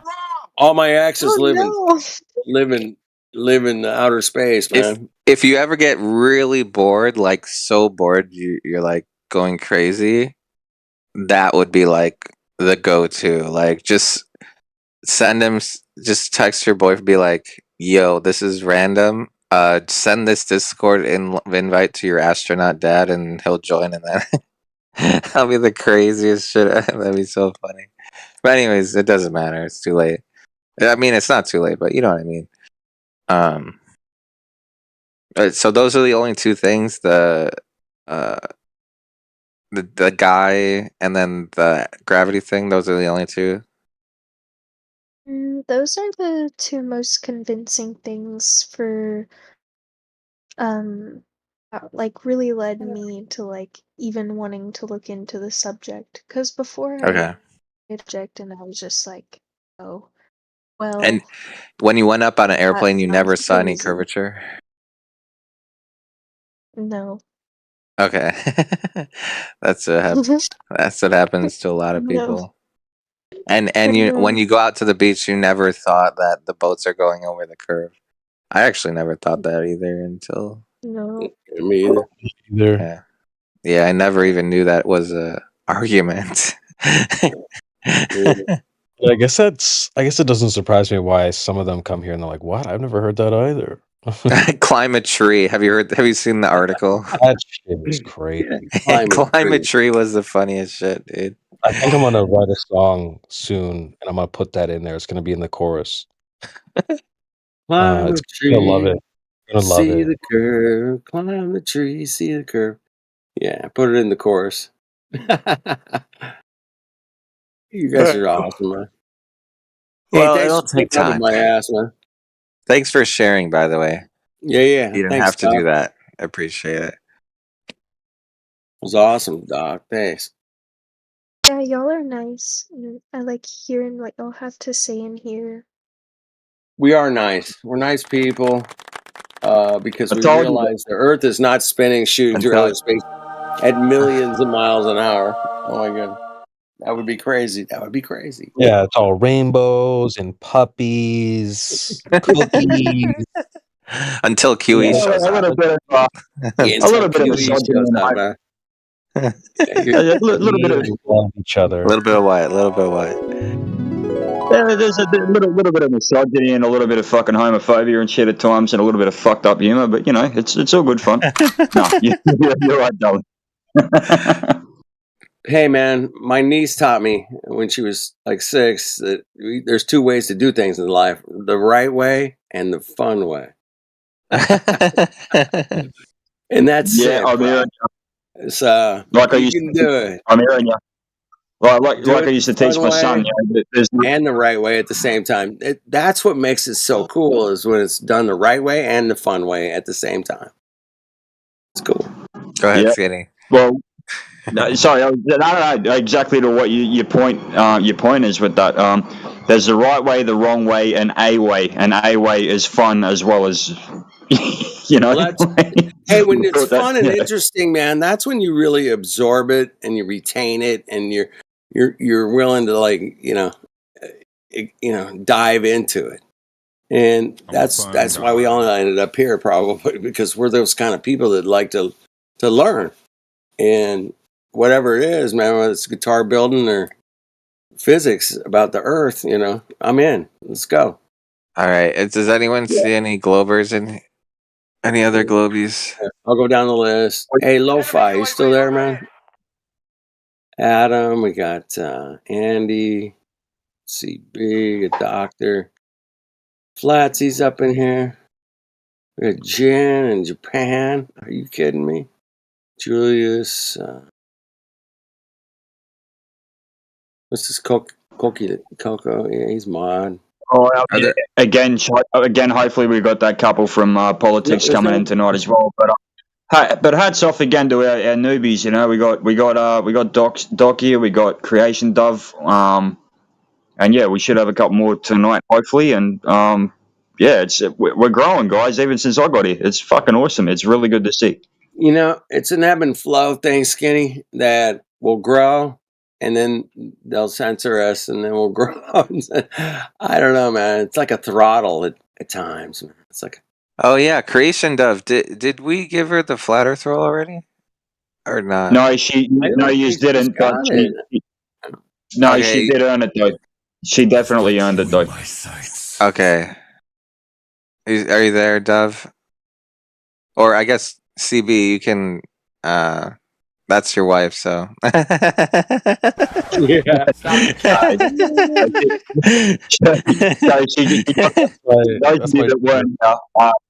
She got put through the ringer. She got put through the ringer last week, and yeah, she passed. Okay. All right. Congratulations. Welcome. Golf clap, man. Golf clap. I don't even know if she's there. Actually, is she there? She might be working at the moment, mate. She's she can really come in on breaks and stuff like that. But yeah, I'm sure she's happy to be tested again. But yeah, she got tested and she passed. I trust you, man. I believe you. I believe you, Skinny. Yeah, you can just give it to her. That sounded really weird, but yeah, Creation Bear, you can give her the roll. I'm fucking married, asshole. That sounded really bad. Okay, Creation Bear, you can give her the roll. Yeah, there you go. Give it to me, baby. Give it to me. Nah, fucking hell. Yeah, I don't know why I said it like that. That's sus right there. All good. Nah, all good, man. All good. But no, she did well. She did a lot better than me my first time. Did a lot better than me. Hey, Skinny, I was there like one of your first times, man. One of your first times, but at least on this server. Wait, what? Yeah. Yeah, it was great, man. Oh, but what happened, right? What happened was, I fucked up and I abused the fuck out of somebody, and I ended up with a ban from the bot on the other server. So all of my roles got wiped, and I said, right, well, I've already been tested and got my roles, but I really didn't think I earned them, so test me again. I did a bit better the second time, and I really appreciate you guys' patience, and yeah, so at least I fucking earned them the second time around. Wait, in the politics server, you mean? I think it was here. So I think it was actually here. I don't think. Oh, you were here. Okay, never mind. I think it was here, man. I'm pretty sure it was here. That's my recollection, but don't trust me, man. Don't believe anything. I believe you. No, I believe. Yeah, either way, I got fucking banned anyway, and all my roles were fucking gone. And yeah, I earned them the second time though, I think. Well, I've been here 99% of the time I'm here. If I'm not here, I might go to geos or politics, but that's about it, man. I'm not in a bunch of servers, but yeah, I think I met you right here, Skinny. I'm pretty sure. Anyways, I met all of them. Sorry, go ahead. So I was gonna say I met all of you guys here, and yeah, not sucking your dicks, but you're pretty fucking awesome, and you're a bit of a ride, you're fucking magnificent, fucking Fucking having a high. good fucking life, fucking Bit of a thief and fuck. fucking cunt, yeah, righty. Oh, cunt, you fucking cunt. Good on you. That's my favorite Australian saying. Good on Good you. on ya. Good on you. I just That's like when they my say the word favorite. cunt. That's what I like. What? Yeah, righty, fucking, she's a righty there, you fucking good on you, you cunt, they're a fucking good one. That's good. That's a completely different language. That's an Aboriginal. That's Aboriginal. That's Aboriginal. If you're a fucking fair dinkum fucking full-grown Aussie, this is what you'd have for breakfast, you fucking dog cunts. A fucking VB long neck at 20 to 8 in the fucking morning. Get that up, yeah. It's going on, cunt. It's going on, you fucking cunt. They're good to fucking see you, fucking cockroach fuck. Hey, Kangaroos. can you guys talk flat Earth in that language? Flat Earth. Hear that. Fucking cunt. It's a. You want me to do? You want me to do flat Earth?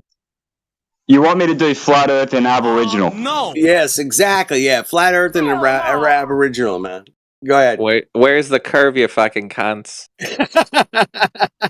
I tell you what, I'll make you a deal. I tell you what, I'll make you a deal. Okay. Next time I'm in a debate with Elder Bear, I will fucking say everything I say in an urban Aboriginal accent. Oh, I love it, bro. I love it. I love it.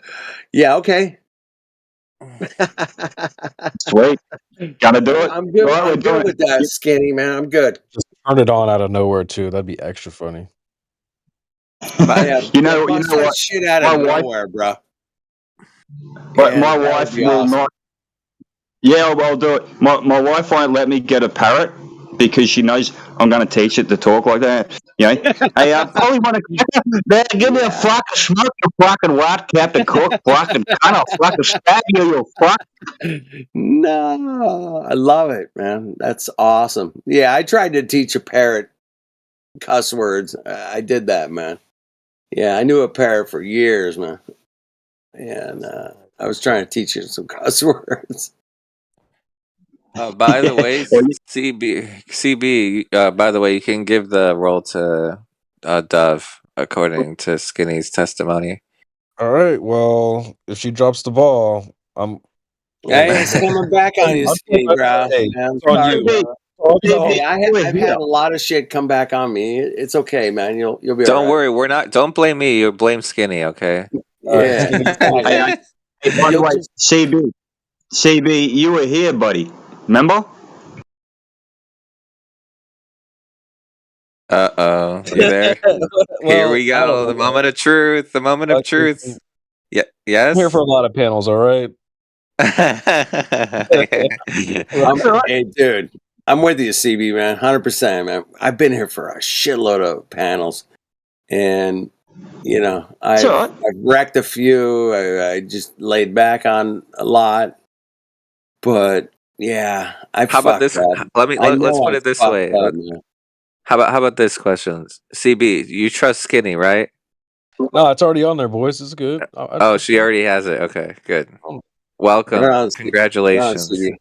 Thank you, brother. It's unofficial. We hit the official. Give yourself a golf clap. You got the audio for the golf clap. Just man? put the sus roll next to it, and you'll be fine. Golf clap. Give us some soundboard golf clap, man. That'd be cool. By the way, CB, man, that fucking soundboard gets me every time, dude. Fucking hell. It's pretty good, man. Oh yeah, we need the applause. Yeah. Y'all missed it. It did play. Oh, I didn't hear it. We didn't hear it. Missed it. Oh shit! It's really quick, man. You need a longer one, man. That's on default for the. That's a default sound. That's a default. Yeah, fuck that default. You gotta get. It's the best. You gotta get one that's maybe 4 seconds long. All right. Let me check to see if there's any other Globers. There's nobody here. There's this chick, man, Flatsy Klein. She's Klein, Glover, Glover, Rambo, Glover. She knows all about The globe, man. She knows President everything Biden. about the globe. Globe. It's weird. Flatsy Klein knows everything about the globe. Shut the fuck up. Really? If I told you that in a science class or physics class, I'd be like, hey man, Flatsy Klein knows everything about the globe. And you'd be like, what? Get the hell out of here. Yeah, you would trip. President Brandon's definitely a glober. Oh. Anybody with the name president in their name is definitely a glober. I mean, come on. That's ridiculous. Show me a president.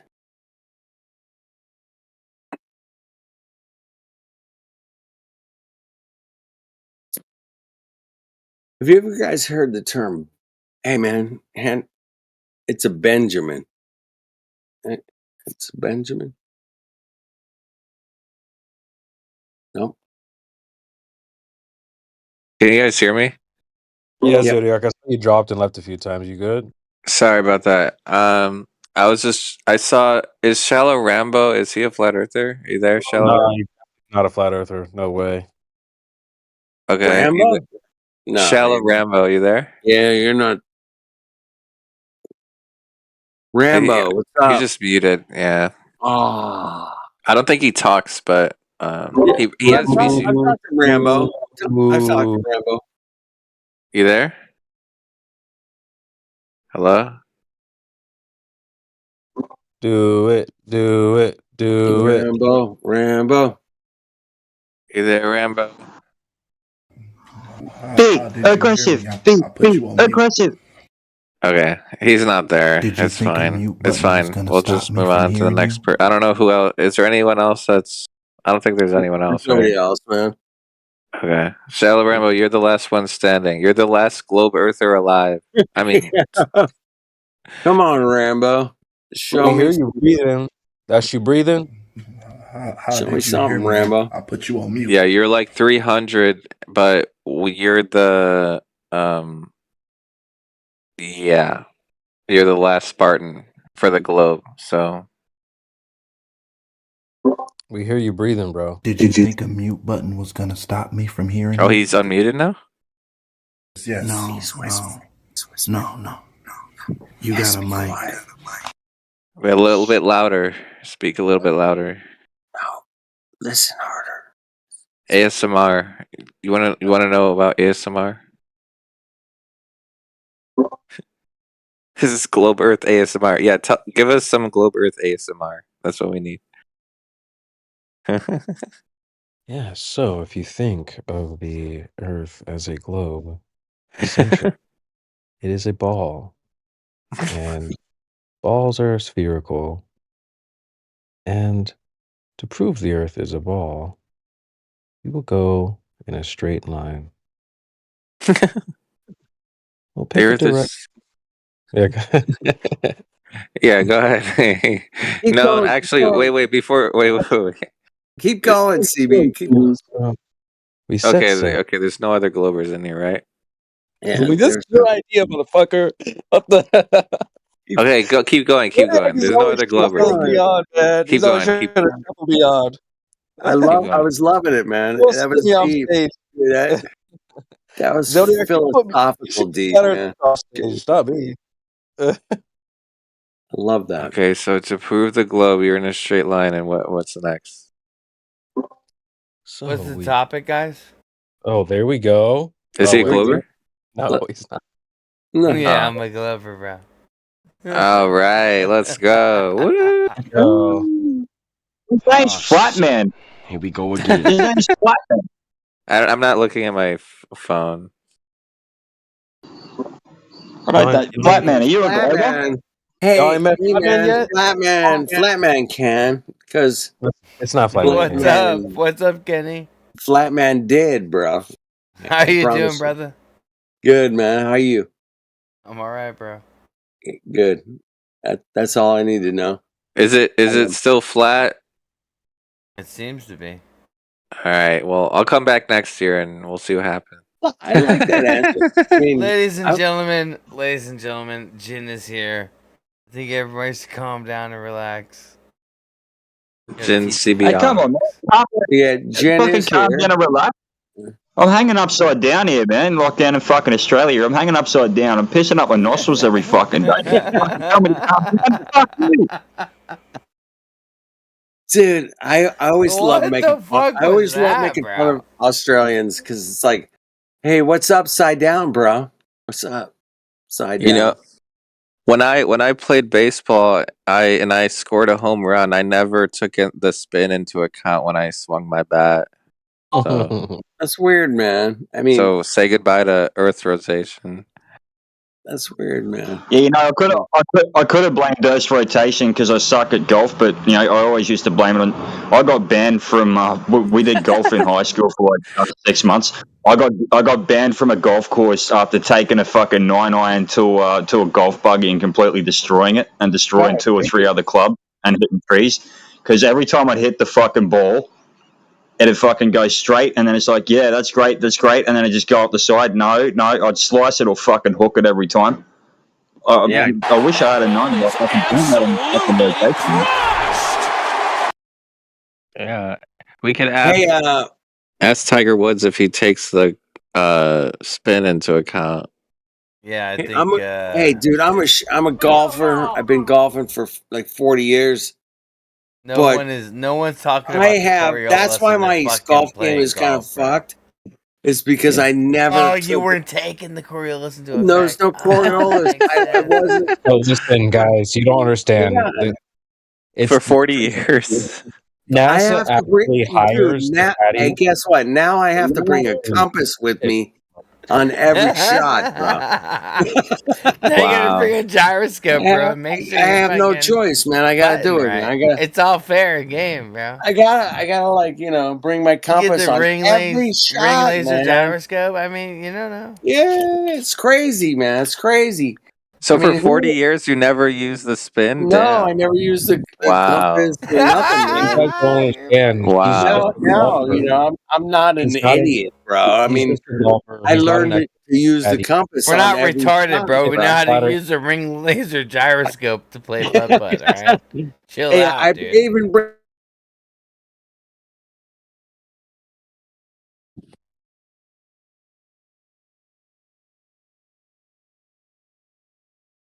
Hello? Yeah? Sorry, I think everyone went silent for a I second. think Discord just, like, demonically attacked us or something. CB, were you trying to say something? I don't know what just happened. I think CB was trying to say something. Well, this guy's just a golfer. I mean, the expert level caddies have all been hired by NASA because they understand Coriolis. That's why they don't work for the PGA Tour. Tiger Woods wouldn't understand. He's just a golfer musclehead. He doesn't understand actual. It's the guy carrying around the bag that knows about the Coriolis. Yes, but the smart ones they get I'm hired. starting They to get get it now. drafted. It's like the NFL, dude. They get drafted. Okay, those are smart guys. They get drafted to go do other scientific endeavors. They don't belong on the golf course. What about hockey players? Do they take the Coriolis into account when they shoot a puck? Bash people's faces in. They're moving at a. They're moving at. They do. How about soccer players? Hey, I scored a soccer, goal, but I never took this spin into account. What a beast! Dude, I see them bash their faces in with the hockey stick, and I don't know if they might be taking the Coriolis effect or gymnastics. You could ask. Don't take my word for it. I don't know. How about what are all the sports? Let me think. Baseball, basketball, football, hockey. I mean, the most accurate sport is definitely bull riding. The one that's in the bar that spins around. That is more. That's like the closest thing because it spins around. Yeah, that if you want an accurate sport, that's it right there. How many have you ever done that? These other sports. Have you ever done that? Just quickly to interject. Have you ever done any bull riding? Any of you? I've done it. I've bull ridden. I've ridden many bulls. I've actually paid Mexican people that came over across the border. They were actually cleaning my bathroom. And I said, And they paid for ride a it. bull for me. And they said, I'd love to ride a bull for you. And it was so wonderful and it was so great. You should have seen how they. I can't even do it. I'm sorry. I fucking love it, dude. It's so funny. I actually have. I did a little bit of that. I did a bit in my teens. Yeah, fucking good fun, but fucking sucks when you come off and the cunts are fucking stomping the shit out of you. But no, it was good fun, man. That's dangerous. It was only junior bulls. It was nothing major, but no, it was really, really good fun. You just grab that fucking rope, man. You hammer that bastard down into your hand, and you just fucking hang on and fucking roll with it. It's good. It's good fun. Did it ever like charge at you? Oh, of course. And you just get out of the way easily? Okay. Well, I mean, okay, so this is the thing. So you got two ropes on the fucker. All right, you got the one that you hold on to, and you got the one that they wrap around his dick at the back and tighten it right up. Whoa, that's to piss sus. off. What's going on here, dude? Hold up, bro. So you wrap it around the guts of the bull, and it basically pinches the bull's dick and pisses it off, and that's what makes him buck. Oh, the And, guts. Sorry, I thought you said his dick. Sorry, go ahead. Where do they hide Why are that we rope? talking about some fucked up shit like this? Wait. Where do they hide that rope? I've never seen that rope on the footage of I Cowboys. don't care about the rope. Why? What is happening? I'm just thinking this is how the astronauts get away with it, right? Like they got little strings floating around that you can't see. But I mean, that's it. That's how you get these fucking balls to buck. And yeah, I only did junior balls, man. They're not much bigger than a potty calf, but I didn't do it a lot. But no, it was good fun. It was good fun, man. It was really, really good fun. Yeah, I bet, bro. Yeah, you got the belly rope, and then you got the fucking rope that you actually hold on to, and yeah, no, they come out the gate and they roll, like the skin rolls on the top of them and shit like that, and yeah, it's fucking really hard to hang on, and you need to know what you're doing, and I didn't, which is why I got thrown. I never made it to 8 seconds, but yeah, man, it was fucking great. Fair Good enough. fun. I hope the best for you, brother. Hey, what's up, Christian Bear? Yeah, that's awesome. But anyways, is there any Globers? Does anyone see any Globers in here besides Shalarambo? What's this Koi Bailinget? Koi Bailinget? That's a moderator. But Rick Scott and Talk No Jutsu. Taylor Not So Swift. That's funny. Taylor Not So Swift, you there? T Swizzy off the hizzy? T Swizzle. I sure call her this the guy will Swizzle. get banned immediately. Yeah. Who was the other guy? Q or what? Talk No Jutsu and Rick Sky. Top No Jutsu, you said? Wait. They left. What did I They do? left. What did I do? Rick Sky, how are you? Yeah, very well. What's going on? Welcome to Flat Earth. Rick, you are so close. Hey, buddy, he's a flat earther. He's a flat earther. Oh, you already are a Flat Earth. Okay. Aww. One of us. Yeah, I'm on board. All right. He's another kangaroo, man. We're invading this fucking place, guys. We're gonna take over. He already has the Flat Earth role. Hey, Dave, are you there? Dave. AFK. Australians are what, an invasive species or something on this server, are they? Hey, Rixie, have you actually been tested yet? And have you been given flat earther role? Nah, no, I never bothered to qualify for your silly exams, okay? You were having such a good time and you showed up, dude. What the bleeding hell? We were having all right rips not here, and then this piker shows up, and just like that, it's good night, Irene. We get it. You're from space, Australia. Just joking. I don't. What does it's not to say that I'm not respectful of it, though. I just, I never went for the labels and all that jazz. What is it? Something to do with rotation, movement, and gas pressure, and measurement of the curve, or lack thereof. Yeah. All right, we can work with that. Would you be interested in actually getting the role, or I mean, it's optional. You don't have to, but. I'm What's kind of the curious. what's No, the you what's go ahead. the requirement? Do I have to sort of say some special words or something like? Just hold my three. hands out. Just three proofs for how you realize the Earth is flat, and just go one at a time. How I realised it Yeah. was more or less along the lines of the socio-political dynamics, and then obviously I was sort of led down the rabbit hole. Effectively, I could see too far though. That was my first kicker. Actually, I think the night sky was my first kicker. I was like, why can I see the Southern Cross all year round? Why is it sort of seem to disappear? Why is it not disappearing for 6 months of the year? And I was a little bit screwy on that. And then there's a special spot, probably about a 20-minute drive from where I am, where you can see clear across the ocean, 50 kilometers. And I went out there and I could see kilometers. I could see the island. Wow. The distance, which should have been 200 meters below the curve. Yeah, there we go. That's solid. That's good. That's good. Okay, you're doing really good. Okay. That one's perfect. Yeah, what's the other one? No detection of motion. Correct. Cool, and then gas requires pressure. Sorry, pressure requires a container. Yeah, that's Still odds me out, that one. Like, still kind of. Yeah, that's solid. Does that one bother you a little bit? We can help you out on that one. I get it, like, principally, but it's still sort of if I put my globe hat on for a sec, I can kind of understand why they have trouble understanding or comprehending what's going on. Although I think I've actually gone back and forward. It seems to be something that's sort of on the tip of my imagination to get my head properly around. But yeah, effectively a container pressure requires a container. Yeah, something like a terrarium, yeah?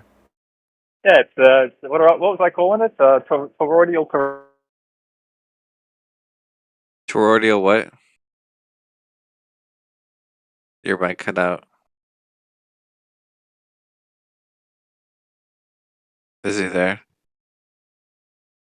No, I think he might have PC'd. Can you guys hear me? I can hear you. I think he PC'd. Okay. Listen, it was the best DC I've ever seen. It was the strongest DC in my administration. No other administration has stronger DC. Quite like that. So strong, so good. I honestly, I wish Trump never pushed the jab. I don't want to talk about that right now, but yeah. Skibbity dibbity jabbity. I warp speed to the death shot, and everybody died. So good. Oh wait. Oh shit. We're on YouTube. Hold on. I'm gonna stop. Yeah, we can't talk. But anyways. Stop the gap.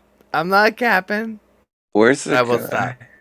I don't know, what was I gonna say? Oh yeah, I was gonna say that guy. I think he passed pretty much. Like that was solid. Yeah, I think he's probably good.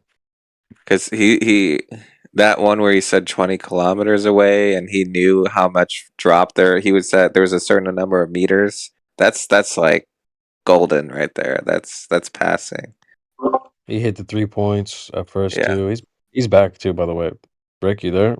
Mic check. 1 2 1 2. Yeah, we can just give the roll. That's pretty solid. You're gonna just take it at this point. Pause.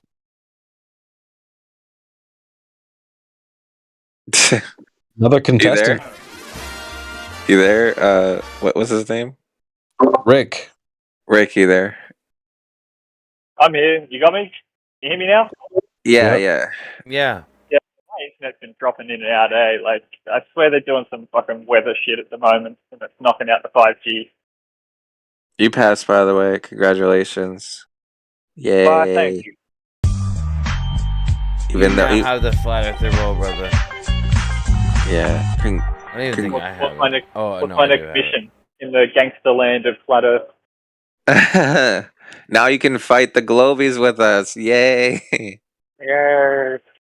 Now when nobody's here, like when I'm not here and CB and all the other people are gone and a Globie joins, he can check your roll to see if you're a flat earther, and then he can start going crazy, and he'd be like, "What? You deny this? Blah blah blah." Bro, if I don't have admin, like, I'm about to bounce, bro. Like, it's been a good time. I love you guys so much. Love hanging out with you. You guys ever hang out with people like that?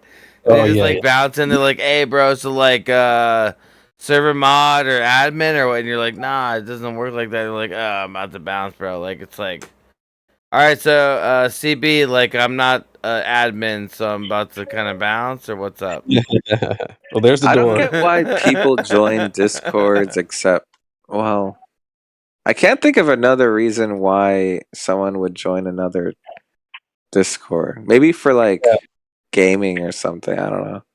What do you mean? You gotta have friends in different places. Like, there's certain like avenues. Nah, but I think he's referring to like the hate watchers and stuff like that. People who hate watch. Oh. Isn't that what you're talking about, Zodiac? Like, why would you spend time in places you don't want to be? Like for example, the people who are asking or who want the Bigfoot. power, you know, why do they want it if they? Because it's just a Discord server. I don't know why they would want it. How many Bigfoot Discords are there? You guys ever visit those guys? I hear that's actually the biggest server. I got banned. Wait, a Bigfoot Discord server?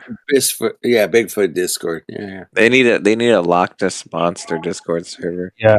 I literally chill in like 3 servers, bro. I don't know about no Loch Ness Monster. Yeah. How many Loch Ness Monster servers are there? Kenny, Randy? I only have so much time during the day. Do you I have get it, time bro, for but- Loch Ness Monster But there's servers? pictures. There's pictures.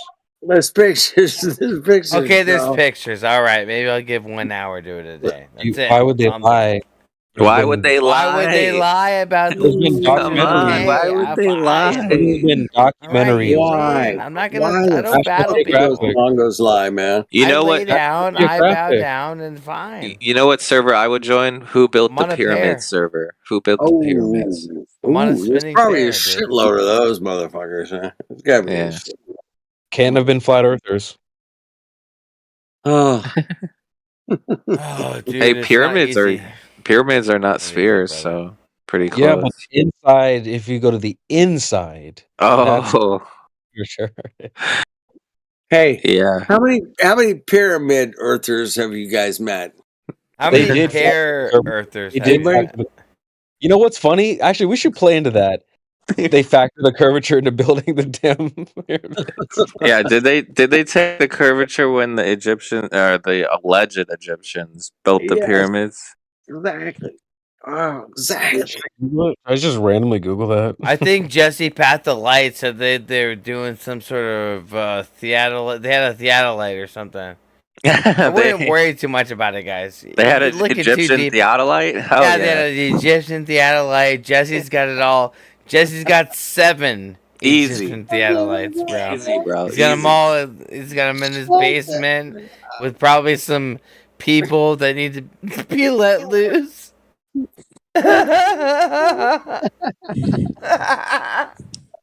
Hey, it's still Egyptian speculation theodolite. Sunday in Hawaii, man. I know some people in Hawaii, man. Does that count? Next time someone joins, I'm gonna ask them, "Have you heard of the Egyptian theodolite proof of the globe?" And they're gonna be like, check. We need to check Jesse's basement, bro. "Yeah." Yes. I've never actually thought about that. Yeah, the pyramid. Does the pyramid take the imaginary curve into account? That's a good one. The Yeah. imaginary curve. The imaginary curve. I got some imaginary curve over here, everybody. Pay attention. Actually, within the pyramid, bro. within the pyramid, it will give you the perfect the shape for the rainbow. So it will Yeah. give you the perfect ratio for the rainbow and a perfect sphere. So within the pyramid, it's actually the shape of creation, but that is not the shape. It's a sphere that is around it. but it's not physical. How do we prove that? A citation on that? I'm not joking. That's fucked up, man. Here we go. We need a citation for that. Yeah. In the electro-opticals, in the observation of the electro-opticals, all of the luminaries, the sun, the moon, the stars, the radiance, the radiant sources where all the sporadic meteors come from, you can see the pyramid of light and the sphere around it. So the celestial sphere that people talk about, which is basically the top of the sphere, which is celestial north, the bottom of the sphere, celestial south, north toroidal, the equator, south toroidal, below the equator, and the elliptic, where the sun and the moon go around, is basically like a sphere around the pyramid. That's how it looks, basically the movement of the luminaries. It's really interesting that you're bringing up Egypt with that. To be honest, mate, because that's where we get a lot of this kind of stuff from. For example, the Egyptians observed these two stars. One they called Set, one they called An, the dog star. Set, An.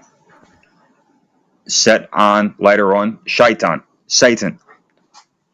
And they aligned their temples with that as well, which was very interesting. Are aligned to the luminaries, that's crazy, bro. and the luminaries are aligned to the pyramid in the sky. So it's like a alignment between the pyramids on the ground, the structures on the ground, and the center of rotation of the luminaries. Wait, I thought the pyramids were like aligned with Orion's belt. Yeah, but you see those lights are aligned to a center of rotation. Like clockwork, like the hands of the clock. Okay. There's a center to the clock, right?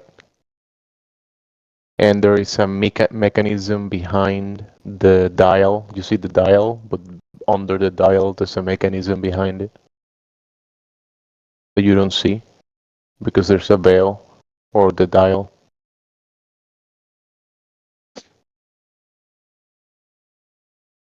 So at the center of the rotation of all of the luminaries is basically that pyramid of light that you were talking about. And when you look all over it, is basically there's the sphere around the pyramid. And that's what they talk about when they talk about the globe and the movement. They say, look, the globe in the sky is basically that sphere of rotation of all of the luminaries. And at the center of that is a pyramid. Wait. At the center of the sky is the pyramid? Yes. Basically, that's an observation. That's what we can see. I mean, there is an observation done in something called electro-opticals. And there is something called radiance. Have you ever seen the source radiance of the meteors? Have you ever seen the meteor showers? Meteor showers, sporadic meteors. Have you ever heard that before? Mm-mm. So there is 6 specific points in the sky called radiance that they also move within cycles. You know how the sun, the moon, the stars, all of the luminaries move in cycles. Also the radiance have cycles, and this is the 6 positions of the sky from where all the sporadic meteors come from. The 6 radiants, and these are the sun is one of the sources, which is helion. Then the opposite side of the sun is anti-helion, which is another source. Then the north toroidal that we call celestial north. Then the south, celestial south. That's another of the sources. And at the center of that, you can see the pyramid. I cannot picture this in my mind at all, man. Yeah. I need like a citation or something.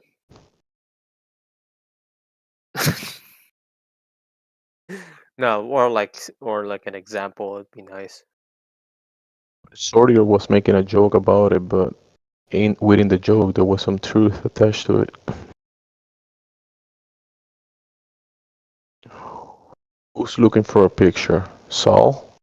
Zal. Yeah, me. 01. You. See if I can find you here.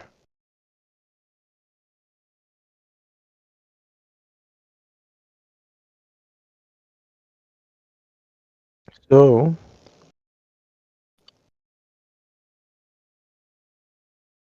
let me show you. Creation Bear still on? Where is he? This is some of the CMOR's scans, but in the electro-opticals, you can see a more defined image of the center of rotation of the sky. This is an interesting one.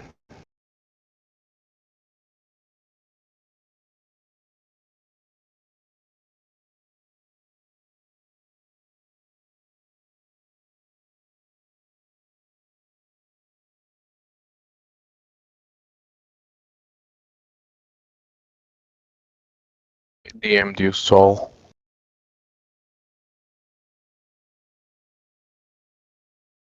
The fuck am I looking at?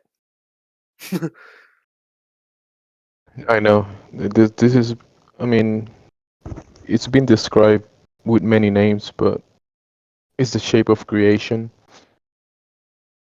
basically. Okay, I just got back. What the hell were we talking about, guys? Are we waffling on some nonsense? Hey, Dave, are you there, bro? Kenny, are you there? Can we bring it back? What's up? What are you guys talking about? Narnia. Narnia? I still have no idea what the fuck it is, man. So, you know the phenomena we call sporadic meteors? Let me show you these ones. This is the radiance. You have to be looking at a specific. Brother. You have a good one. I'm not talking to you, Flatman. I'm talking to someone else, bro. You see this phenomena? The sporadic meteors. Have you ever seen this phenomena, Saul?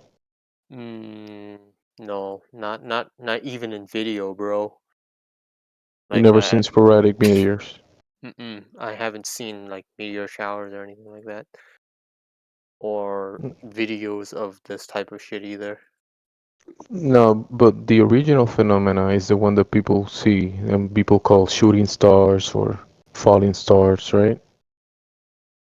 Okay. So this phenomena originates from 6 radiant sources, 6 specific points in the sky. So at the at the center of the 6 radiants is the image that I sent you. That's just, you were asking about it, even though if you don't get it, this is what it is. Even though if you don't get it, this is what it is. So what you're telling me is people saw meteors, they traced the source back, and then they found a point, and then that point they called it a radiant. Yes, exactly. So to observe the phenomena we call sporadic meteors, you have to be looking to see the showers. You have to be looking towards a radiant, one of the radiants. There's multiple, right? There's many. There's 6, the main ones. And if you want to see the what people say meteor showers or whatever, you look toward that point.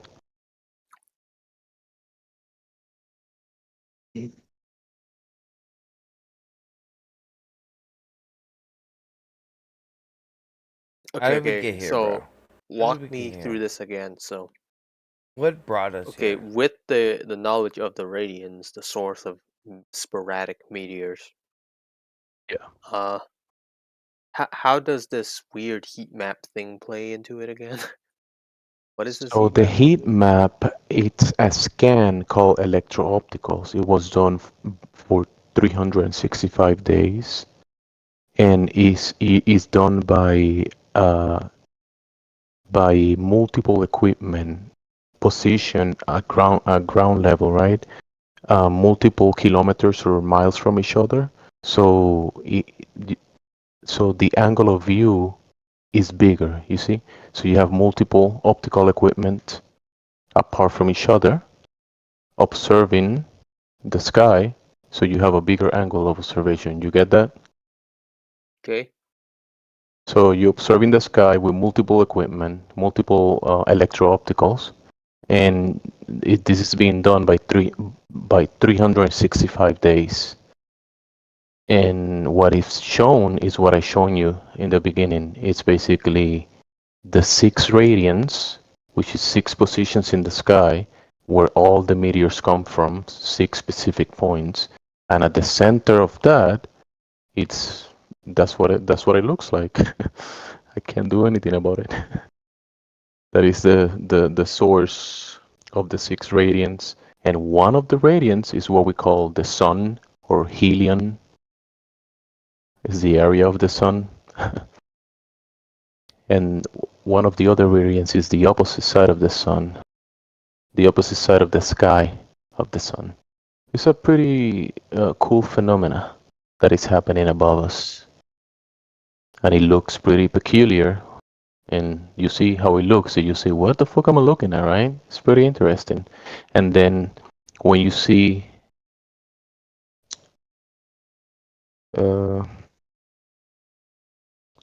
there's so much about this, bro. It's just sparkling, trying to keep quiet at the same time, not talking too loud.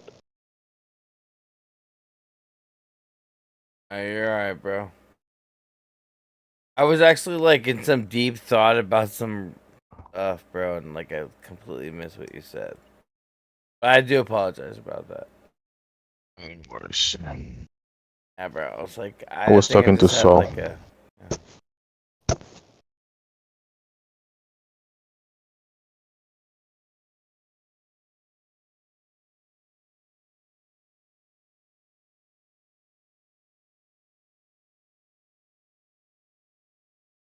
about the Mets.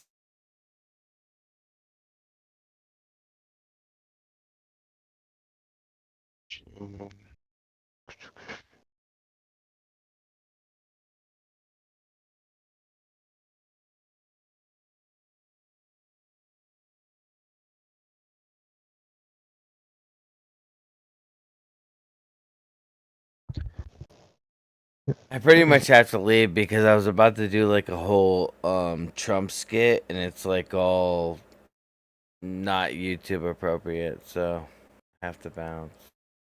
I was literally about to be like go into a tangent, but it would have been good content too, but just YouTube, you know, I don't want the master channel up, so God bless.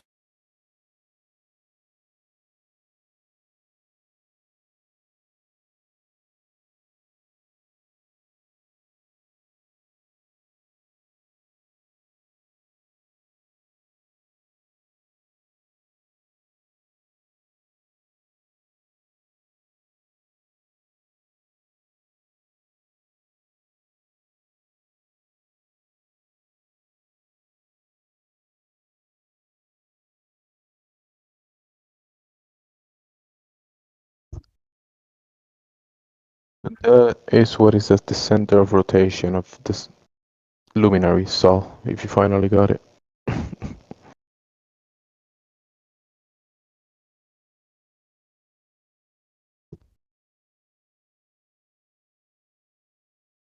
Hmm.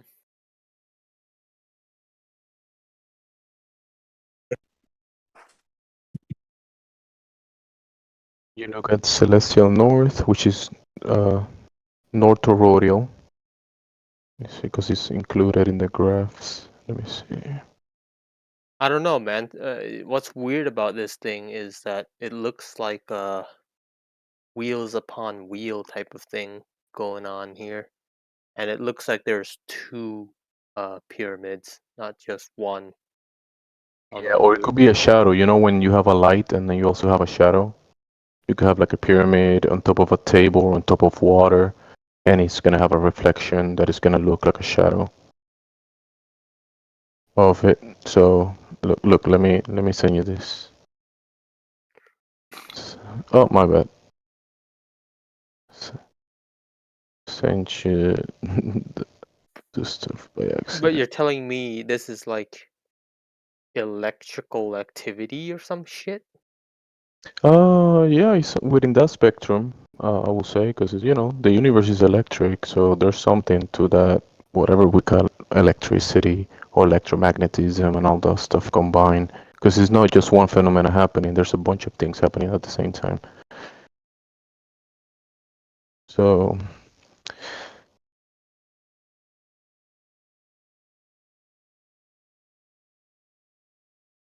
as you see, like I'm trying to tell you, this is at the center of rotation of this phenomena that we call celestial north and celestial south.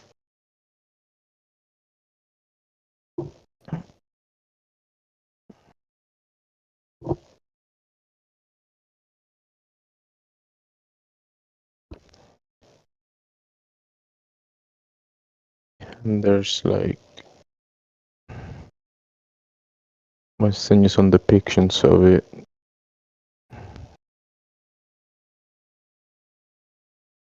This goes into, the occult or whatever, and not the occult, I mean like knowledge that has been passed down for some Esoteric. time. Esoteric, bro, is what you want to say. You see, in many cosmologies, you see the pyramid on top of what the center of.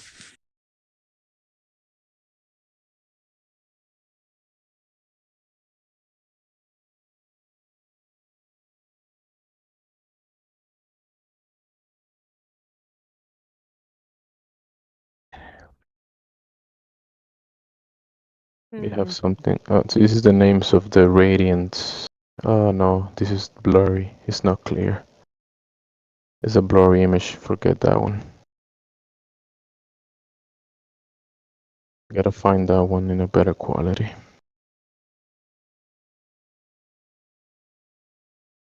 Wait, I thought the bottom part was just a reflection. I don't know. I'm not gonna make claims of what it is, right? But the image is a construct that is put together with programming, right? With imagery, because the observation is being done at ground level and for multiple locations, and they So capturing where this is the Earth in this diagram exactly? on the ground below the observer. The observer is the cameras. You're standing on the ground looking at the sky, observing the phenomena of the sky. Rotation of the sky. No, I'm talking about the radians. So, talking about Oh, the radiants are basically, you see the top of the pyramid, the bottom of the pyramid, the left side, the right side of the whole image, the center top, and the bottom center. Those are the radiants. The last image that I sent you is basically points of what is basically pointing the 6 radians. And this is all in the sky, though, right? Yes, all in the sky, yes.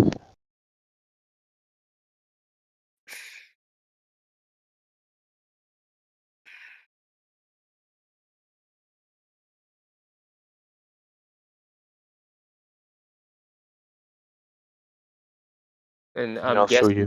the Earth is in the center of this celestial sphere grid.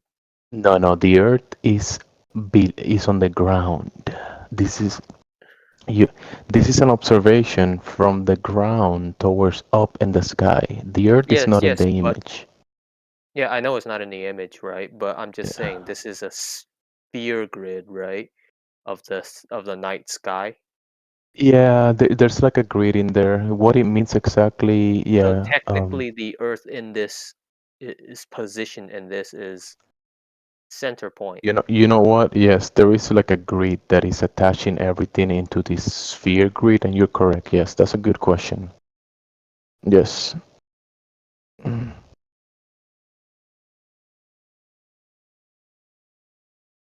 wanted to show you so you see like the sun and the moon and the source of that, I wanted to look. This is you can find this phenomena of the sun and the moon, right? Let me just send it to you.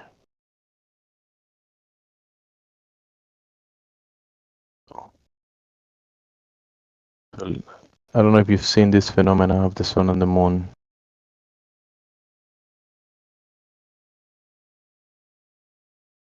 There's many recordings and images of this. Sun dogs?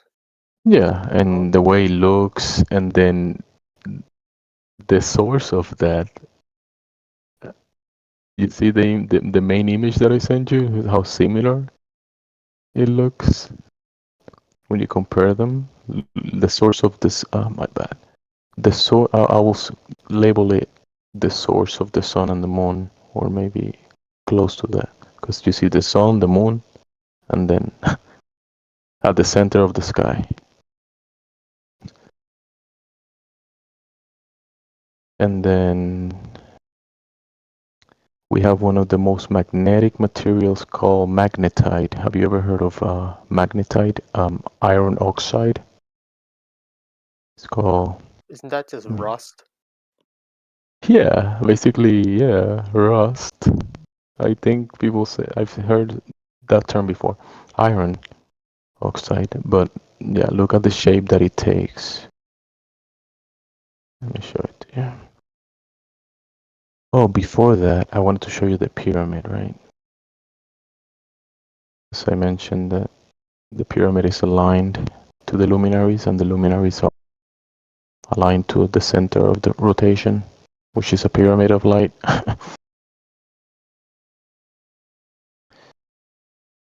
So the source of the rainbow, because you know the rainbow is a 360-degree circle. It's a circle of light, of refracted light. So the pyramid have the perfect ratio for the rainbow, and then the source of the rainbow at the center of rotation, the source of the sun and the moon, the source of the rainbow is a pyramid. It's just, and everything is aligned from the ground to the sky.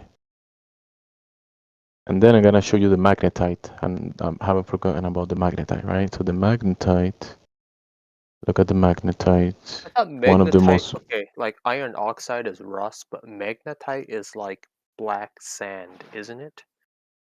Like the look heavy black sand. look at the magnetite, the shape it takes.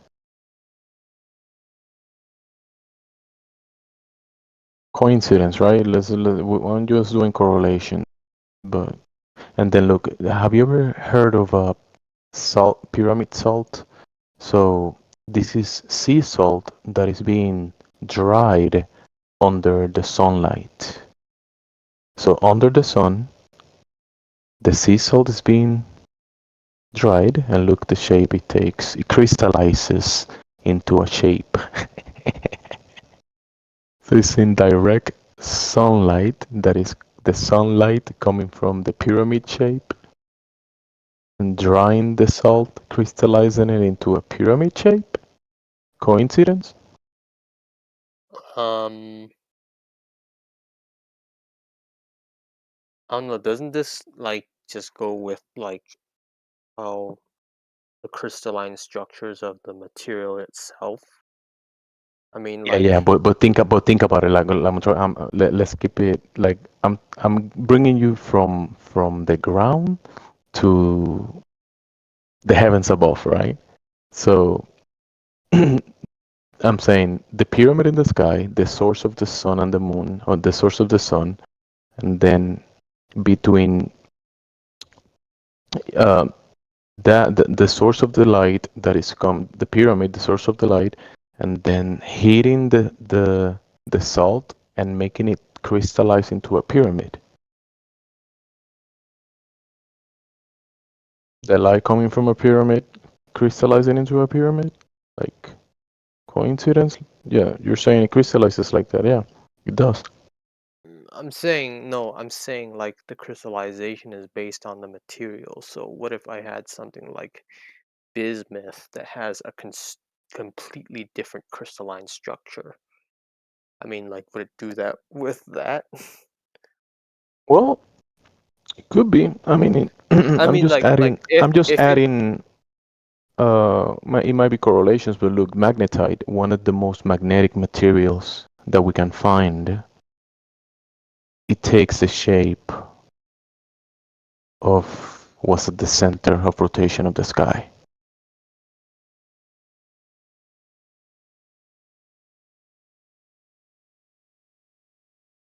You see? And then, like I'm telling you, the pyramid, the salt is being dried with sunlight directly, and it takes the shape. Just adding that to you, just so you have something extra in relation to that. It might be nothing, but. And look at this one. This is images from the observatories. This.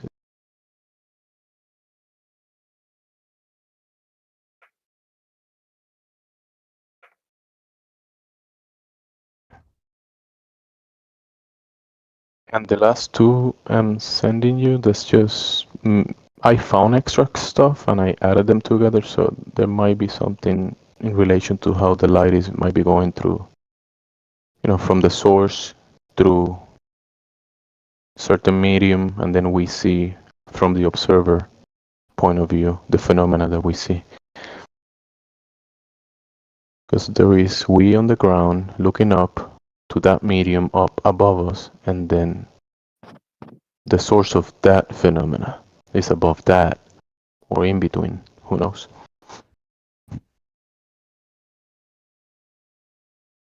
With the electro-opticals, we can see the pyramid shape, which shows construct, design.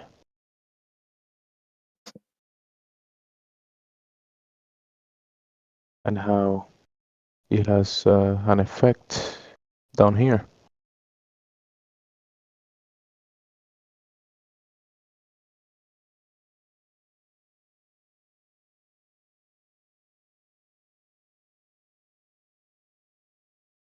See the pyramid on everything. I'm gonna send you these random ones that I found.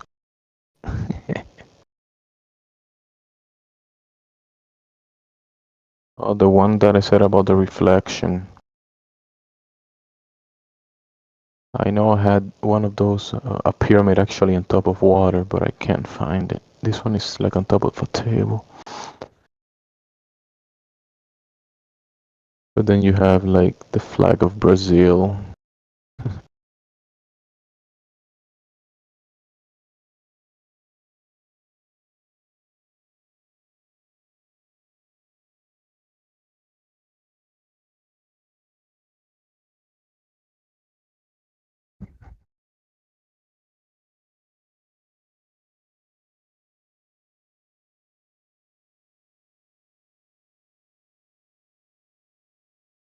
Salvador also has the Pyramid of Light. Did I send you?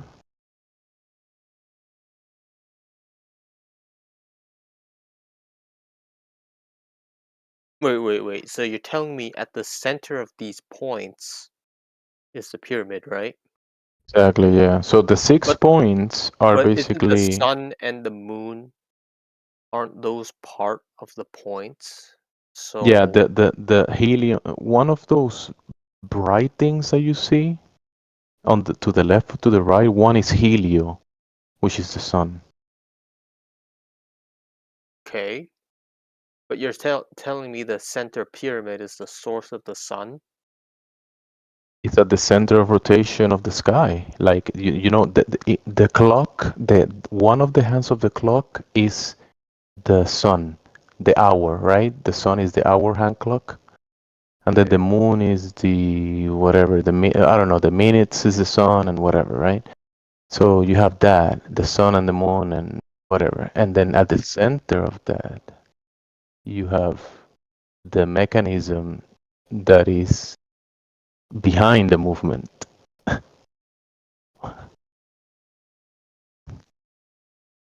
of the clock.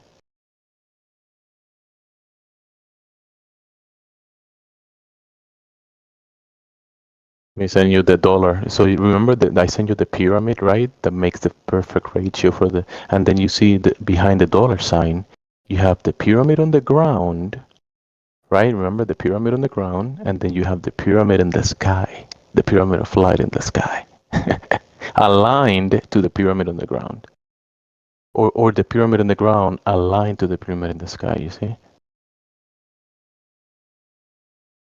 You see the last one, Saul? But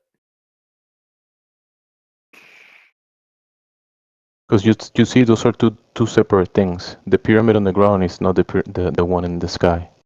You see, those are separate, not well, the I same. understand this completely differently, but But it's a depiction of an observation. Because remember, the phenomena that we observe in the electro-opticals and the rotation of the luminaries is one thing, and then the depictions of it, like the last one that I sent you, or the flag from Brazil, or depictions of it, it's man making a depiction of the natural observation. Hey, it'd be really helpful if you could put these images in the actual live stream voice chat, and we've had quite a few people drop off since this two-way chat has started, if that's any help. Could you put any of what you're talking about in the live stream voice chat, please? Oh my goodness.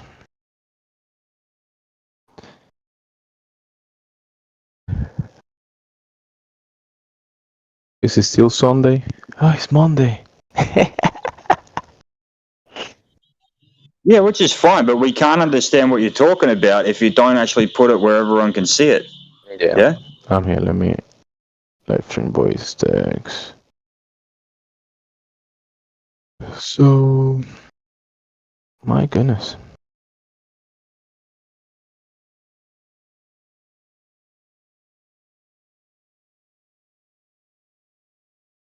So see, the observation that I was telling him, it was the radiance, right? We see this, the radiance. Let me post it first so we have a reference of what I'm saying.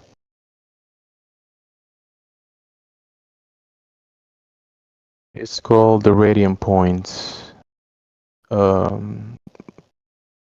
can look at the sky and see this radiance, and that's the source of the phenomena we call sporadic meteors. All sporadic meteors come from these points in the sky. It's pretty simple to comprehend. Yeah, gotcha. I'm not asking you to go back to the beginning. I'm just asking you, as you guys talk and as you're posting stuff for Zell, if you could just please put it in a live stream chat where everyone can see it, that would be a big help. Not meaning any disrespect, and thank you. It's interesting, but yeah.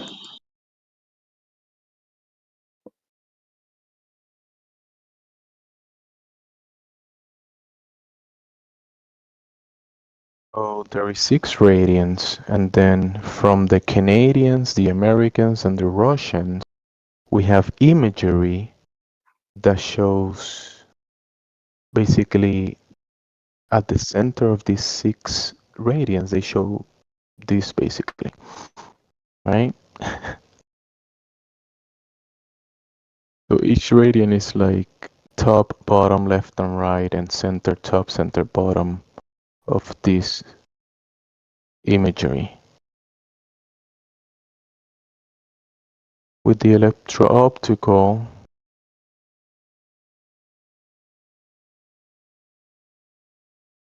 this is observed. And then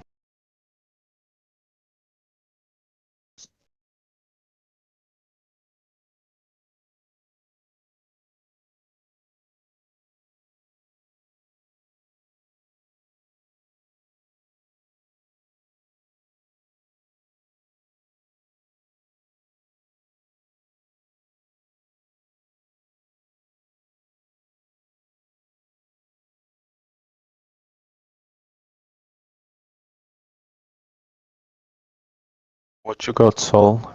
You thought about anything?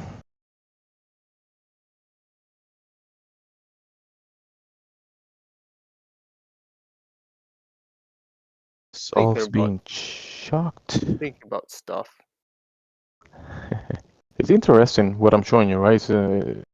It's an interesting thing, It's isn't just it? so you're just showing me like the shape of electrical activity, pretty much, in the sky. Basically, yeah, put together in an image, yeah, but you know, it has a lot of depictions and correlations. The meaning of it is big, right? Because we adapt ourselves to the day-to-days, right? And daily, the sun, the moon, the movement of rotation. We make clocks based on the movement, right, of the sun.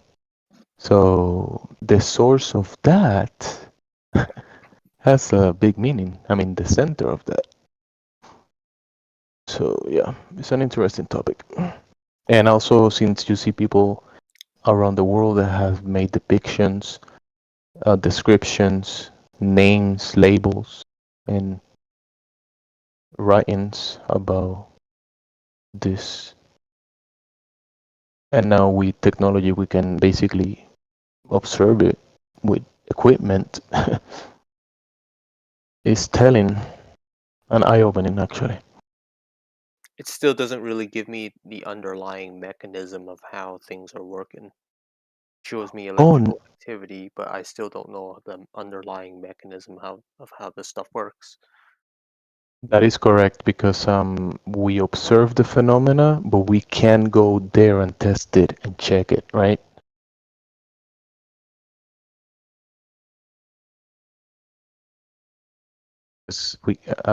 We can go up to the heavens above and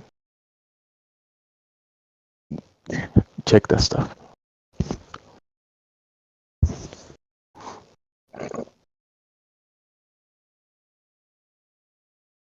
Good morning. Good morning. I just popped in earlier and you were talking about pyramids and stuff. You're talking about the celestial sphere. Yeah, the relation, we kind of see this in the electro-opticals. There is the pyramid shapes and the sphere around it. Mm-hmm. But in my opinion, to get that in one shot, because that's like meant to be the deep field, deep star field or whatever. It's like, I don't know how many instruments took that image, but I don't think that'd be possible if, I don't know, if the Earth were flat like that. In a way, I'm not against the flat Earth. I'm just saying, like, to see it all in one image. I have to look into it, but No, I think they probably, because I think you're correct, because the thing is that there is the observations of the points and how they put the imagery together, how they believe it should be looking in certain ways, but they probably got it correct in a sense. But the thing is, because there is a medium between we, the observer, and the actual let's say this center, this light. So it's kind of weird, because like I'm trying to tell you, the observation that we see, it might be distorted, but the imagery that they put together, it might be in a sense correct. It probably fix from the ground towards the sky that we observe this phenomena that is, we see these rotations, and from one position you can't see the whole thing, but since they did it with separated equipment from positions, they had a better a better angle, and probably with the imagery that we got at the end, that's oh right, yeah, no doubt. I I've got a don't know if great, it's I've got a correct or great if video. it's incorrect. It just piques my interest because it's something I was looking into, and I kind of think, okay, I'm going to put a video in for the next 3 minutes after the timestamp. I think it goes up to like 57, 58 minutes into it, from 54, 51 to 58. Sydney, I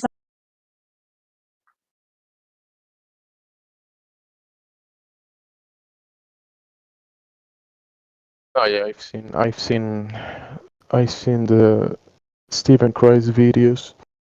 He's the one that kind of like found this from the Canadian side, because also the Russians have documents and scans of it, but Stephen posted the Canadian documents a long time ago.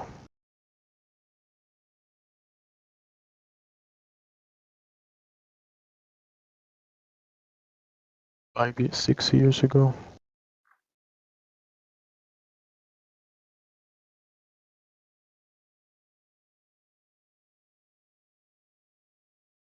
I think he depicts some sort of celestial sphere, but he's saying the ground is curving concave, which is the tough part. Yeah.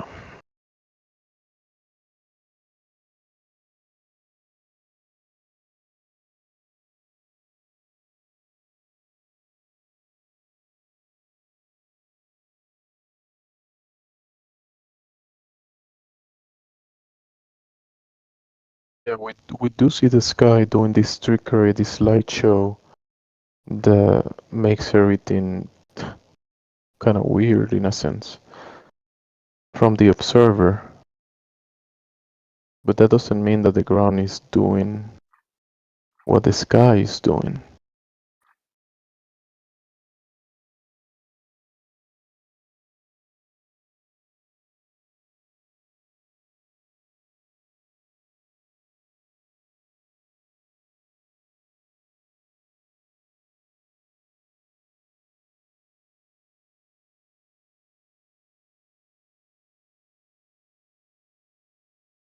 Makes me wonder how this mechanism will work after God replaces the sun.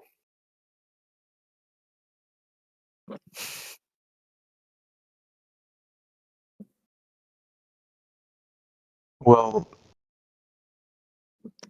if there is the source of the sun, I mean it will mean that the sun, it will be like nothing compared to the source of it.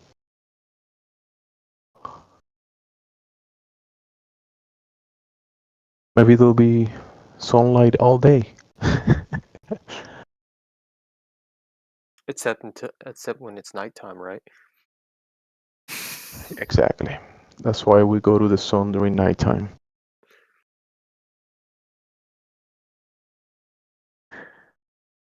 Not funny. Wait, what?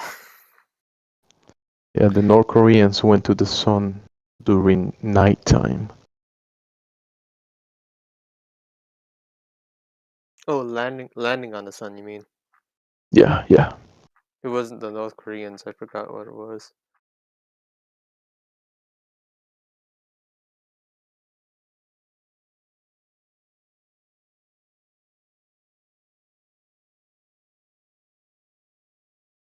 You ever played Dark Souls?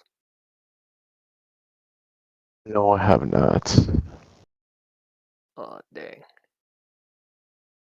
I know. Missing out.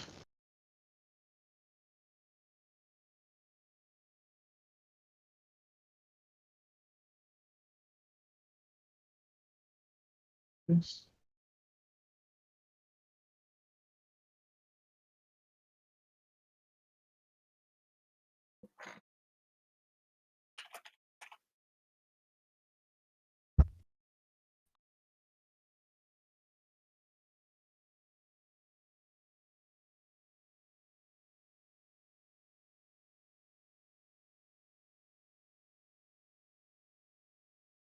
I found this one recently. I don't know if he actually, but on top of it, in reference to what we're talking about, look at the top of it, is what I'm saying.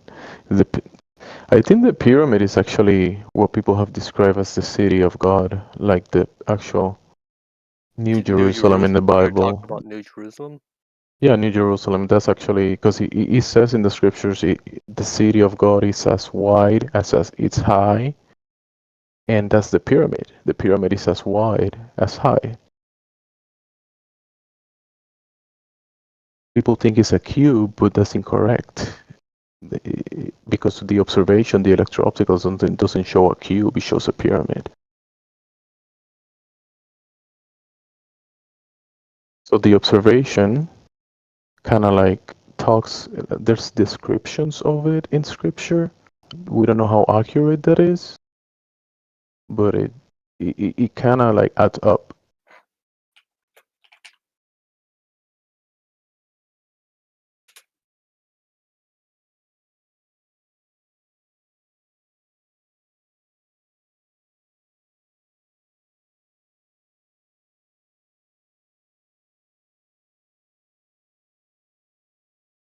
My phone.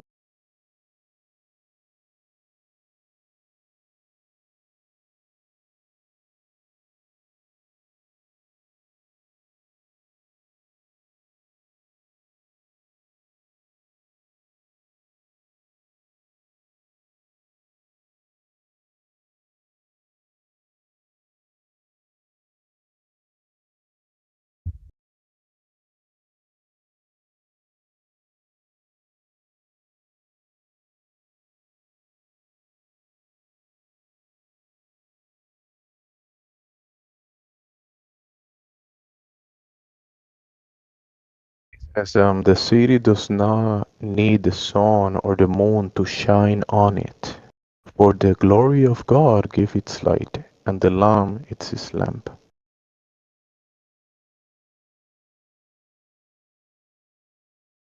So yeah, the city doesn't need the sun or the moon to shine.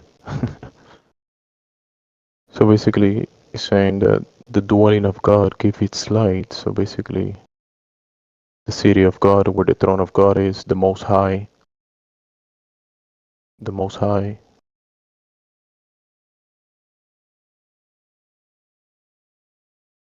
Makes sense. Adds up.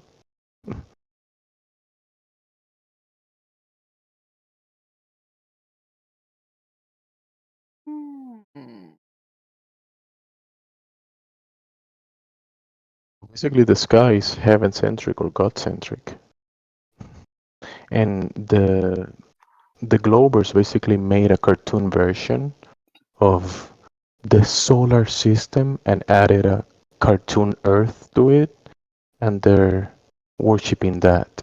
When people say they're sun worshippers, they're not even worshiping God's creation, the sun. They're worshiping a cartoon version of the sun. Because if you're gonna say you worship the sun or you appreciate the sun or whatever, those are different things, obviously.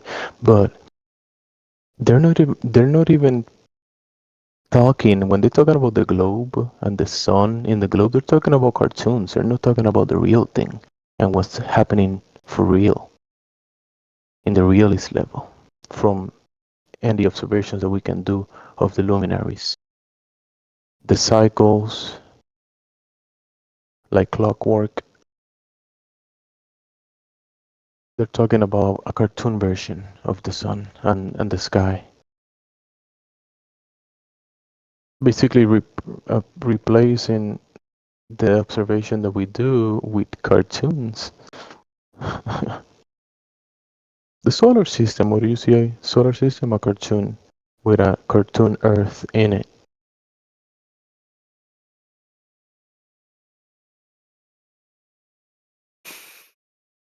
But the sky is not geocentric, like some people say. Oh, the sky is no. The sky is heaven centric,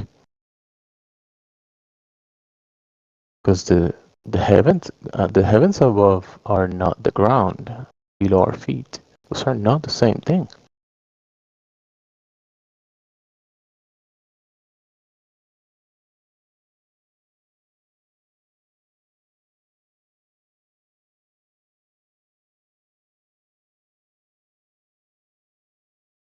Yeah, it might be. It Wait. might So be the you're same. telling me? So you're telling me the heavens or the sky is going around heaven?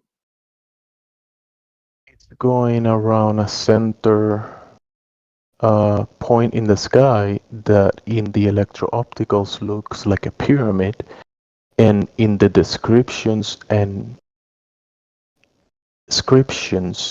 that we have available, right? They describe this pyramid of light as heaven. So I was just saying that when people say that the sky is geocentric, I'm just saying no. I will say that the sky is not geocentric. It's more heaven-centric, right? Because it's rotating around a center, and the label heaven is just a label of the city of God, New Jerusalem.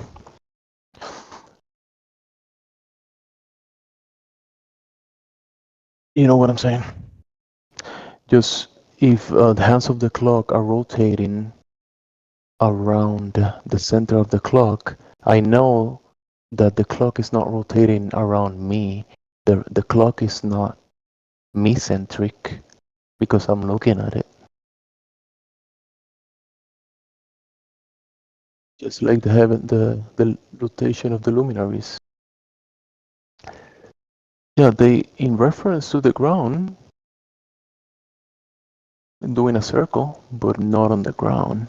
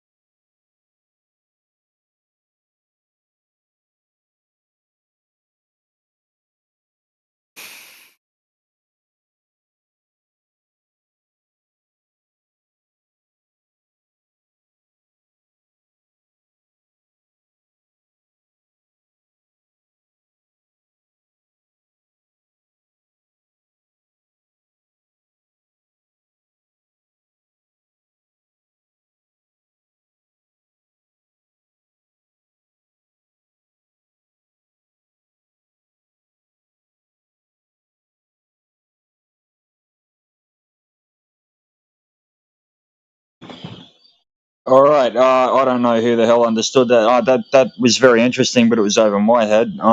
Do we have any globers in here at all?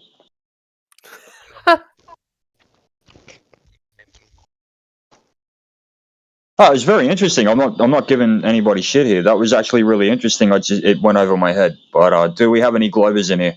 That's the main point of the server, yeah. No.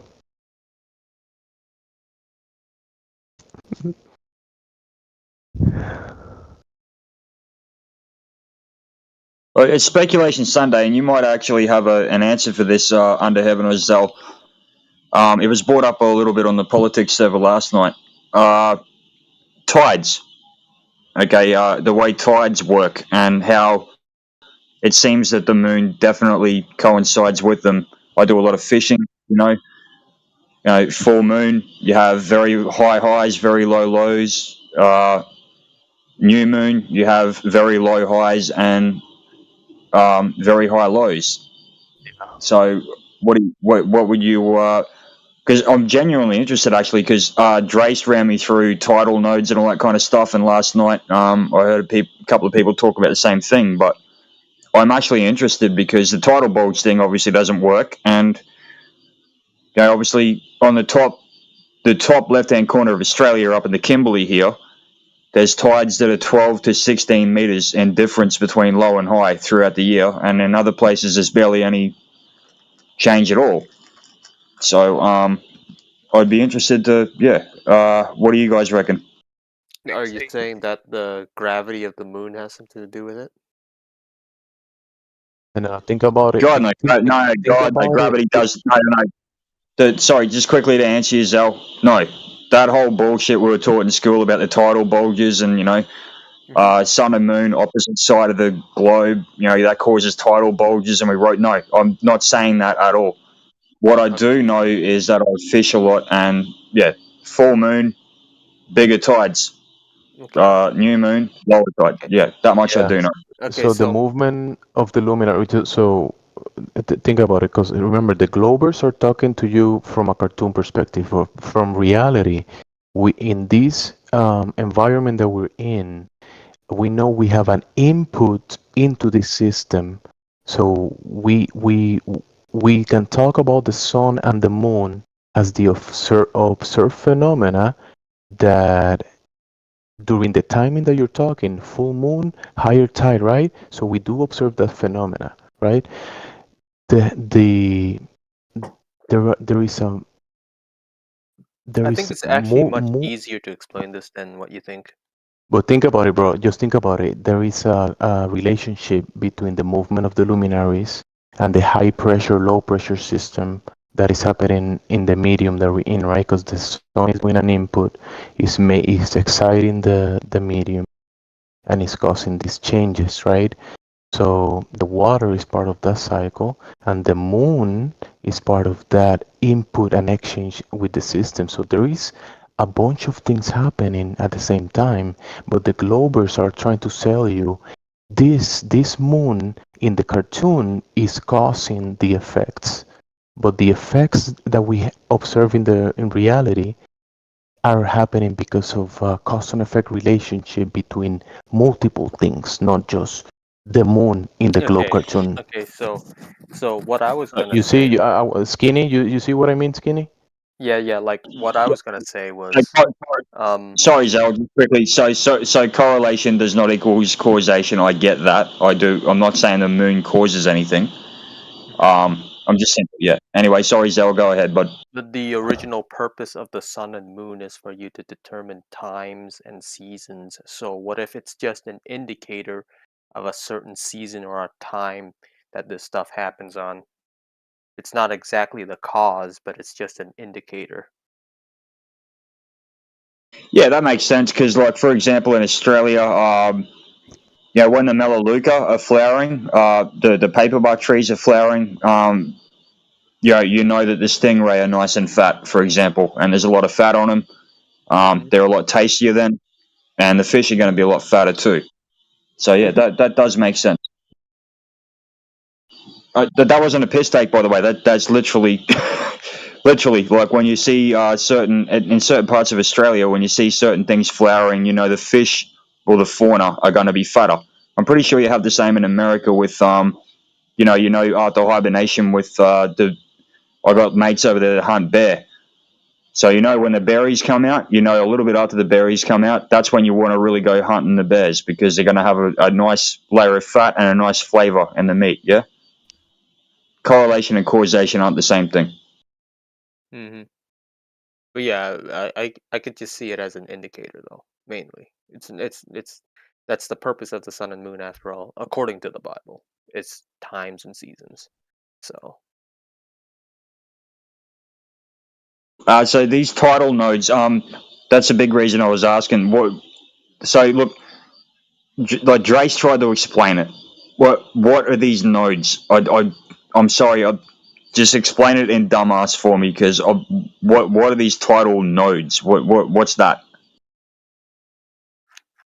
tidal nodes? Who brought Yeah, up this tidal nodes thing? Drace. I don't know if you know about that. Like I'm genuinely curious with that. Obviously, tides had to do with pressure. That's for sure. Drace explained that to me.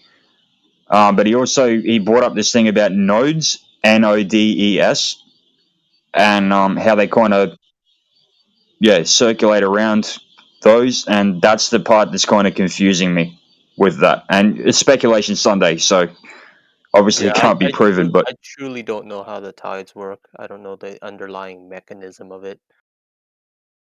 The notes will be there to basically do readings about the change of the tides.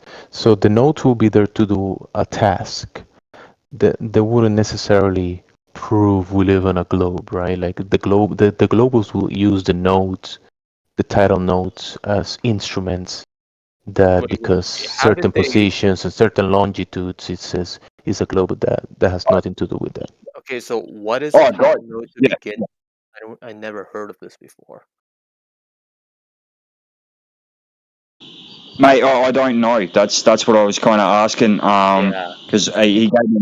Look, I'm a flat earther, man. Look, I'm not a fucking globy. But yeah, I find this one interesting.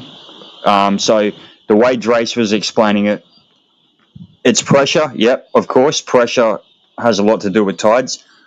But he was also he put up like this map thing, and it got put up in the politics server. I should have actually saved that image and put it so I could put it in the chat here.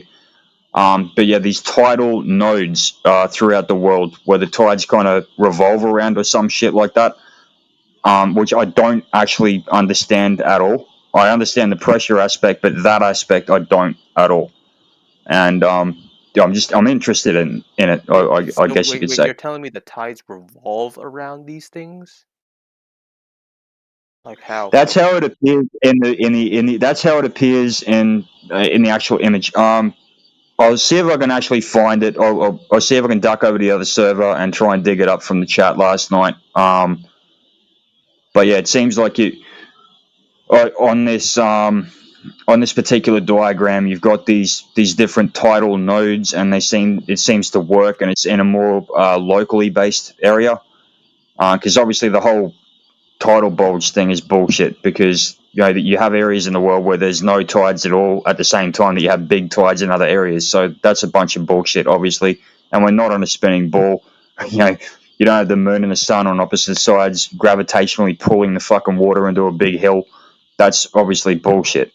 But yeah, if you guys don't know, yeah, I'm sorry I brought the question up. If you guys don't know, I just that's that one I am curious about. And when I try and go on DuckDuckGo or any of the other search engines that aren't Google and try to look it up, it's just, I don't know, there's a lot of talk about, I don't know, man. That's why I'm asking, because you guys are very knowledgeable. Hey, mic check. Hey, Kenny, I got you, bro. I got a bunch of tidal nodes, graphs, and stuff that matches the weather patterns or the electromagnetic weather patterns images as well. I'll put a bunch of stuff in.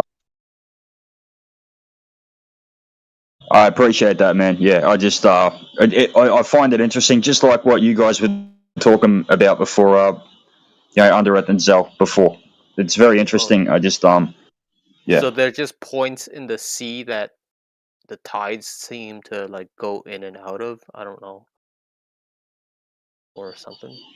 Who knows, man? Yeah, you got as much idea as me, buddy. I just saw a diagram and I don't know what I'm looking at.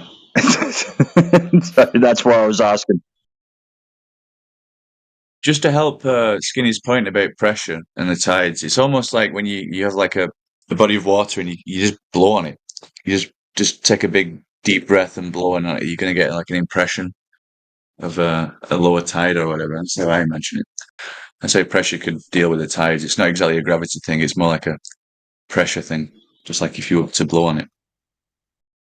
Yeah, definitely. I get that part most definitely. But like for example, different tides work in different areas throughout the world, and again, like even around Australia, there's some places like the Kimberley where it's 12 to 16 meters different between the tides, and then you go to another area in Australia and there's basically no tidal difference at all.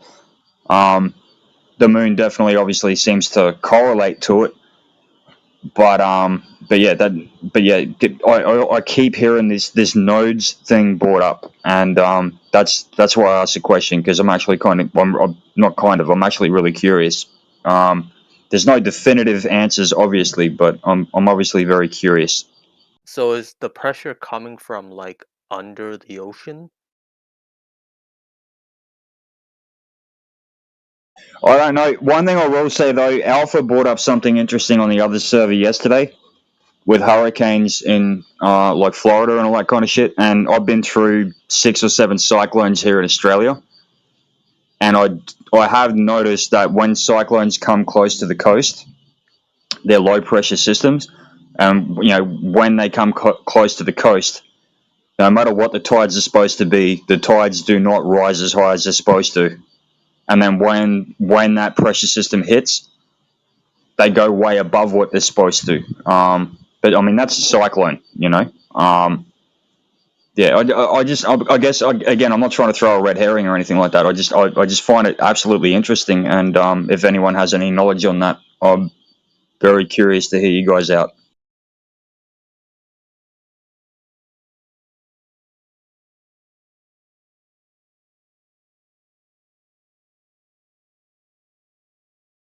Obviously, we can't know everything. Yeah, I'm just curious to hear it out. That's all. If anyone has any knowledge on that, if no one has any knowledge, then on that, then obviously we can move on because yeah, I don't want to hold up the show.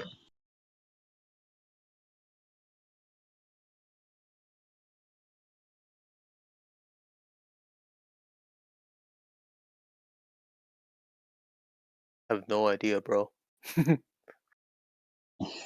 That's fine, mate. Yeah, sorry, There's man. no globies around, and speculation is crazy. Yeah, that's fair enough, man. That's more than fair enough. I was listening to the conversation that Under Heaven and you were having, and I'm like, oh fuck, man, might be a good time to bring it up because I'm actually genuinely very curious because when I try and look this stuff up, yeah, there's a million different answers, you know. Look up amphidromic points. I just put it in the chat. Amphidromic is what they call it.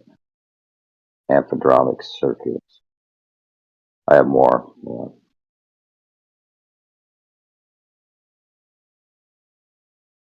Yeah. Fair call. Oh my god, these are one of those diagrams where I have no idea what the hell I'm looking at.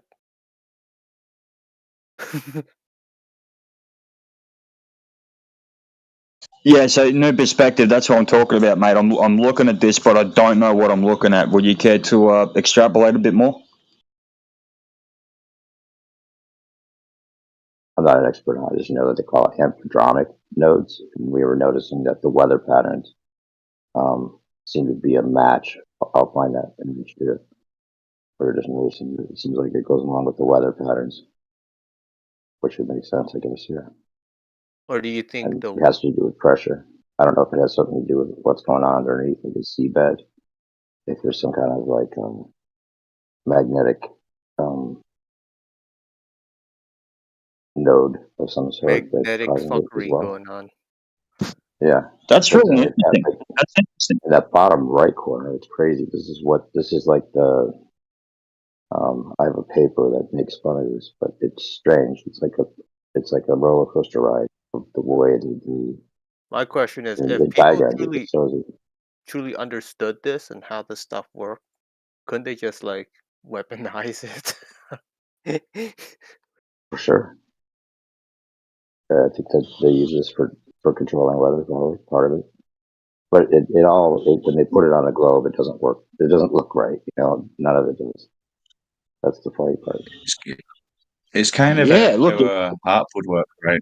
You just can move the ionosphere around with frequency. yeah, it's speculative, but that's very interesting, man. Because that's one thing I noticed when I was in East Timor.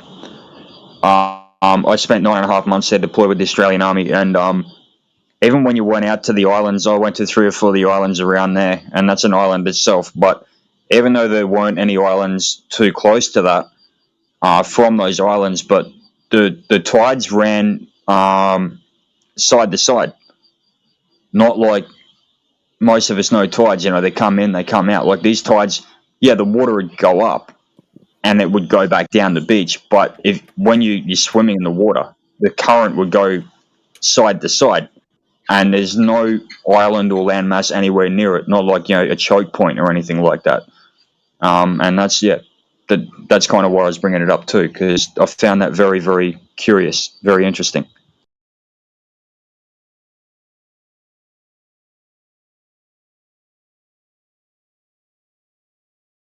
But again, if it's a non sequitur, by all means, guys, move on to something else. But yeah, I really appreciate it. Thanking you. Did you ever hear about that Absolutely. landmass next to Australia that apparently disappeared in the Mandela effect? I read about it once. Yeah. I don't know fuck all about it, but I do remember reading something about that quite a few years ago. Yeah. It's this apparently. I linked the picture. What do you think of that? This was like a clip from an old movie or something. And apparently there's a landmass right next to Australia.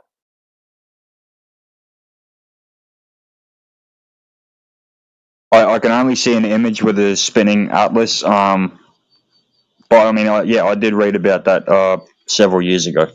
Mate, I don't know enough to comment. I know about as much about that as I do about Atlantis. You know.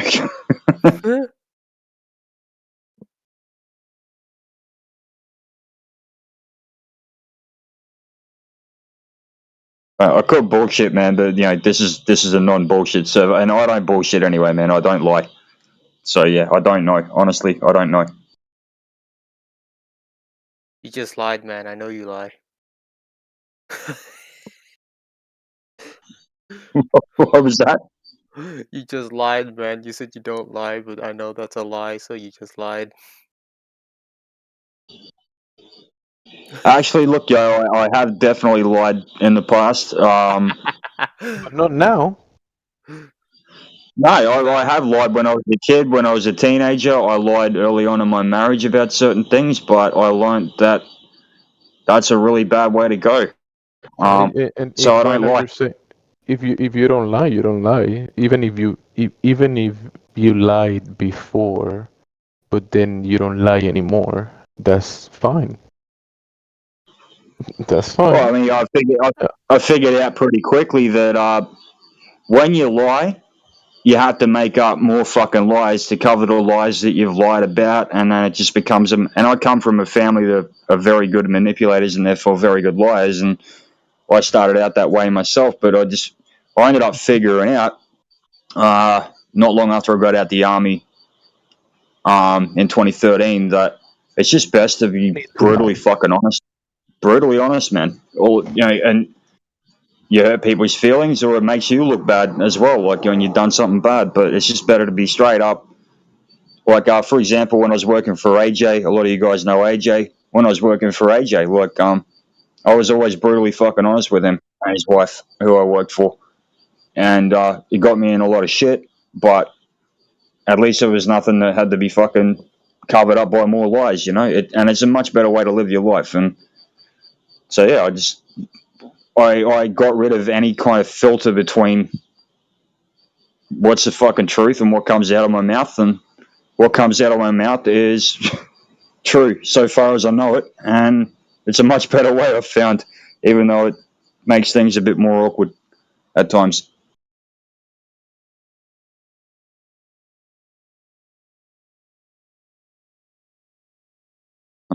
Like none of you have found that out yet? Found what out? Talking the truth?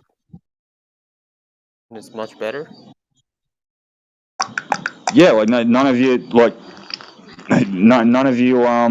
have stopped lying about anything at all. Like, and, this is not me. This is not a holier than thou thing. I'm just simply saying, like, it's so much better, man, when you do that. Like, it's awkward. Because like, think of it this way, man. Like, if you take it from a biblical stance, like sin, you can't underestimate it. The lie, you don't know how far it will go, and at the end of the day, it will cause death in some way, shape, or form.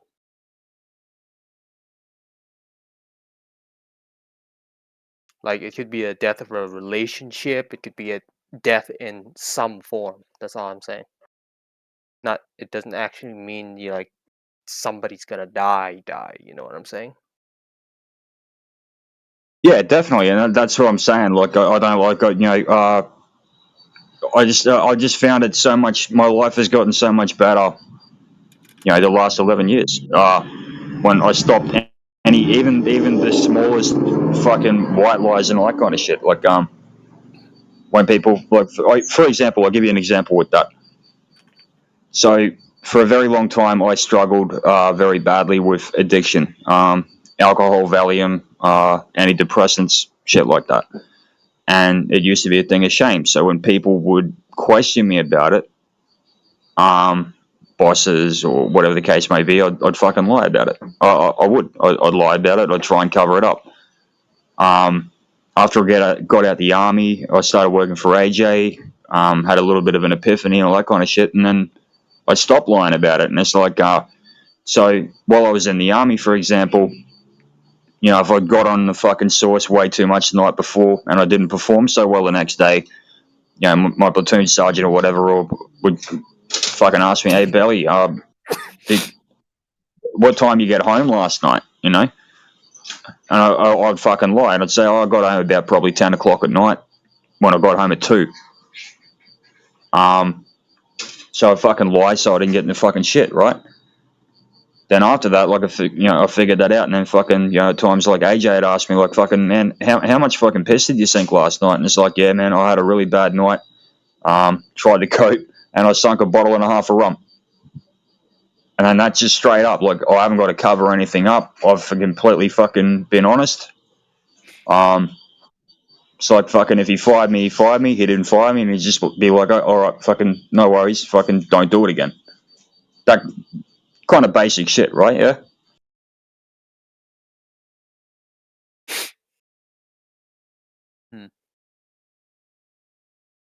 Look, man, I'm glad that things are working out, and I hope you continue living in truth.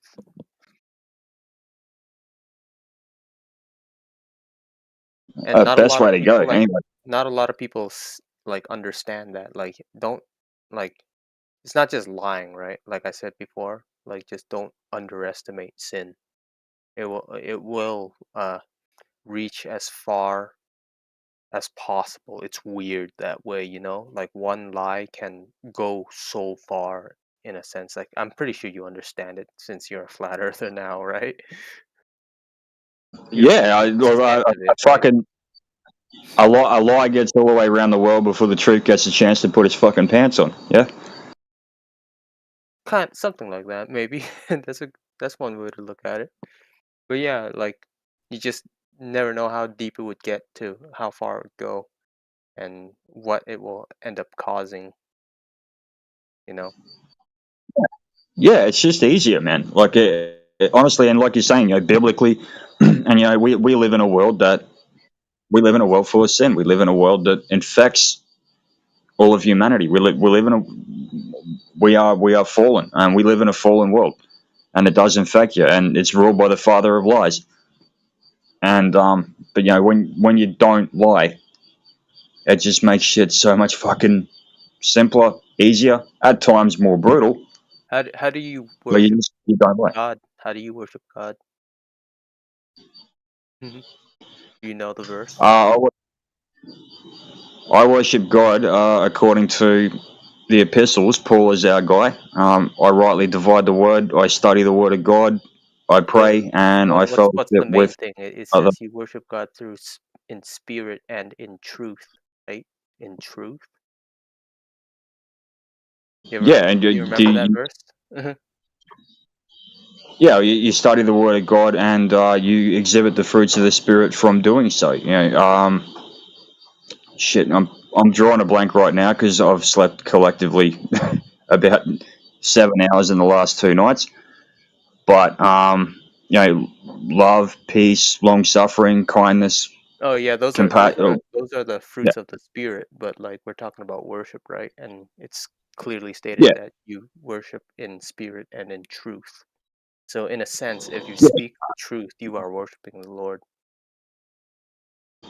Yeah, I guess that would definitely be true. When it comes to scripture, I read scripture every day, but if you ask me chapter and verse, I'm horrible at it.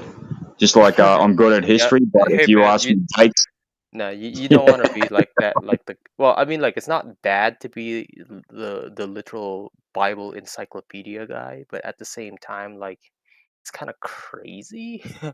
You know what I'm saying? Like, for me, it's verses that pop up into my head, and then I have to look it up later to find out what verse exactly. You know, but like, if I knew it off the top of my head, that's kind of crazy. Like, Might as well just like It's, install yeah, Bible.exe into my brain for me to like actually know everything where it is. You know, it it needs to be like downloaded straight up. I need to be like a Bible yeah. buff or something. Yeah, it's funny, man. Like, I was raised in church and I walked away for a long time, but I was raised in church. And back when I was in church, you know, I could have quoted you every scripture under the sun. I was that guy. But You're that guy? since coming back to Christ, yeah, I walked away at 17. I didn't come back until, so that was what, 2018. I would have were you in a Catholic church or something?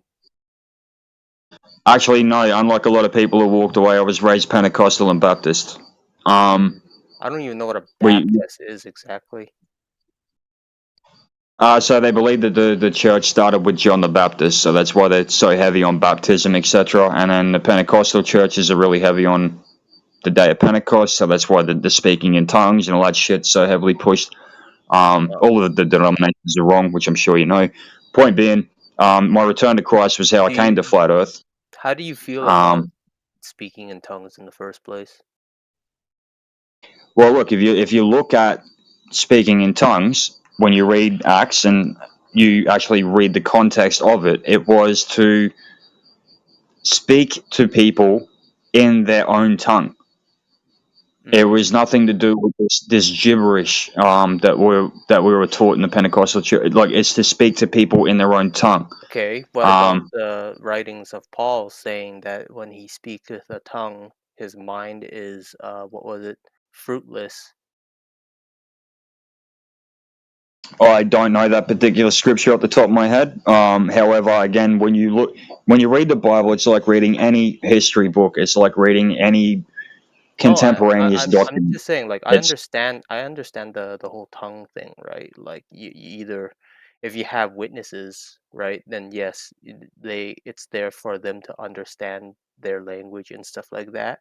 But if they are, you know, alone and when you speak in a tongue, you speak to God, right? You speak in the tongues of men and angels, right?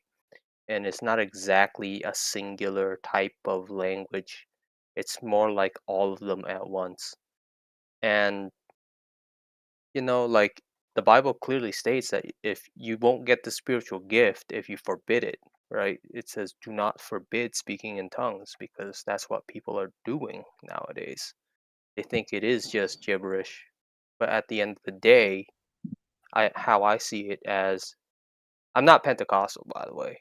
I just, from what I've yeah, researched, right? From what I've no, it's researched. fine, man. Like, I I used to speak in tongues back in the day, and But you think it's nonsense what now? yeah, I do honestly, and I honestly think that what we were doing was demonic. In all honesty, because Hmm. okay, what was the context again of speaking in tongues? It was to speak to people in their own tongue who wouldn't understand Aramaic or Jewish at the time, you know, Hebrew, whatever the case may be at the time. When the fire came down from the Holy Spirit, Yes, yes, but and if you understand what the about context of what Acts, Paul said though? well, what Paul said at the time, when you read it in context, and again, look, I can't All right, quote chapter. how about this? I'll show you the verse. I'll show you the verse and tell me what you think of it. How about this? You show me some Bible verses that says the Earth is a globe. And he sitteth above the circle of the earth.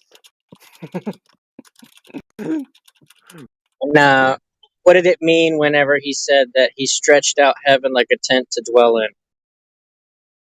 Is that like a big tent around a big old ball, or is that No, like? he's talking about the Big Bang, bro. He's talking about the universe expanding into nothingness.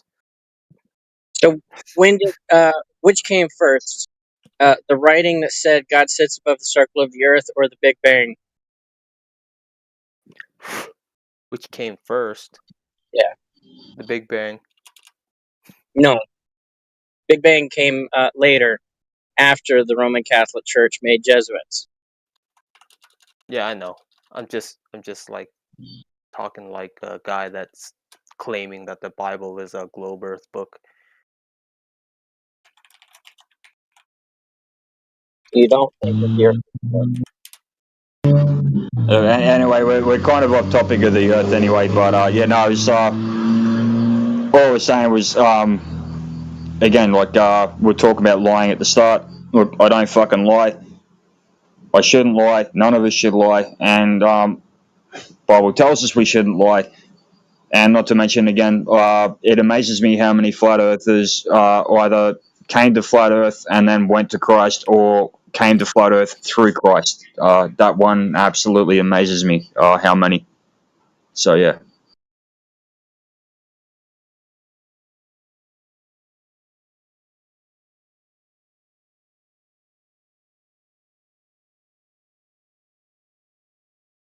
For sure.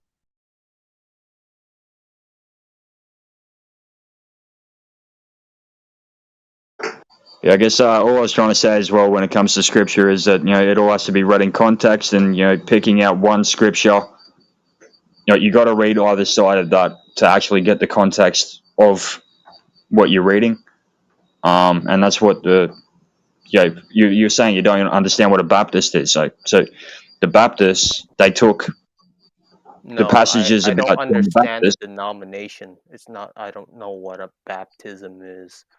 Yeah. Sorry, I wasn't trying. Yeah, you were saying you don't understand the denomination. So what they did Like was they took John the they could Baptist. have a name or whatever like that, right? But I don't exactly know what that name means. Like Seventh Day Adventism. Like what the hell? What the heck is that? They like to do things on the All right. seventh day. Like it's Yeah. just So like their own Seventh lingo. Day Adventist. Well, Seventh Day Adventist. Sorry, I wasn't trying to cut you off, buddy. So Seventh Day Adventist is the first day of the week is Sunday, therefore the seventh day is Saturday. Therefore Saturday is the Sabbath, and they're going under Old Testament law. Saturday is the Sabbath. That's what they go for. It's a little bit more in depth than that, I guess. There's a lot of doctrine, like every denomination that's not biblical at all, that they adhere to. Millennialism, very much the end times kind of revelation-y stuff. There's a lot tied into it.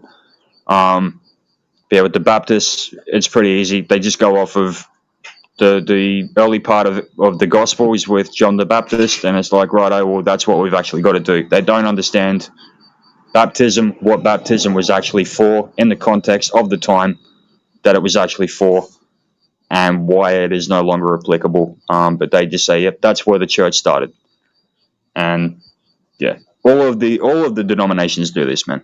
Every single one. Yeah. Each of the denominations started because someone said, "Hey, you're not doing that right," and then they went and did what they thought was right.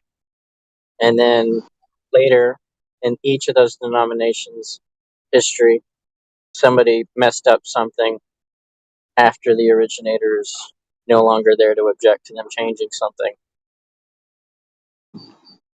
Yeah, it's pretty easy, man. Kiko, it's pretty easy.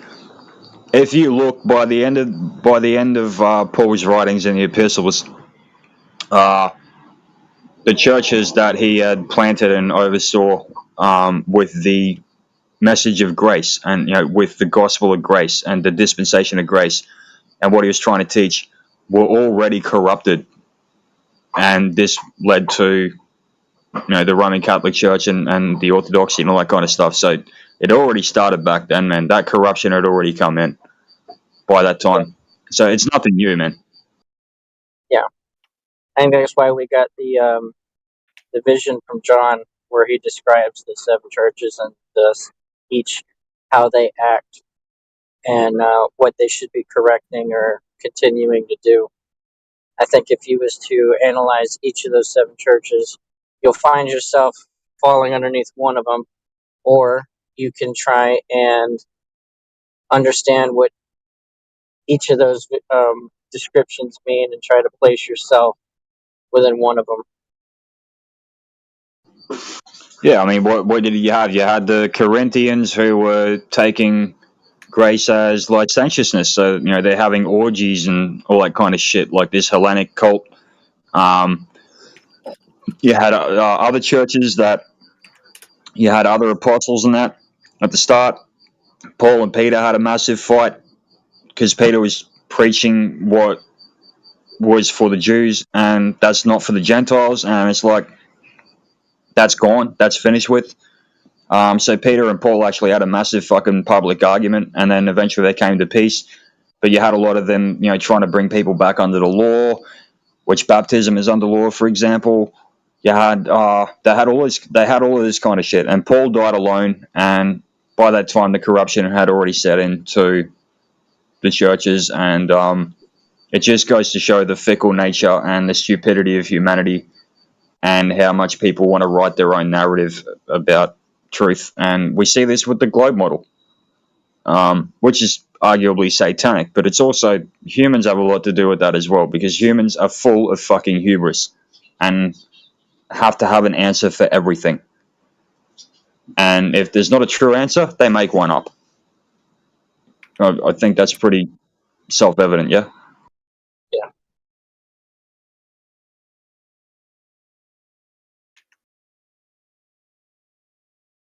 I got to duck out for a sec, guys. Love you all. I will be back in a second. I just got to duck out for a sec. I got to empty my my bag. Go for it.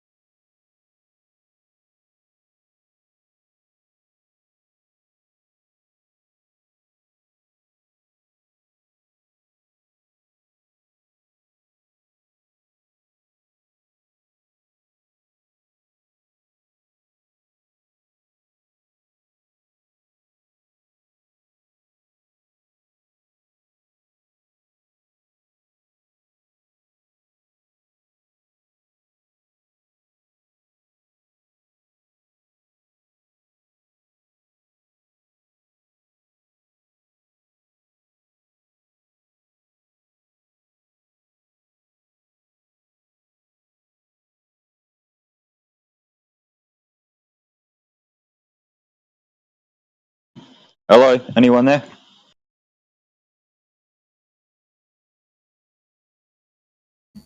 No, there's just imaginary voices.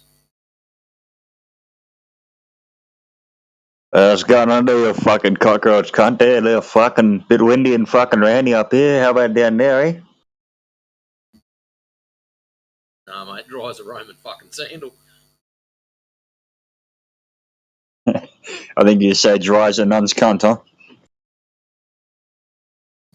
Never seen one. Wouldn't have a clue. You and me both. Would you want to? I think you'd need a fucking crowbar and a can of fly spray. Yeah, I was going to say, sorry, mate, I went to a public school.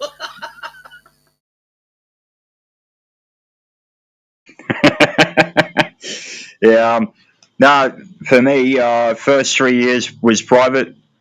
The intervening time was public, and I spent the last 2.5 years in private again. So yeah, I started out in a Christian school, then went public, and then graduated from a Catholic school.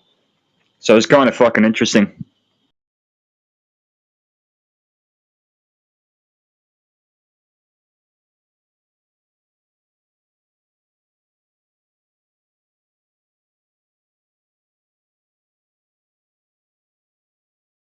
Hey, Dov, you on channel? Are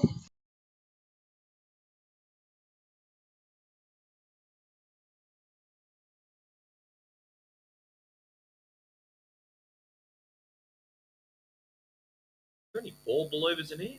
It's a fair crew. We should have at least one.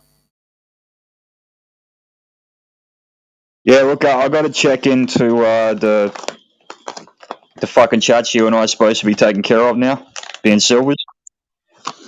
But yeah, we got two. They said last night they'd be here tonight, so I'm going to duck out and just check them up, and if they're there, I'll check them into the VC. But you were there for a couple of them, yeah. You had that fucking Tie-Fi and Snow. You were there for it, weren't you, Matrix? Yeah, they said they were going to pop in tonight, hopefully into here, so that'd be pretty good if they did. Yeah, dude, that was fucking awesome, eh? You had two newbies back to back that were fucking great. Yeah, but it got demolished by that complete pinhead that turned up afterwards. Fucking clown, some of them. Yeah, I know. I'm hearing you.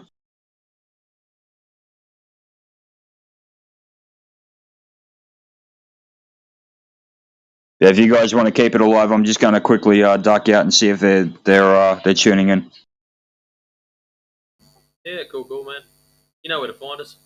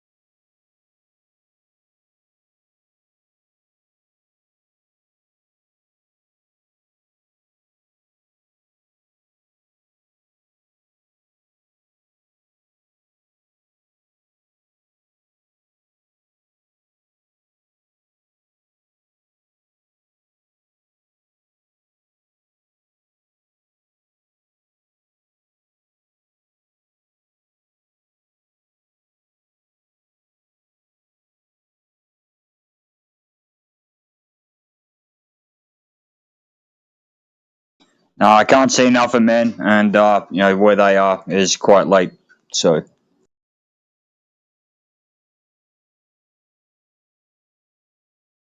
No, that's alright. They'll find their way here. They always do. I'm hoping they do, man. They you know, Tie, Fire, and Snow. They were cool as fuck, man. They were really, really cool.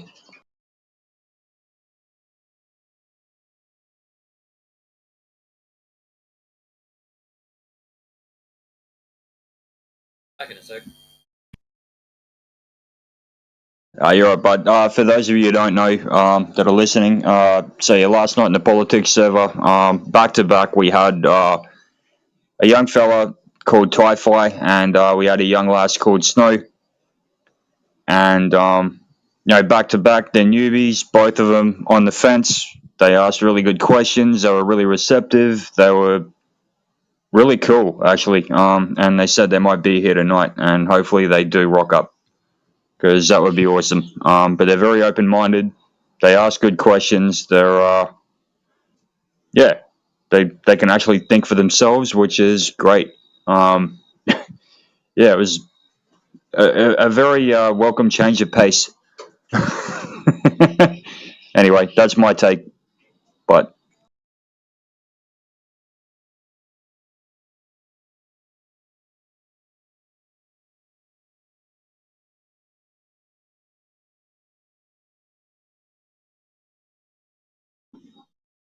in the meantime, anyone else want to pipe up? And it's Speculation Sunday, so yeah, anyone want to bring up Ether? Got a question actually for you guys as well, given Speculation Sunday. I've asked this one before. Someone said frozen oxygen. Do any of you guys actually believe in, obviously you believe in some kind of container, so firmament. What do you believe the nature of that might be? I don't know what the nature of the firmament would be, but also if we was to get biblical with it, it only gives you a couple of descriptions, and even those descriptions is not definitive on shape. And it even tells you in the Proverbs that the height of heaven no man can know, because it compares heaven for height, earth for depth, and the heart of a king no man can know. So I don't think we'll know what the height of heaven is. I don't think we'll know the shape of earth or of heaven. And whenever it uses context like vault, it could be like a vaulted ceiling, which if you have ever seen houses built with vaulted ceilings, it's not a description of shape. It's a description of context, right? Like, I don't have a low-hanging ceiling. I actually see the roof line all the way up. And then, you know, I don't know. Since we can't know how high it is or what it's actually made of, I think there would be no way for us to tell what it's made of. I mean, even if I'm allowed to speculate, I don't even know how I would speculate what it is, right? Like, obviously, I take biblical take on it. So, I mean, if it's made of crystal, cool. If it's made of some kind of ice, cool. I mean, I don't know. I just know that it's at some point there is a hard structure that's unforgiving and will crack open, and the stars will fall like figs from a tree. So I respect the shit out of you for that, man. No, look, 100% in agreement. I was just curious because I've heard a few different explanations for it. Speculations, not explanations. Speculation, and yeah, I'm with you on that one, man.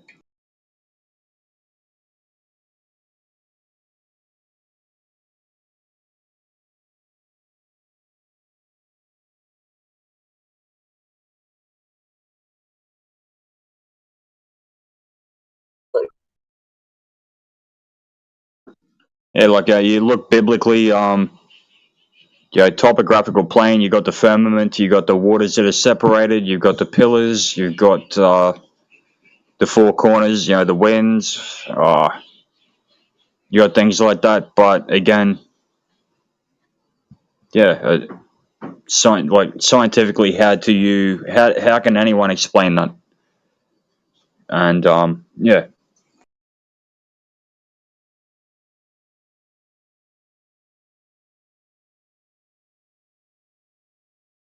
I speculate that that the stars have something to do with angels. However, I'm not saying that the stars themselves are the angels.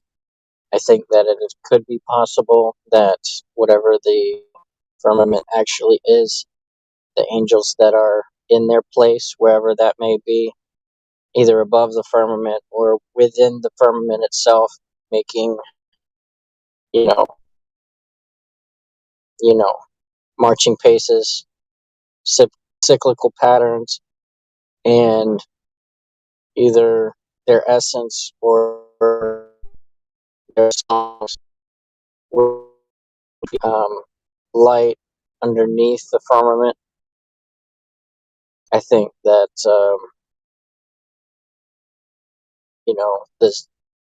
the cycles that are put on the dynamic system that we live in, like, I don't think that seasons are specifically tied to the sun. I think that it's whenever people would get into that whole astrology part where they're like, well, if the stars are positioned over this location and all this other stuff, then you're going to have these different emotional settings. I think that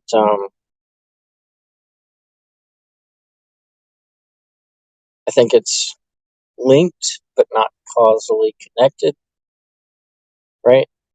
Like, the way I see it, everything underneath the firmament is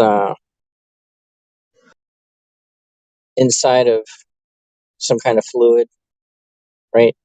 The way I see it, you have fluids and you have solids.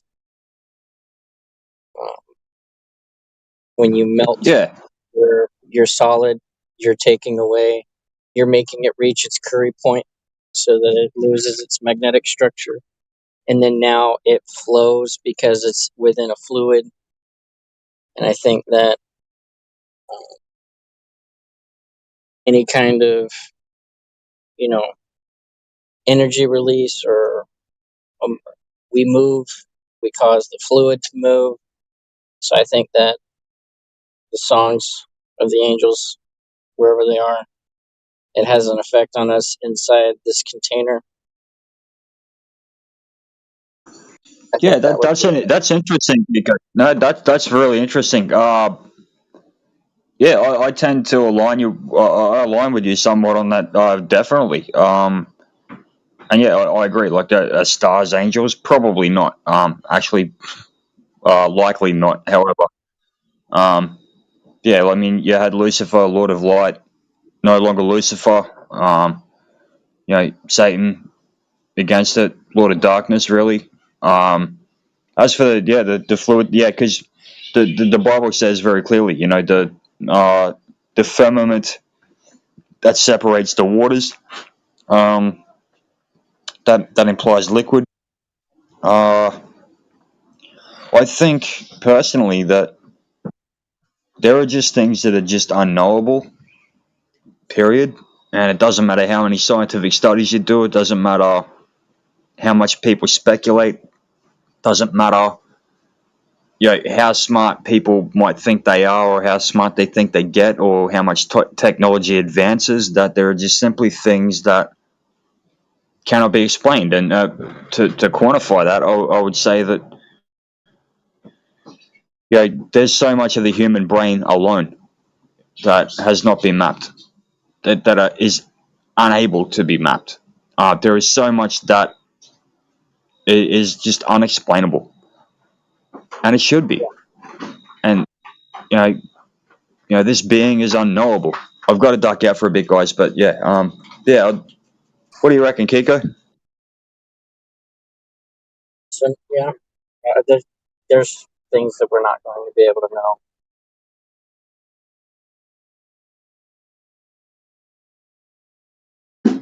is what is it? What is it you think with humanity that people they have to try and come up with an explanation for fucking everything? What do you think that is, in your opinion? In my opinion, I think it's us acting on our nature to uh, act out our right of knowing the difference between good and evil. You know, we have like an internal pride thing that I'm not stupid, I'm not unintelligent, and we will project on others that they're less than we are. So I think people seek out things that would help them to feel greater than the less, greater than the projection that they've been given by others, you know? So, Yeah, that's a fair call. Sorry, go ahead. Sorry. I think when it comes to like wanting to know, we we don't like uncertainties. We don't like not having answers. Um, it would be a security thing, I think. Also,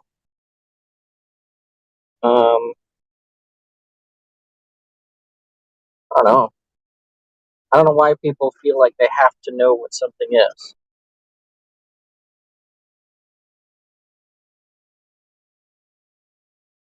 I agree with you, mate. Look, like the other night, I've actually got to go and deal with a snake right now. I'll put it in the chat when I take a photo of it. But yeah, I agree with you, man. 100%. I agree with everything you just said. 100% for sure. I've got to go deal with a snake in the shook pen. I'll put it up in the chat when I'm done. Sweet.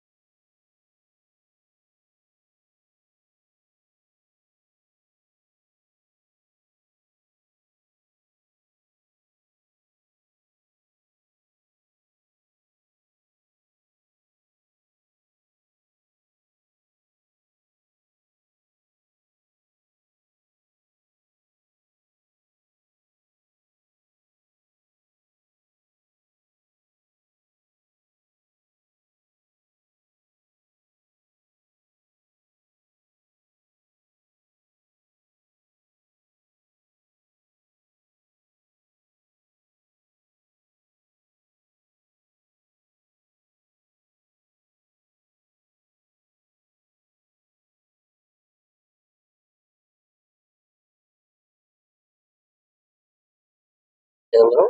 How are you?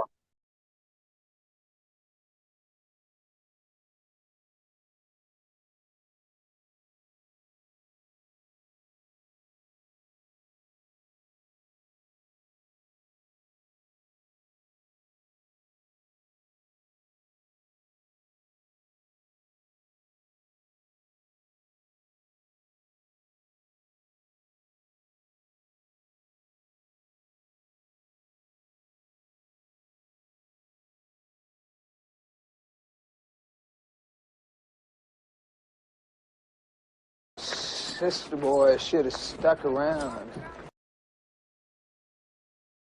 Say that again. Sister boy should have stuck around. Ah, so you're playing a soundboard? Oh yeah.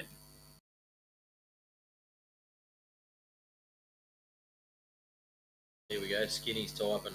He'll have a picture of some dirty, great big snake now, and he can keep the things too.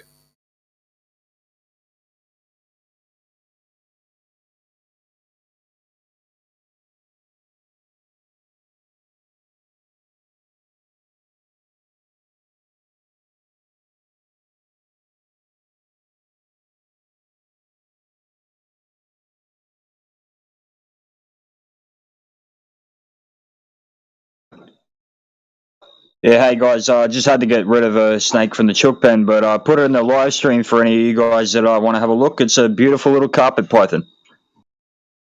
Oh, that's so cute, man. Oh, what do you do with Yeah, it? they're Have you got harmless. like a? Do you release it somewhere in the bush? Yeah, I walked him a couple of 100 meters down the road, mate, and yeah, relocated him just away from where the chooks are. We got little chicks at the moment, so you know, don't want him eating them.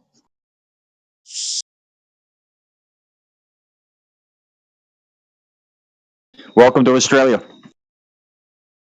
Right. I'm glad we don't have snakes, man. We've got we do have some, but they're not like in this part of the country. I think we have a few down south, but they're not. None of them are dangerous.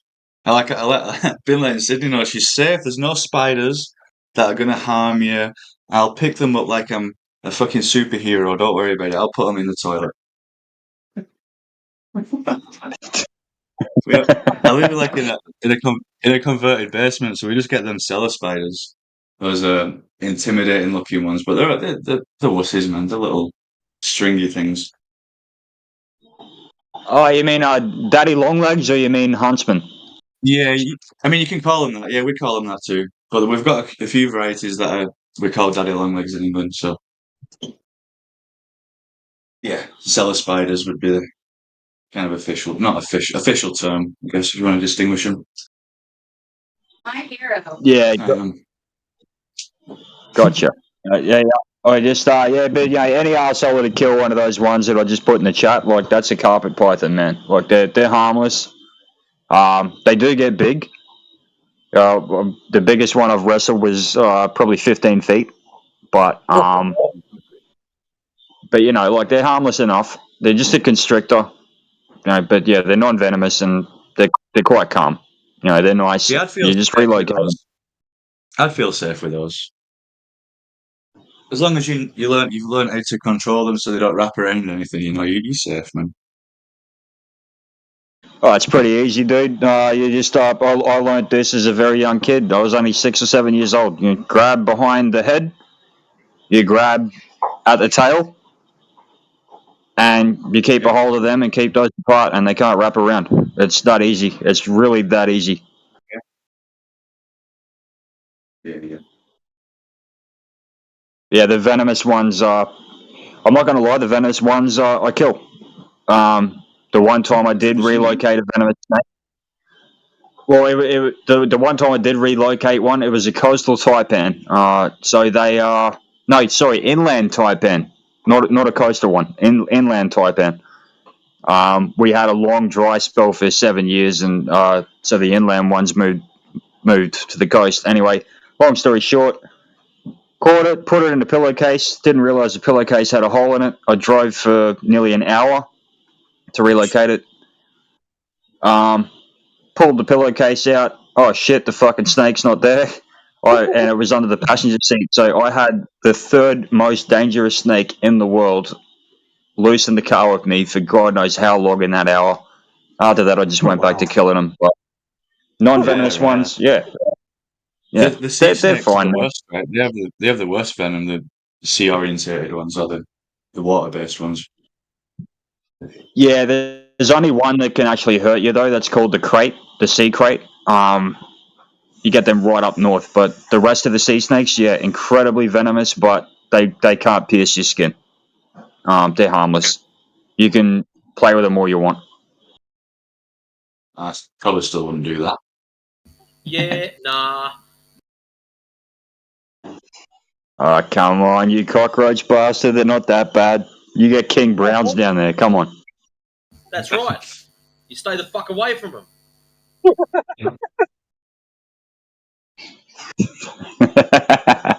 This is how it works for me. If they are within 410 range, you're too fucking close.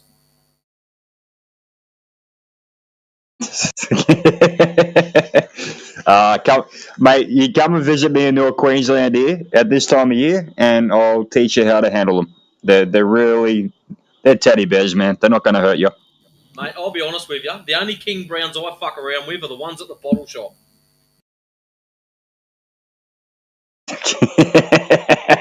Oh, king browns, man, I cut them up. I cut them up. But the non-venomous ones, like you see in the chat here, that's just a carpet python, man. They're not going to hurt anybody. Yeah, we get the brown tree snakes, green tree snakes, keelbacks, carpet pythons, spotted pythons, midnight carpet pythons, which are basically a red carpet python. We got a few of them around. Yeah, they're harmless, man. They're not going to fucking hurt anybody, really.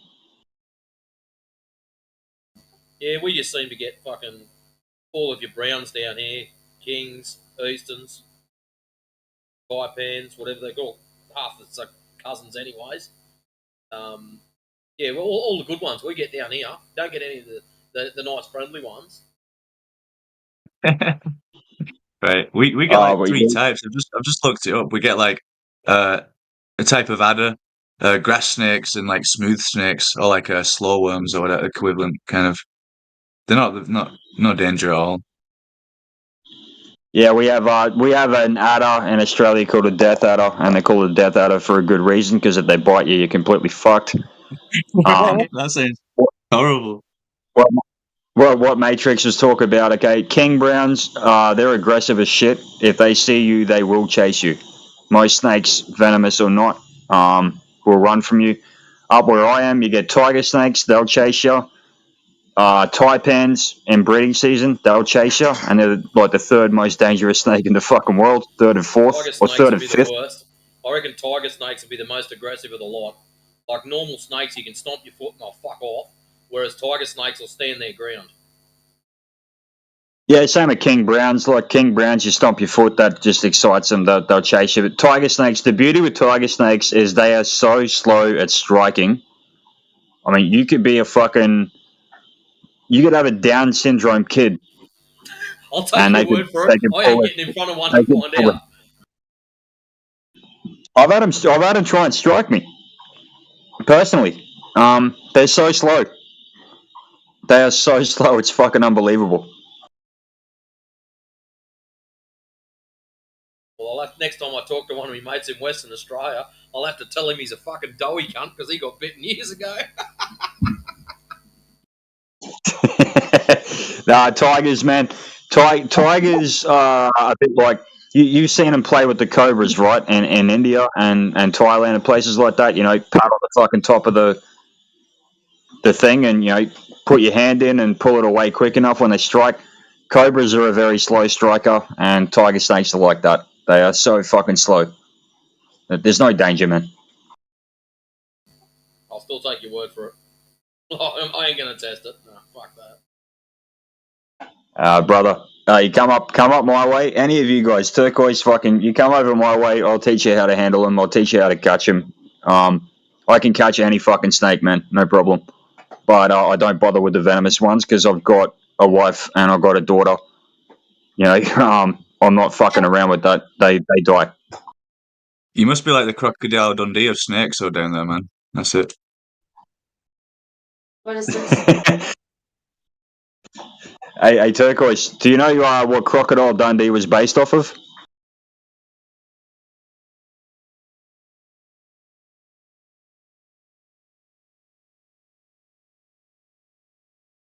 Tell me if he doesn't know. So yeah, Turquoise, Kiko, Matrix, and I know this. Crocodile Dundee was based off of what Americans at that time in the 80s thought that all Australians were like. That's literally it. It was completely fictional character. You know, we all hunt crocodiles, we all catch snakes, fucking, we're all riding kangaroos, we're all about in the bush. You know, fucking like that. That's what it was based off of. People make the claim that it was based off of this real bushman or that real bushman. No, it was based off of what Americans at the time thought Australians were all like. It's that simple.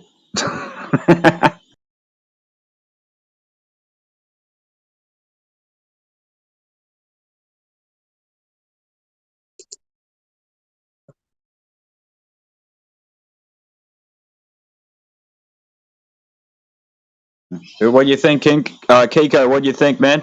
Nice snake. Yeah.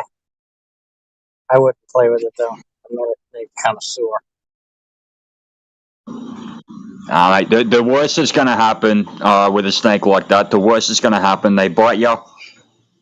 You know, fucking, you put a bit of Dettol on it, wash the wound out, put a bit of Dettol on it, bandage it up, it'll be fine.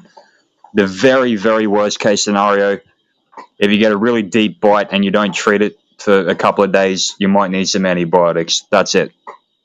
With a really, really, really big one, if you're dumb enough to allow it to wrap around your entire arm and cut off the circulation for long enough, it's going to take a little bit. You might have to go get some microsurgery to reopen the veins and all that kind of shit, but that's a worst case scenario you're looking at.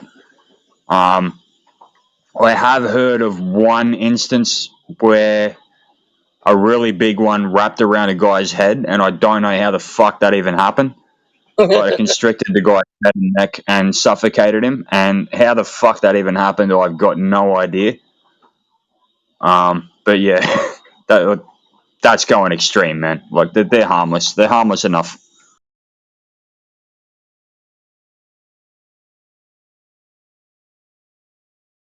Yeah, anacondas are scary too, man. They grow huge. I've seen some big ones. Yeah, we've got an issue actually in Australia with not you got anacondas. You've also got from there reticulated pythons, and then dickheads, they buy these reticulated pythons as pets. You can get a snake license in Australia and keep these guys, or they buy African rock pythons and Burmese pythons, and both of those can grow up to 40 feet long. And then they create this super python that grows up to about 50 feet long, even up to 60 feet long. These things are fucking huge. There's a hybrid, and those are definitely really dangerous. Those things can kill and eat a calf. You know, like that's where you run into problems.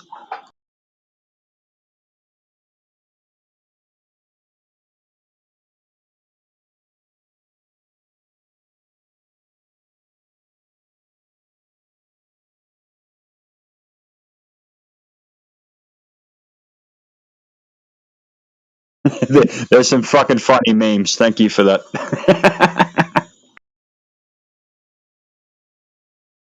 Welcome.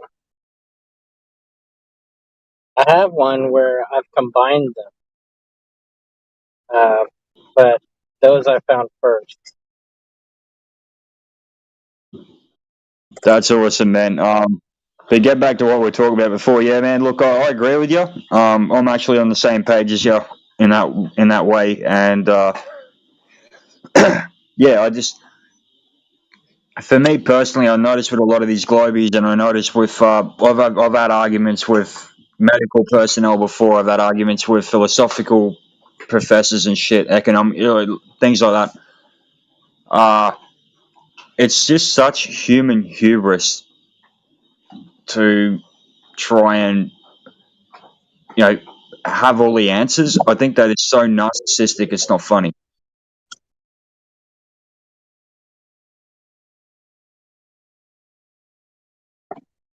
I don't think we'll be able to have answers to things that are they're like gravity or whatever it is that we call. I don't even say that word right. Colloquially call gravity. I pick something up and I drop it. Like, it's my speculation that when the firmament was made, it separated the waters above from the waters below, and then I think that is how we get our up and down, our relative density. The reason why, um, the beach ball dragged underwater will pop up, and why you throw the beach ball up in the air and it comes back down. I think it would be the cause to up and down, but I wouldn't be able to verify it. And then there is no experiment that can be done to manipulate gravity. So, yes, Yeah, look, I agree. Yeah, I agreed, man. And this is the thing. Like, is it so bad to? And how can we know an unknowable creator? But for people here that might not be Christian, you don't believe in the Christian God, that's fine. People here that might not be, whatever the case may be, But a lot I've noticed, even if they're not Christian or don't subscribe to any of that kind of stuff, they do believe in some kind of creator. Just like 3/4 of biologists end up believing in some kind of creator. They don't believe in this Big Bang bullshit, and it's okay not to know shit. And for me personally, along the lines of what you were saying, to back up what you were saying, we've got this beautiful world that we live in. And, topographical plane, firmament, there are things that are not explainable. There are things that aren't explained in the Bible. But it's here and it's beautiful. And how about just fucking live and try not to play God and try not to manipulate nature and just fucking experience it, man. I don't get that with humans. I never have.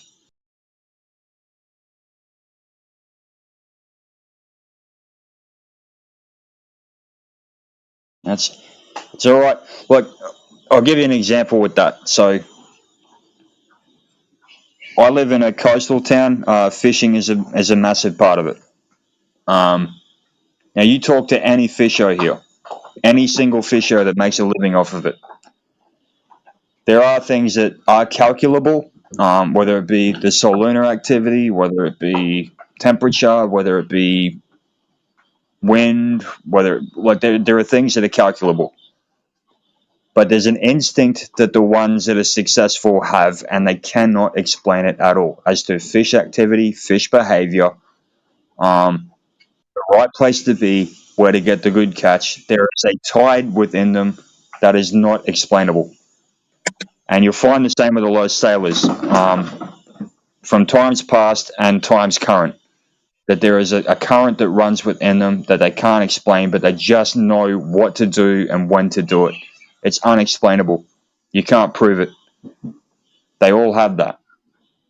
And people that are closer to nature or closer to production of food, or are closer to that kind of thing, your farmers, your fishermen, or whatever the case may be, your hunters, they just have this instinct that is not explainable, and they're content with that. So why the fuck aren't the scientific community, etc., content with that? It's just hubris, man. Yeah.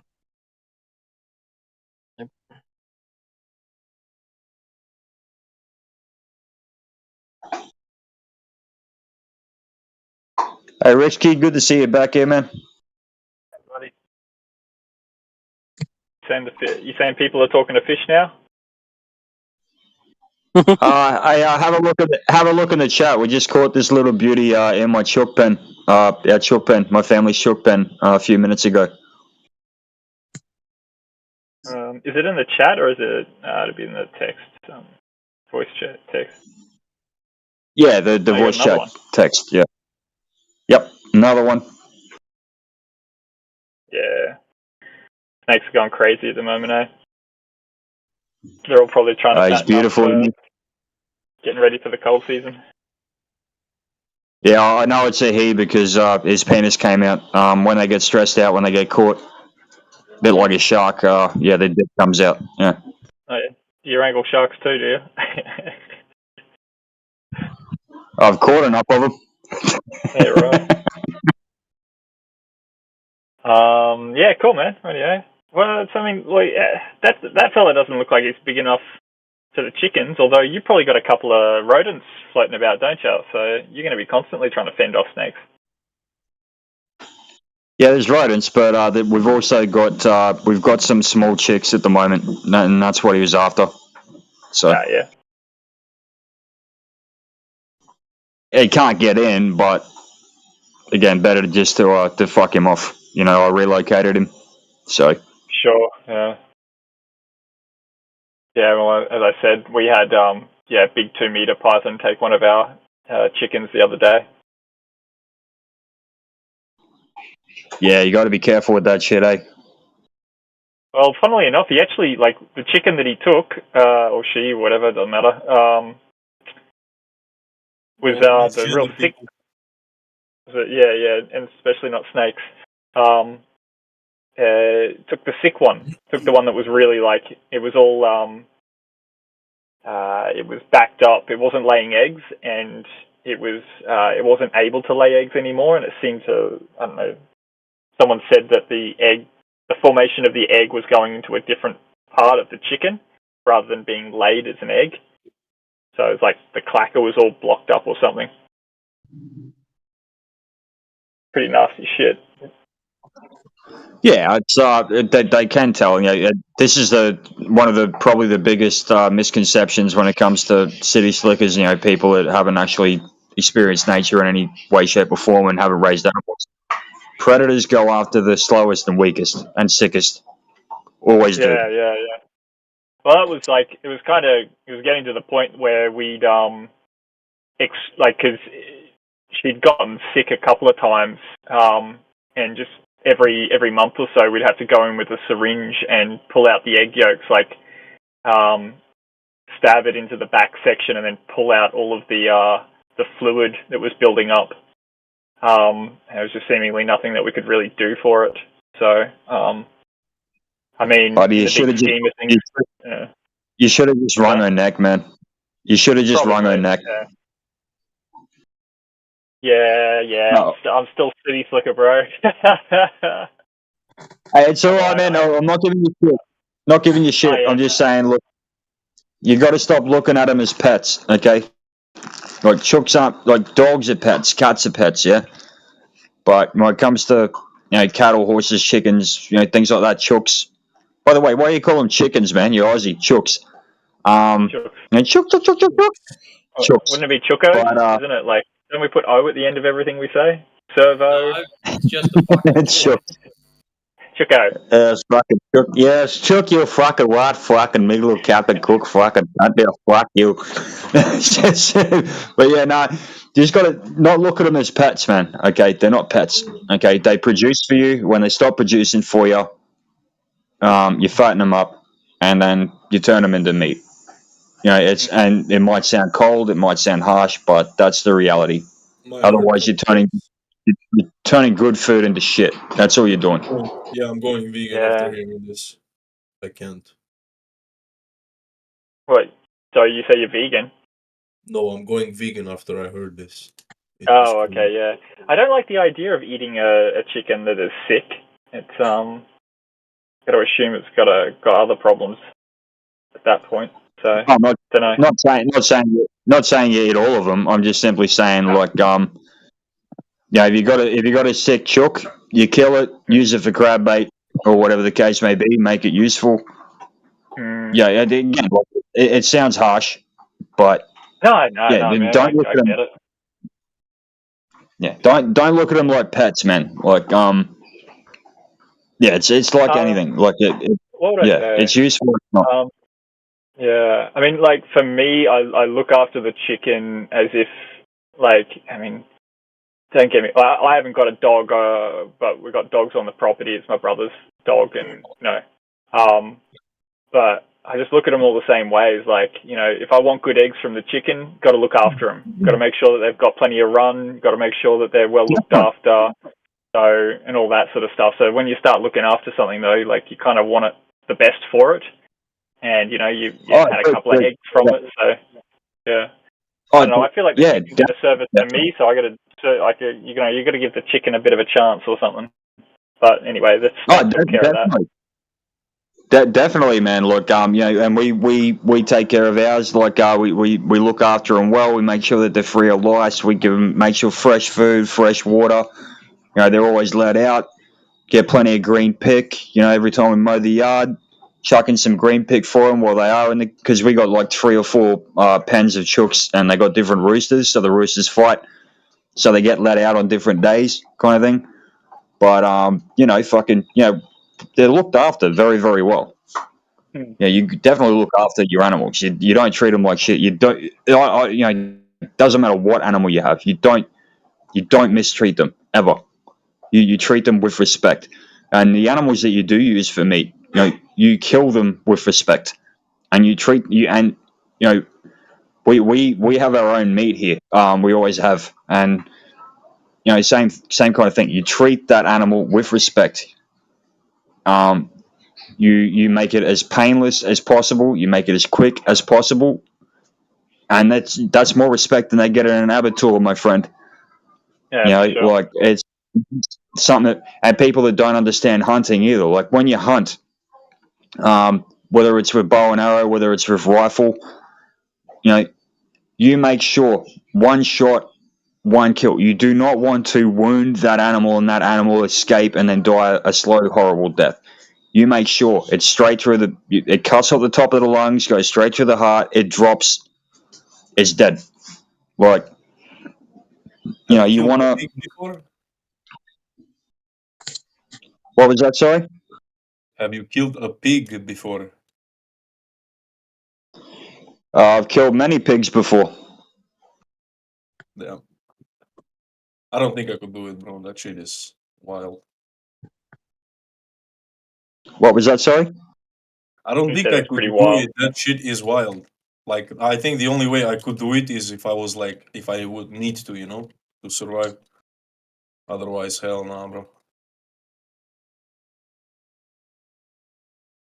Hey, look, and that's fair enough. Look, I'm not knocking anybody that hasn't done it. Or like I grew up pig hunting. I grew up, I grew up. We had our hobby farms, everything like that. So a lot of the meat and the vegetables and everything like that were on a plate, we grew and produced ourselves. So and I cut my teeth on hunting rabbits. Or snaring rabbits and all that kind of stuff, and then moving up from there. Like, I understand what you're saying, and I'm not knocking you for that. I'm just simply saying that when you do, or if you have to, you treat that animal with respect. Yeah, we all do. When I first got my exposure to this sort of stuff, it was when I went over to the farm over in New Zealand, that the family run over there. And my uncle, who's like this very loving, kind man, very well spoken, always friendly to everyone. But we went out hunting, and I was like probably about 14, 15 at the time. And I was like, oh yeah, cool, go check it all out. I think I took the shot, shot the rabbit, but I didn't get a clean shot on it. So we had to sort of chase it up the hill, and then we got up to it, and my uncle beat me there. And all I come upon, like, as I've just come over the crest of the hill, is him grabbing the rabbit, and then he starts basically bashing it against the ground. He's like, oh, I want to save the bullets. So he's just basically like taken the rabbit and like stomped on its head. I was like, whoa, like, that was very confronting. Although I had a sense that, this is just the nature of the world we happen to live in. And then the other one was when that uncle came over to here into Australia, and we had a possum that was constantly getting into the roof because it had this little access panel. Anyway, he's seen it, and he's gone, because we talked about the possum problem. He's bloody seen it. He's reached his hand. He saw the possum crawling into the hole. He's reached his hand in there, grabbed it by the tail, and ripped it out, and then started like bashing it against the ground again. Like, oh shit, mate. Like over in NZ, they hate possums. Like it's a big pest problem for them there. Yeah, I know. In NZ, because I saw that when I was in Kiwi Company in Timor. They showed me all the pictures and everything like that. That's a tree kangaroo over there. That's very different to what we have here. As for your uncle with the rabbit and that, look, Aboriginals in Australia, they catch a goanna, they catch anything, like they'll bash its fucking head against the ground to kill it. What I was more getting at was it's also practical because the more stress an animal goes through before it dies, the more bitter and horrible the meat tastes. Mm-hmm. For one. Well, that's also a big one. The meat tastes like shit if you put it through too much stress before you kill it. And that rabbit you were talking about, okay? You shot it, you missed it. Man, we've all done that. We've all fucked up like that. That I wouldn't feel bad about that, okay? Like, oh no. But I mean, you do treat the animal with as much respect as you can. Now with the back and the head against it, say bullets. Look, the Aboriginals do the same fucking thing, and bullets are expensive. Like, I'm not going to fault him for that. Can we steer this back towards the topic server? Oh yeah, cool. Thanks, gents. What was that? Sorry, Matrix. I missed that one, buddy. I'm not allowed to talk about back towards the server topic. Yeah, Please. I'm not allowed to talk about how we access meat. We need to talk about the geometry. I'm sorry. No. Matrix, you're right with that, man. We're both servers now. Yeah, sorry. I'm so sorry. You're right. I forgot what server we're on. I'm on several. Matrix is right with that one. We'll move away from this topic. Sure. So, Rich, you're really quiet, bro. Matrix. I can fix that, but most people get upset when I talk at my normal volume. Hey, mate, Matrix is not quiet at all. He's not quiet at all, and it's fucking magnificent when he loses his shit. No, it's but he's also incredibly. But it's also great because Matrix knows. All right, fucking Matrix has more fucking knowledge in his fucking big toe than I have in my body. And so what I was going to bring up. Richie, is you said before, okay, you're not interested in flat Earth world. That's fine, but what have you learned so far? This is not an interrogation, but what have you learned so far, and any questions that you have? Man, like this server tends to orientate itself around the three base provable evidences or lack thereof for the globe. So I kind of moved on to the other servers like Earth Awakenings and the other ones and sort of started asking questions about the whole machine that we tend to be in, sort of learning and listening about the esoteric and Gnostic sort of aspects of the world. What have I learnt so far? Don't know. Like, the world is far more magical than what I ever presumed it would have been prior. It's there's a lot more truth to be said in the ancient wisdom, and it would seem to me that as time has progressed, it would seem that we've denatured ourselves and everything's become more and more artificial over time. So, don't know. Agreed. And hey, we got someone from the politics server last night. I was hoping one or two of them will rock up. Tie-Fi, chime in, buddy. Welcome to the main server.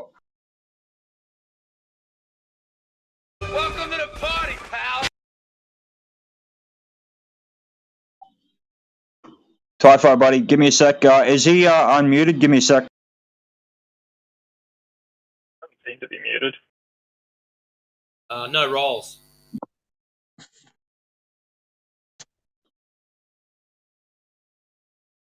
Shit, give me a second. Give me a second. I got a flat earther roll now, man. See, what else have I got?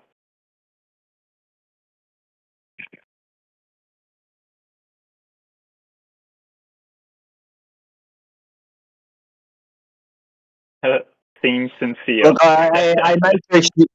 Say, Matrix, do you know what to fucking do here, man? Because I don't. We need a fucking gold or gold plus to actually get Typho.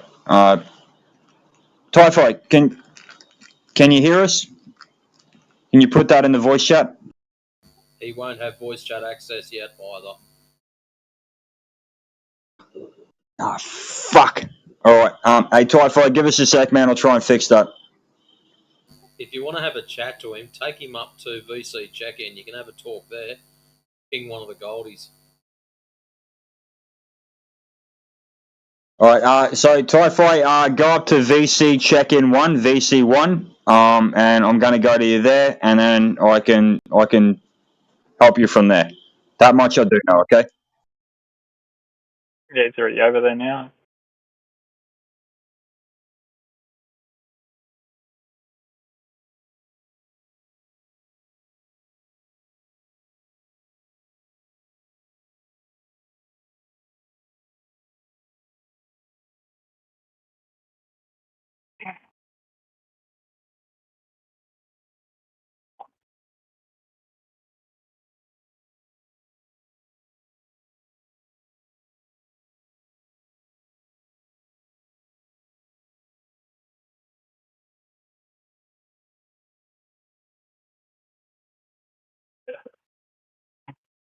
I can see all the carnivores are pretty active in the chat.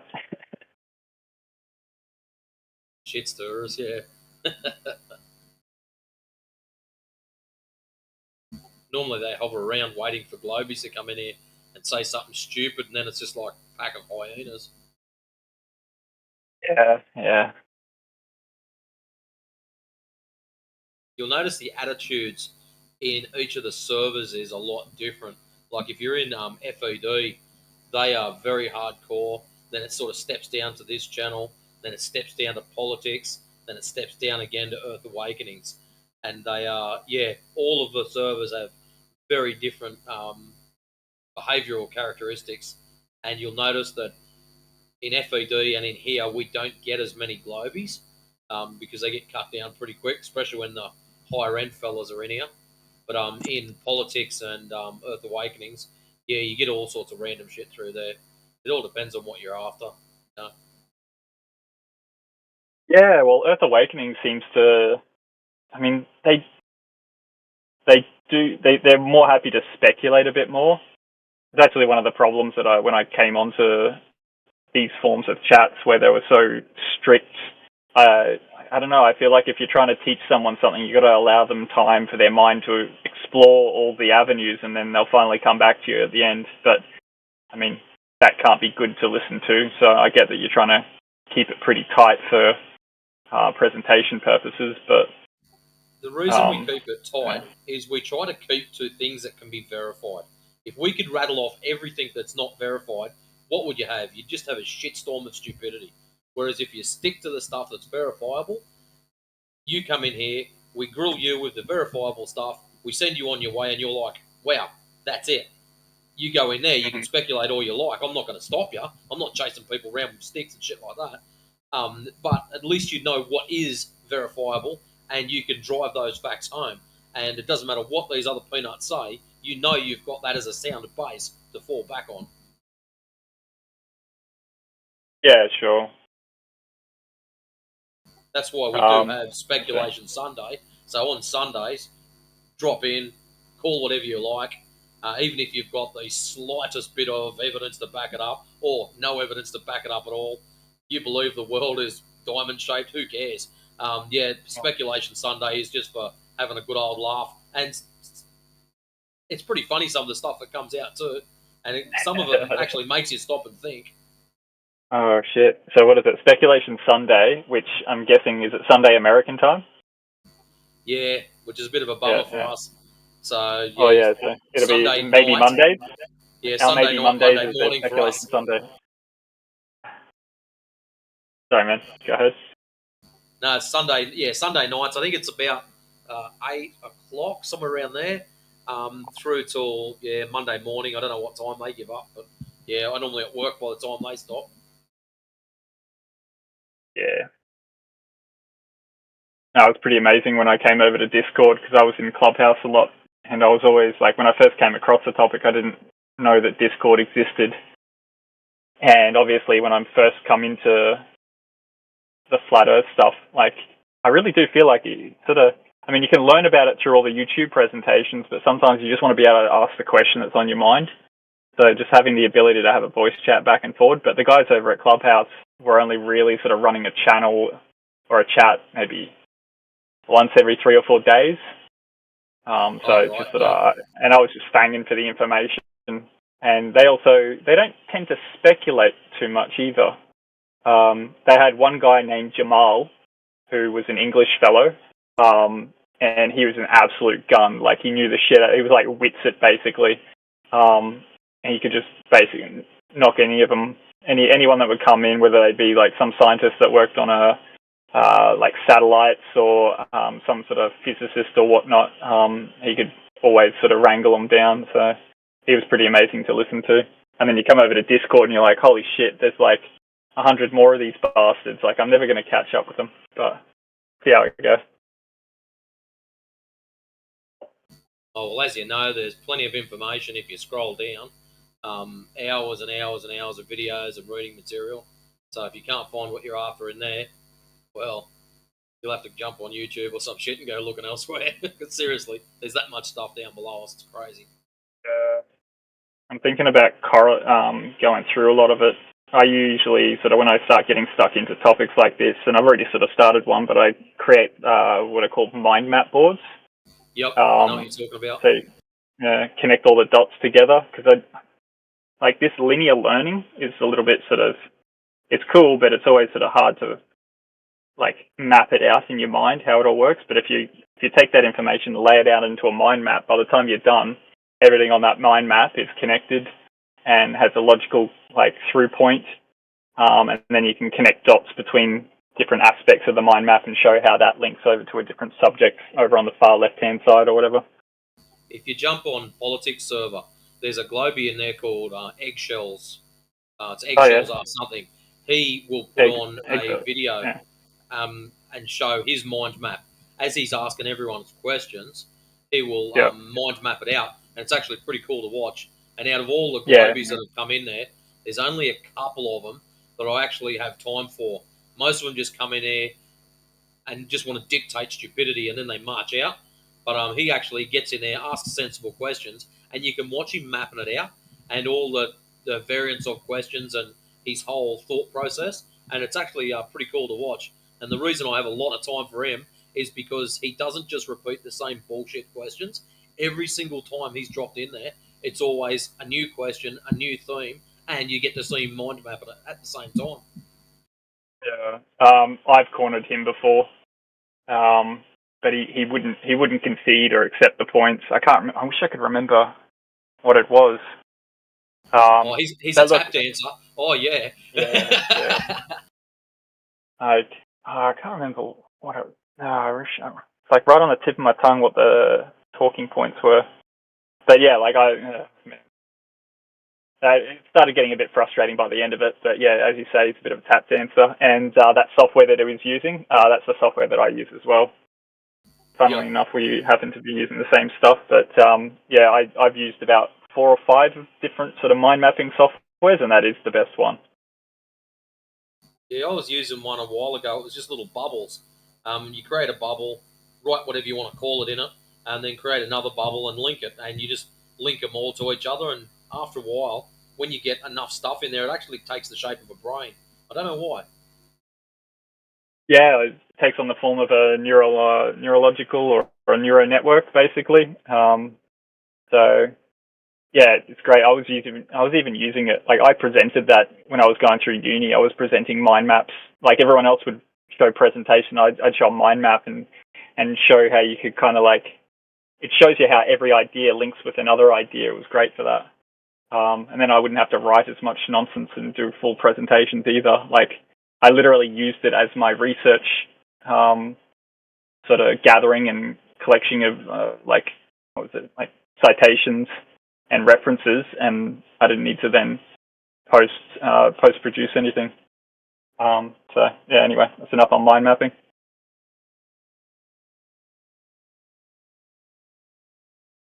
We've got this other gentleman in here now, or is he still mic'd down? And maybe he's trying to work something out. Yeah, they're up in BC. Yeah. Oh, I saw he came back down briefly and he's popped back up again. Yeah, he was in politics last night, and he's another flat earther. I think he was a flat earther, but still asking questions, so which is pretty cool. And yeah, he popped in, seemed like a pretty chill dude. And yeah, that's what we said. Pop over this server today, and yeah, pop in and have a visit. And he's done that, so good on him. Yeah, cool. It'd be interesting. I want to sort of, through him, maybe experience what I went through when I first came into the topic, like all the sort of questions that you've got about it. It'd be good to sit back and listen to the way that he's sort of tackling the problem. The cognitive dissonance. Yeah. It's a hard one, man. It's just like, and this is the other thing, I didn't actually come to flat Earth, in my opinion anyway, through the observations of like the basic criterion of movement, pressure, and what was the other one? Movement, pressure, and curvature. I got it through like understanding sociopolitics, and like by the time I was done there, I realized like how big a lie they could tell at the scale. And then as soon as I came across flat Earth, I basically within 24 hours, I just walked in and I was like, yeah, okay, that makes sense. It didn't mean I didn't have any questions at that point, though.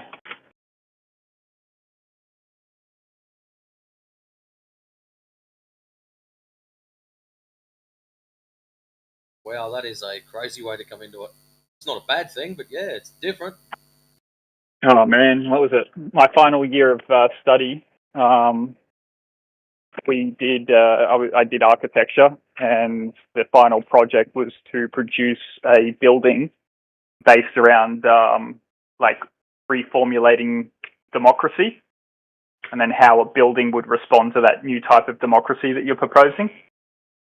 And that happened to be the year that Trump got in, and I was just like, "What the hell's going on?" Like, I didn't really like Hillary Clinton at that point, not obviously, but I wasn't pro-Trump. I was kind of probably a little bit anti him just through the exposure, but I don't want to talk about this too much given the name of the server. But yeah, so by the time I'd done all that, I had a pretty decent understanding of democracy, how it works, and alternatives. And yeah, let's just say that once you've seen the collection of lies over and over and over again, and the I don't know, it's kind of like I had my finger on the Hegelian dialectic and how that all works before I knew what the Hegelian dialectic was. And then as soon as someone mentioned that term to me, I was like, what is that?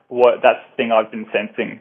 What's that called? How does it work? And so yeah, just dug into that, and it was pretty quick and easy. Well, hey AJ, how's it going, man? Good, man. Hey, is Julius in listening?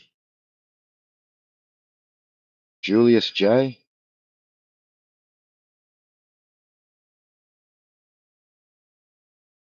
No.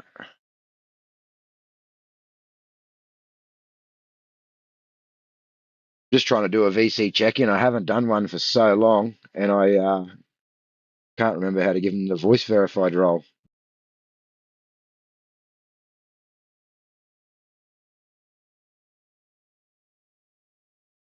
Anyone else remember? No? I was going to say, I'm only a silver, mate. I got nothing. No, it's normally the silvers that do the check-ins, and I did do a few, and I used to just go into VC check-in voice text and just say, verified at. I was going to and say, it can't would you usually scroll give up them the and see role. what others have done? Yeah, but they pick up a number. I don't know where they get this number from. Yeah, verified 7124246 I can't get that number off that guy's profiles for some reason. Ah, right.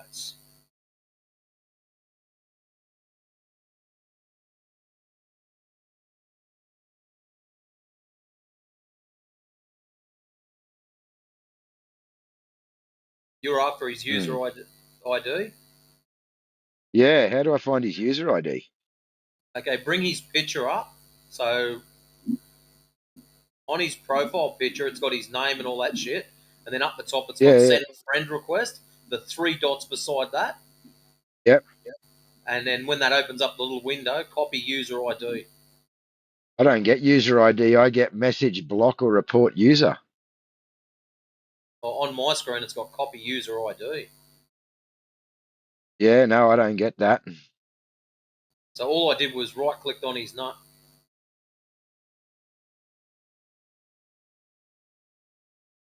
Yeah, right-click on his name, profile. Yep, done that. Yeah, and the 3 little dots next to send friend request. Click on that, and Yep. it should have block, report user profile, message, or copy user ID. And now you're ranked higher than me, so you might have some other shit. I don't know. No, I don't even have that, man. I can screenshot it for you. I don't even get. I don't get that user ID. Yeah. All right, maybe That's it's my a issue, setting I I've think. got turned on. Yeah, I've never had to use it before, but Well, what I'll do, I'll private message you. I'll copy it and paste it up as a message for you, man. yeah, all right, no worries. Sounds good.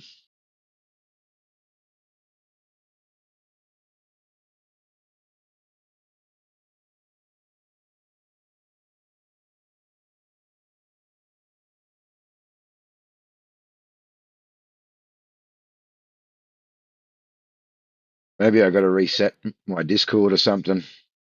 There is a setting where you can turn that on and off. I've turned mine on a while ago because I needed my ID for something, and I was looking around going, "Where the hell do I get this ID thing from?"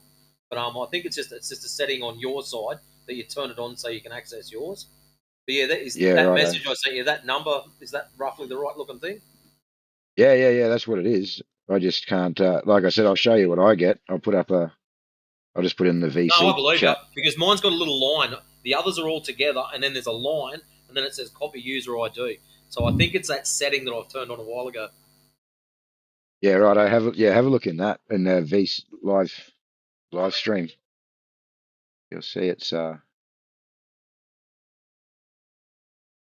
all I get. So I'll have to work that out.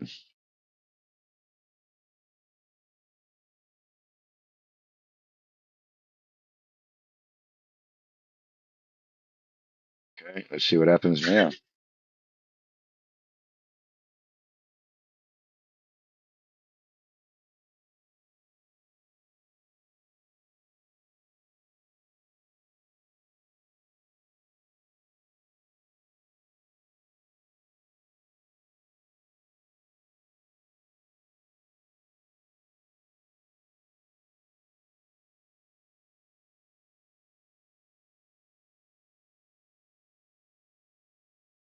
Phenomena.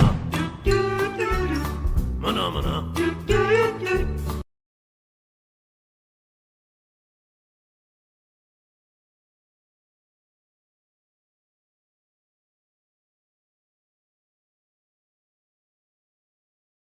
You can't touch this. You can't touch this.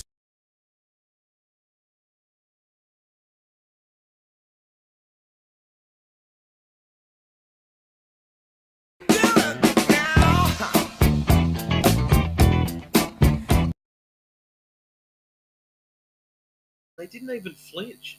Fair income. Come on, guys, wake up. Trying to figure out who was doing it. Was that you, mate? Yeah, that was me making noise. Morning. Good morning. I was going to say, it's night time for me. It's bloody 10 o'clock.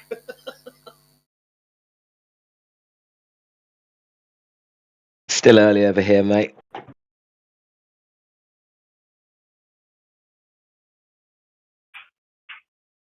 Morning, Mr. Roots. Evening, Mr. Rick. Good to see you. Coming here to pawn some globers or what?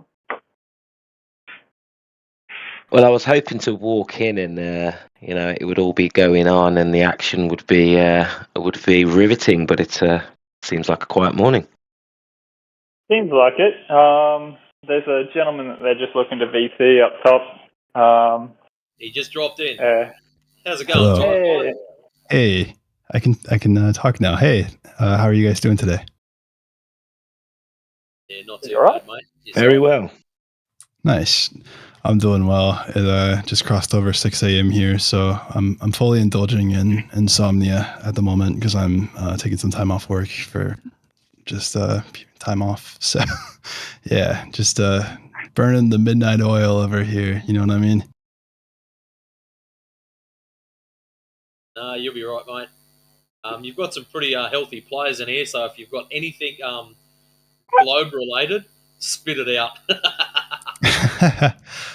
Yeah, honestly, I was saying yesterday, like, I wish I had like some pressing questions or something about it. I'm kind of on the fence with all of this because I've like seen some of the stuff about it, like in the past about the flat Earth, and like none of it really seemed that just like unbelievable to where I was like, "Fuck this," you know. But it was one of those things where it was like, if the Earth is actually flat, I don't know if I can take that on in my life in this moment.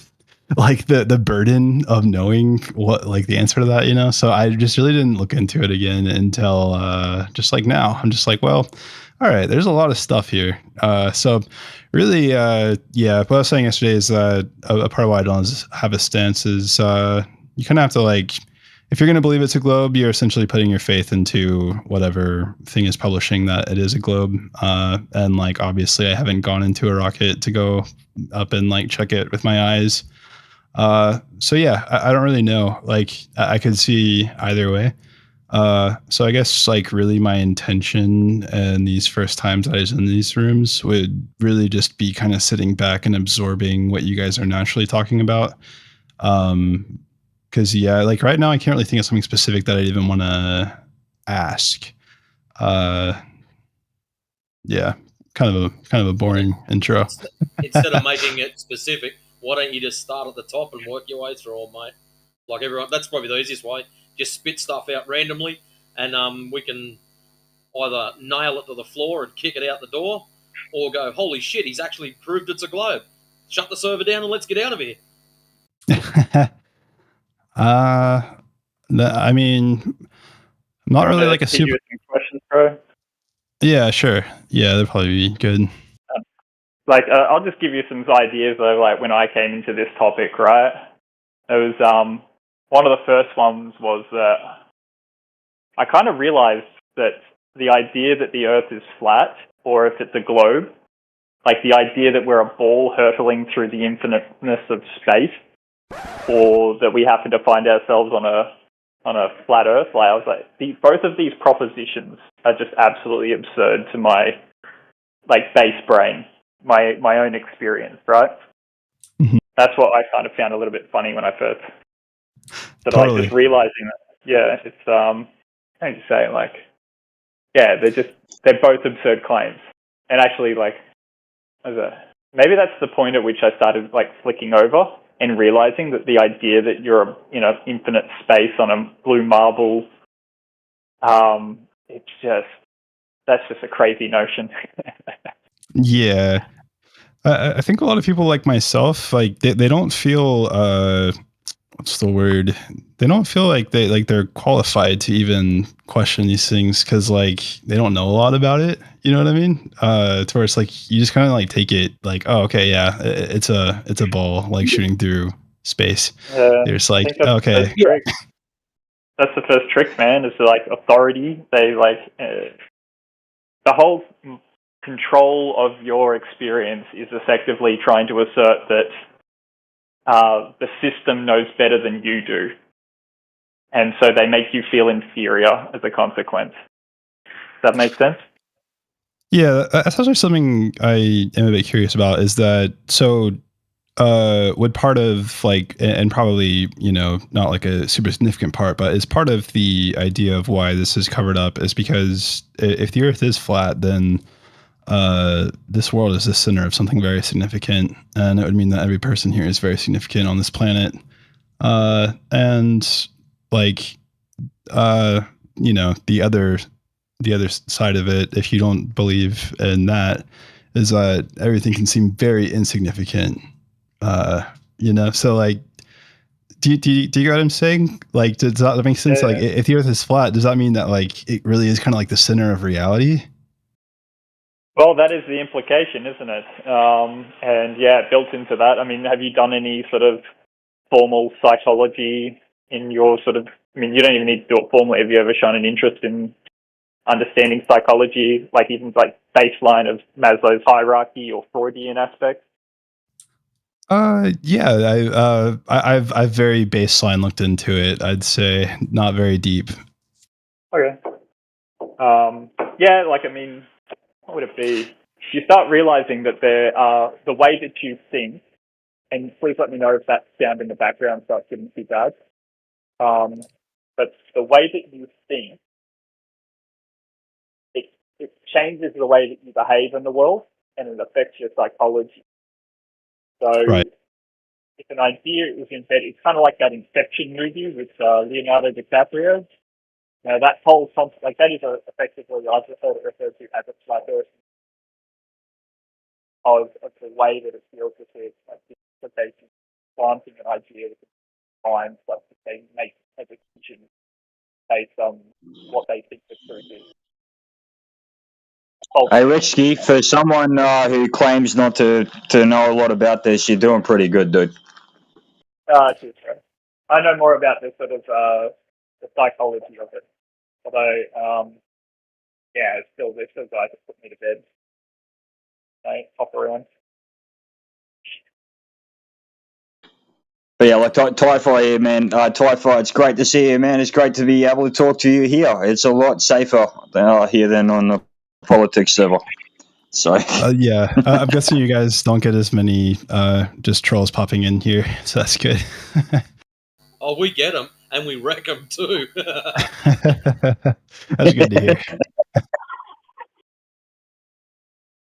But yeah, so now that you're here, and you were saying to me before where to start, and like I said, regarding all the information here on the server, just what pops into your head, man? Start with that. There's plenty of headings. Again, there's satellites, fucking all that kind of shit. We deal in what we can actually prove via the scientific method. Practically anything else is speculation. So fucking, there's three main ones that we focus on, and these are three main globe proofs that the globers use, which is curvature, spin, and gas without containment. What would you say you know about any of those? And if you don't know anything, that's fine too. What do I know about curvature? I don't know how to calculate it. I know what the base definition is. I would say it's about my knowledge of curvature. Probably could say the same for the spin of the Earth. It's like I know that those are things that the Earth is supposed to be doing, and a quality it's supposed to have is it's supposed to be around. What was the third thing? Gas pressure without containment. Oh, without a containment. Yeah. So I mean, someone asked me yesterday if you tried to fill up a tire that was just the rim without the rubber tire part, if the air or gas would stay there, and I said no. And I don't have an explanation as to why the gas is not escaping off into space, off of the sphere. I don't have an explanation for that. That's perfectly fine, man. Sorry, Richie. I was just going to say, Yeah, you answered all of those three perfectly fine, man. I don't know is perfectly fine. Sorry, Richie, go ahead, man. Yeah, bro. I was just going to let him know that the container for the globe is gravity, which is a non-membrane, effectively. Right. So that is something that would make sense. So does gravity how does that change between the two globe and flat earth models at all, I guess, in a broad sense, if at all, right? So Ti-Fi firstly. Sorry, Richie. Sorry to cut you off there, man. Ti-Fi. So look, models. Okay. You can make model planes, you can make model cars, you can make models of anything you like. And the globe model is exactly that, just a model. It's a representation that's not accurate whatsoever. Sure. Flat Earth, there is no model. And if anyone claims to be a flat earther and tells you there is a model, they are full of shit. There is no model at all. Gotcha. You do have an AE map, apparently, which at best is kind of a representation, maybe-ish, but it's not accurate. But we work on accuracy. So look, there's no model, okay, at all, period. And it's not just one globe model either. There's many globe models, and they all have holes in them. And that's what we pick apart. Anyway, yeah, sorry, Risky, I wasn't trying to butt in, bud. Yeah, bro. So where was it? I don't know. I've heard globers try to tell me that the thing that holds in the pressure is the atmosphere. And so eventually ended up in a result of the conversation was that air holds in air. So this guy was proposing that the air holds in the other air, which is just a funny thought. Yeah. Go ahead. I don't know how I don't know how it works, but is it possible that certain gases are more dense or heavy that they're just not going to float off that far into space? You know what I mean? They just wouldn't float beyond a certain altitude. Yeah. Yeah. Look, go ahead. I'm so sorry to keep cutting in, Risky. I'm sorry. No, bro. I'm sorry. I'm not trying to cut in, buddy. I feel responsibility for this lad because he was invited here. I'm sorry, man. To answer your question, all right. Gas, yep. Do different gases have different weights? Well, does gas have weight? I'll actually we start off there. Does gas actually have weight? Yes. How do you know that? Isn't it isn't that part of the periodic table or something, or the atomic weights? All right, so I'll ask you another question with that, and again, this is not me trolling you in any way, shape, or form, just to get to what you know and what you don't know, because we've all been through this shit before. All of us were taught with this shit. Okay, so what we're taught is that what we're breathing is made up of a mixture of oxygen, hydrogen, maybe a bit of helium, a bit of nitrogen. Yeah. Yeah. Does that stand so far? Yeah. Right. Yeah. Right. So, if different gases weigh different amounts, and if there is weight to gas, we're not even going to get into the second law of thermodynamics or anything like that, which explains why gas doesn't have weight. Wouldn't you be able to walk outside your house right now with very sensitive, very lightweight scales and weigh each gas? And by the way, everything that I'm answering here, it's not necessarily me saying well, I personally believe that gases have different diseases. It's more just let me think about what this textbook told me in school about what I know about this. But anyway, mate, just relax. It's not an interrogation. Yeah, no, I know. I'm just yeah. But sorry, what was your question just now? I'm sorry. So we have like what 3 or 4 different gases in the atmosphere that we. So like, how would you go outside and weigh each of those? You said, right? Yeah. Without So, containment, shouldn't we be able to weigh them? So, and this is me just speaking off the top of my head. I would think that it would be similar to if you had like water and oil and some other different density of liquid in a jar. And if you shook that up, those things would like for some time be mixed at different levels of that jar. And that mixing, I guess, would be the equivalent of the factors that push air in our world.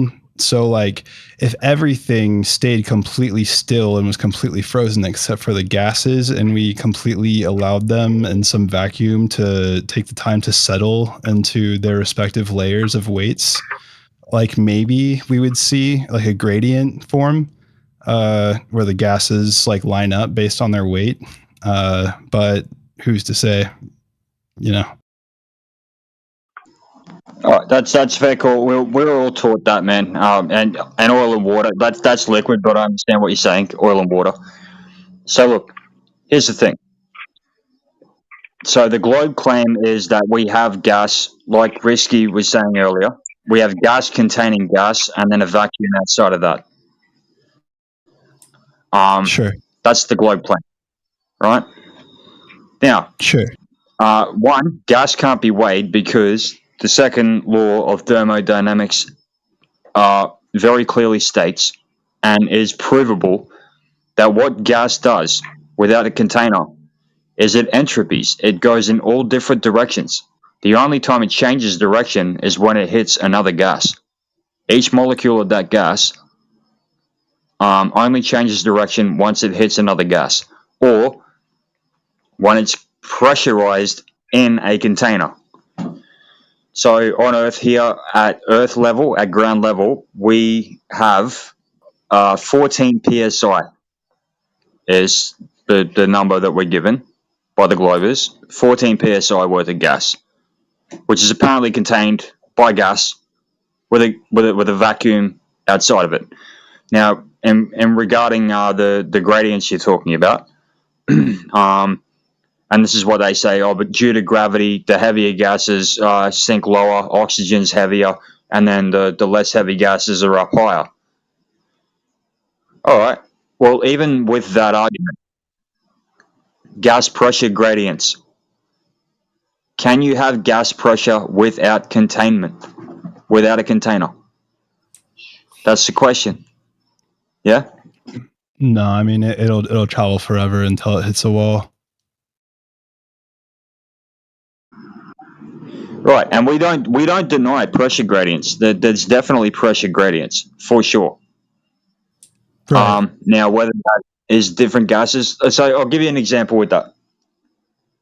So you are, I'm sure in America, like in Australia, people who have gas for their stoves or whatever,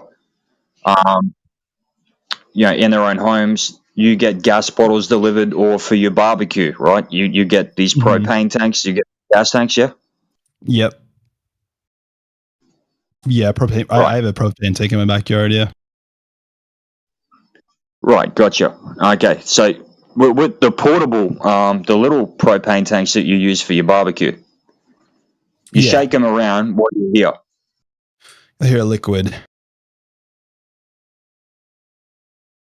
Exactly right. The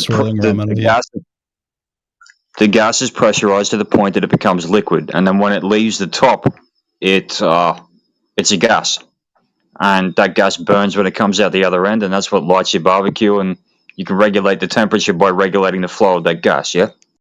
Sure. Right. So within that gas container, there are pressure gradients all the way down to the gas being liquefied at the bottom. And an empty gas container weighs less than a full gas container. Yeah? An empty gas container is less. Yes, correct. And this is the argument that they use to say, yep, different gases have different weights. Now, we don't know that. None of us know that. You can't weigh a gas without containing the gas. And you contain the gas and pressurize it enough, it will liquefy. You with me so far? Yeah. I'm actually curious though, if you took a propane tank and just like chopped the top of it off without it having it explode and kill you, like would you see like a bucket of liquid, or would that just immediately like dissipate into gas? You know what I mean? Good question. A bit of both. I'm probably not the one to ask. Does anyone have an answer to that? Because I don't know I do, yeah. the exact answer. So propane under pressure would be a liquid, essentially. That's why it feels cold as Okay. well. Yeah. So that pressure has to be there for it to be in a liquid form. If that's gone, it's just going to turn into gas, right? Yep. Okay, gotcha. Okay, cool. I'm following along. All right, sweet. So the point being, what a lot of times what they bring up is gas pressure gradients, and they'll say that that's due to gravity and that's due to the different weights of gases. However, we have again 3 or 4 different gases that we have around us every day. So you should be able to walk outside your house or even in your house